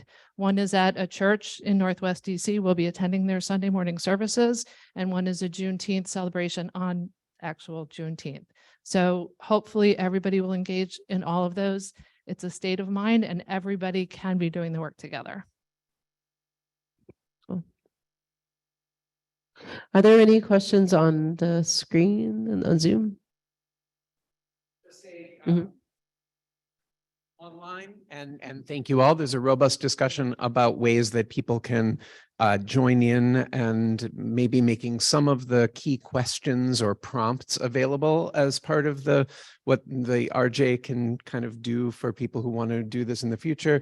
There's also a possibly Christian aligned group that does similar work called Living Legacy, I believe. And there was conversation about that. So thank you all for the interest. And I would just add the history piece is important, but I'm hearing an overlay of both community and values. And since we're moving toward wrap up, just want to keep in mind the values piece of the conversation, because that's what's going to drive the tachlis, the brass tacks that we're talking about tomorrow morning.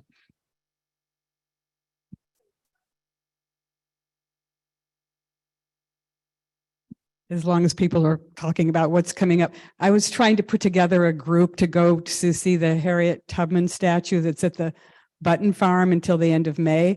And so far there's about 5 people who can actually go on May 13th. And we were going to leave from here like around 12:30 after services and a quick lunch. And the farm closes at 4 and their programs end at 3. So if anybody's interested, maybe I'll put out one more email to let people know, because we're very lucky that the statue is here. You know, it's not being many places. So I strongly suggest it.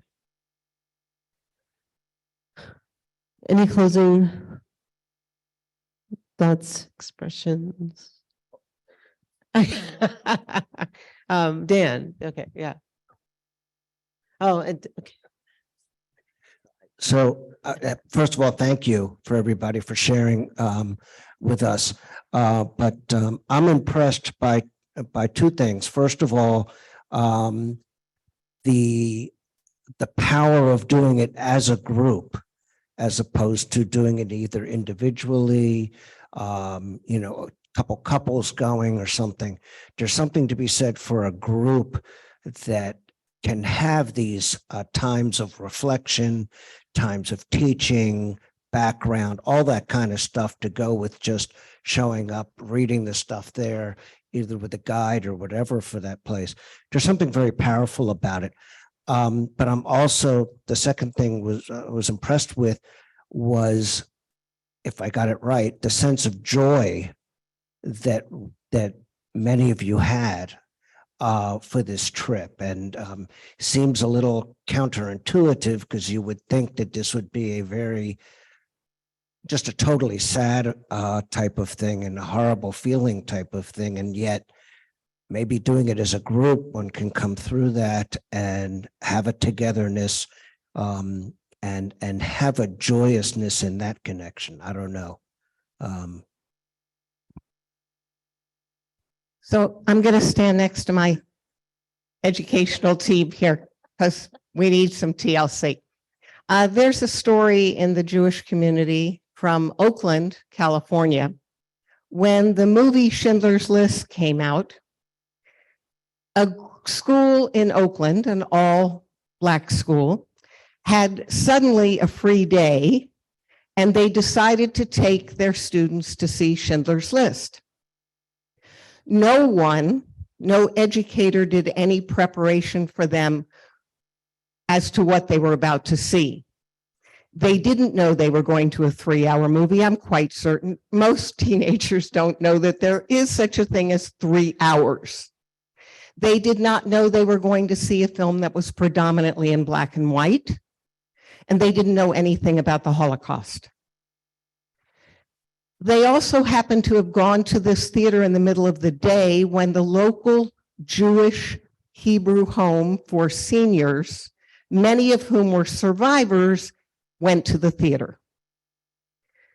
The kids got in the front row and acted rather normally. They laughed and got bored and found alternative ways to behave. And the senior Jewish white community was thunderstruck. And people faulted the kids. So that became a transformational incident with Steven Spielberg, who eventually got involved in the school and the kids in a much more global and impactful education. That story is the beginning of the fall semester that I will be doing with my English class at Johns Hopkins, because any trip is a journey, and every pilgrimage should have a pre, during, and post part to it. So I want to thank you all from an individual who just couldn't be with you in body, and you know I was like totally there in spirit, for being part of this reflection and community engagement and sharing. And it's just a reminder to anyone who works with anyone, I mean, that's a pretty open statement, not just students, that we should do things before a learning opportunity, during a learning opportunity, and after a learning opportunity. Wraparound learning is, if you want buzzwords, you can always talk to the two of us. So I think we're going to stay on time. We are going to close with that. You are free to go, but I will let Minna ask a question if she wants or say something. But we are wrapped up, and I know the program is supposed to end at 4, so I don't want you all to feel trapped. So you're free to go, and if Minna want to, if you want, sir, okay, it should be. Yeah, it's on. It was a comment. I just wanted to give kudos to the planners of this trip and for the way that they did prep a large group of well-intentioned white. I mean, I think I said something earlier about people can disappoint and people evolve, and it probably fell on like, what the heck is she talking about? There, it was a bumpy trip. I mean, it wasn't all smooth and easy. We were in a new circumstance, and in prepping a large group of well-intentioned white people, mostly white people, about the consciousness that there were people on the trip for whom this was personal, as Jackie said at some point today, and other ways in which they grounded us. It was very, very well thought out, and I'm very, very grateful. Thank you for that.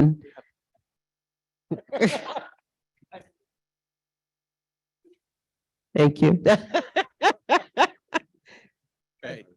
So as we wrap up, one of those organizers, along with Rabbi Sandra, was our own Rabbi Micah Gurin-Weiss, who had his formative last year rooted here. So a lovely connection. Just wanted to invoke.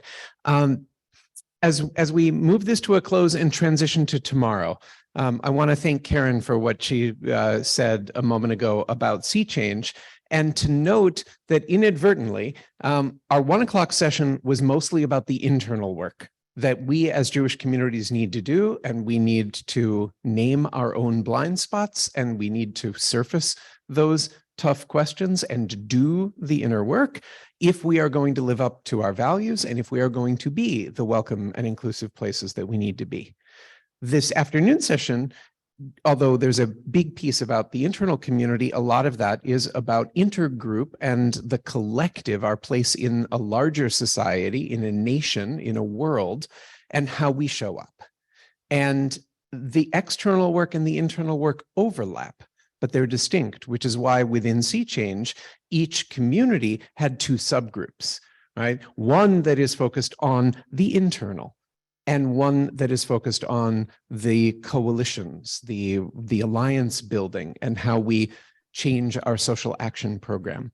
So I just want to be clear for all of us that as we begin to think about the beautiful question that Shauna asked earlier, what was different there, I want to turn this back to all of you. And for most of you who've been with us now 6.5 hours, right? What are you going to do differently in light of this? And that's both an internal question about how we show up in our communities and an external question, our activism, our tzedakah, our orientation in the world. And plant that seed, and we will pick up tomorrow. As some of you know, earlier for the people doing the work, Sea Change cohorts and CJC's group, et cetera, an earlier opportunity with Rabbi Sandra, and then the public session at 10:45 tomorrow is the tachlis. How we can do this. And this, Rabbi Sandra is one of the acknowledged experts in this field.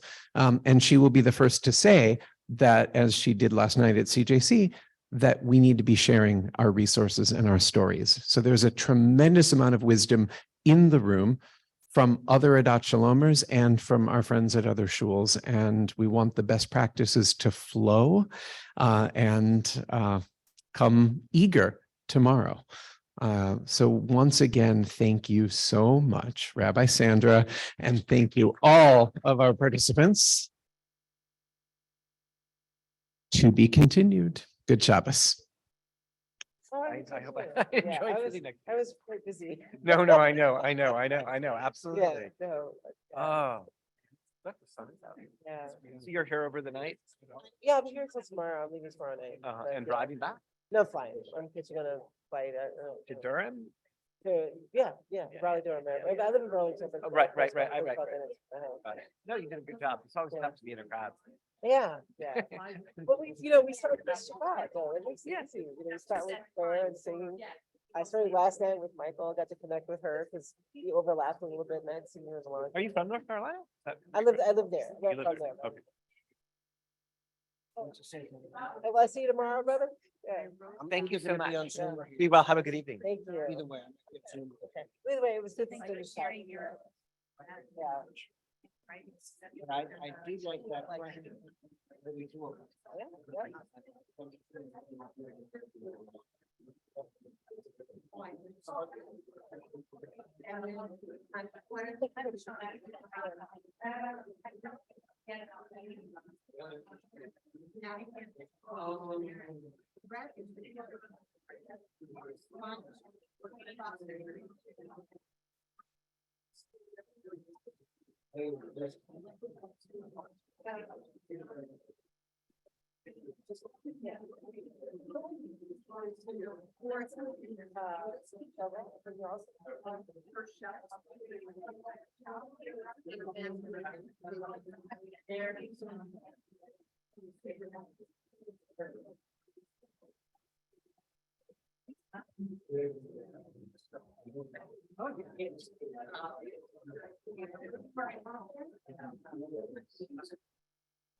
I realize we are very clearly, no way around oppression. Well,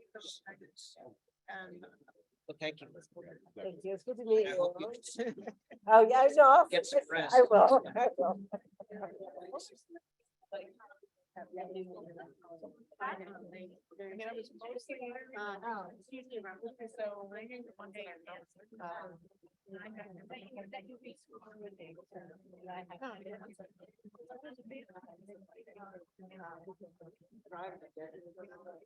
Well,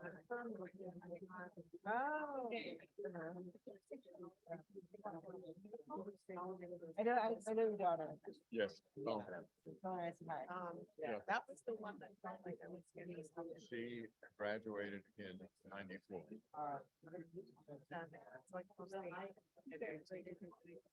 My daughter graduated from college. I did not, but I know. Younger, like. I don't know. She doesn't look it, but she's 59. That's been remarkable. No, I'm not. I didn't say. My daughter. Yeah. I was gonna say. My daughter gets, well, not recently, but not very long ago, she was taking a group of teenagers someplace. She was mistaken for teenagers.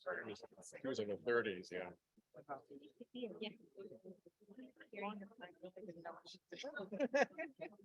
That was my.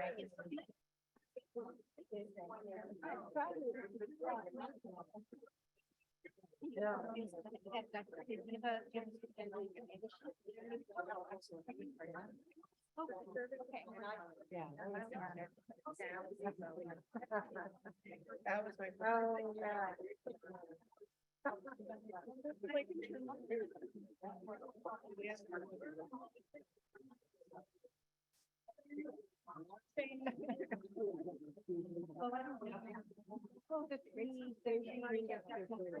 For sure.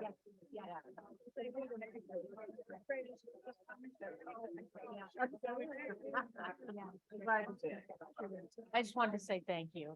I don't know if you remember me, we met at the Reconstructionist Convention in 2018 and then again. Oh my gosh. So, yeah. I remember you from the hallway. Right, right, that's about it, right? You know, I always say you were the one, I Yeah. was standing on a session in the convention in 2018, that just opened my eyes. Oh, was it the full hot room? It was the hot Yeah, room, nobody left. It was No, so hot and it was nobody fun. It was left. Fantastic. Yeah. It was the first Yeah. big thing that the world doesn't actually work the way I think it works. Yeah, And it was, that's the same source sheet. There's that a was bit that of, eye yeah, opener. there's a Yeah. few additions that I added, but it's pretty Yeah. much the same source. But sheet. it was such a Yeah. nice intimate group. Yeah. And it was just you, there were a couple other folks as well. Yeah, well, there's my co-op, who's a student, who was played drums during the session, but there was, yeah. there But was- that is, like, for me, that Sinai moment. Yeah. It's like, That's great. this is a different world. Yeah, you know. no, yeah. And we're in it And- together. And so, yeah, in the RDI community, Oh, I say great. shalom, we're trying. It's an uphill battle. Thank you but- for reintroducing yourself. I No really problem, but appreciate you it. meet a lot of people. Thank you. I just want to say thank you again. Such a great session. I'm looking forward to tomorrow. Thanks for being the dad by Mike. I don't know. Oh, that's. You know, you Yeah. can be the A and the B. Yeah, yeah. So, yeah. It sounds like from the way you were describing yourself, you said like in the margins and in the seat of power, you're. kind of in that whole A to Yeah, B I mean, I'm totally, as well. I do have power, but I'm also on the margins. Yeah. I can, I'm often not tracked to someone. Power. Jackie, don't leave. Okay, I'm gonna see you tomorrow, but Okay. I just wanted to be sure that I'm confident that you're. Okay. I just want to check in with you. I was wishing. Oh my God. Yeah.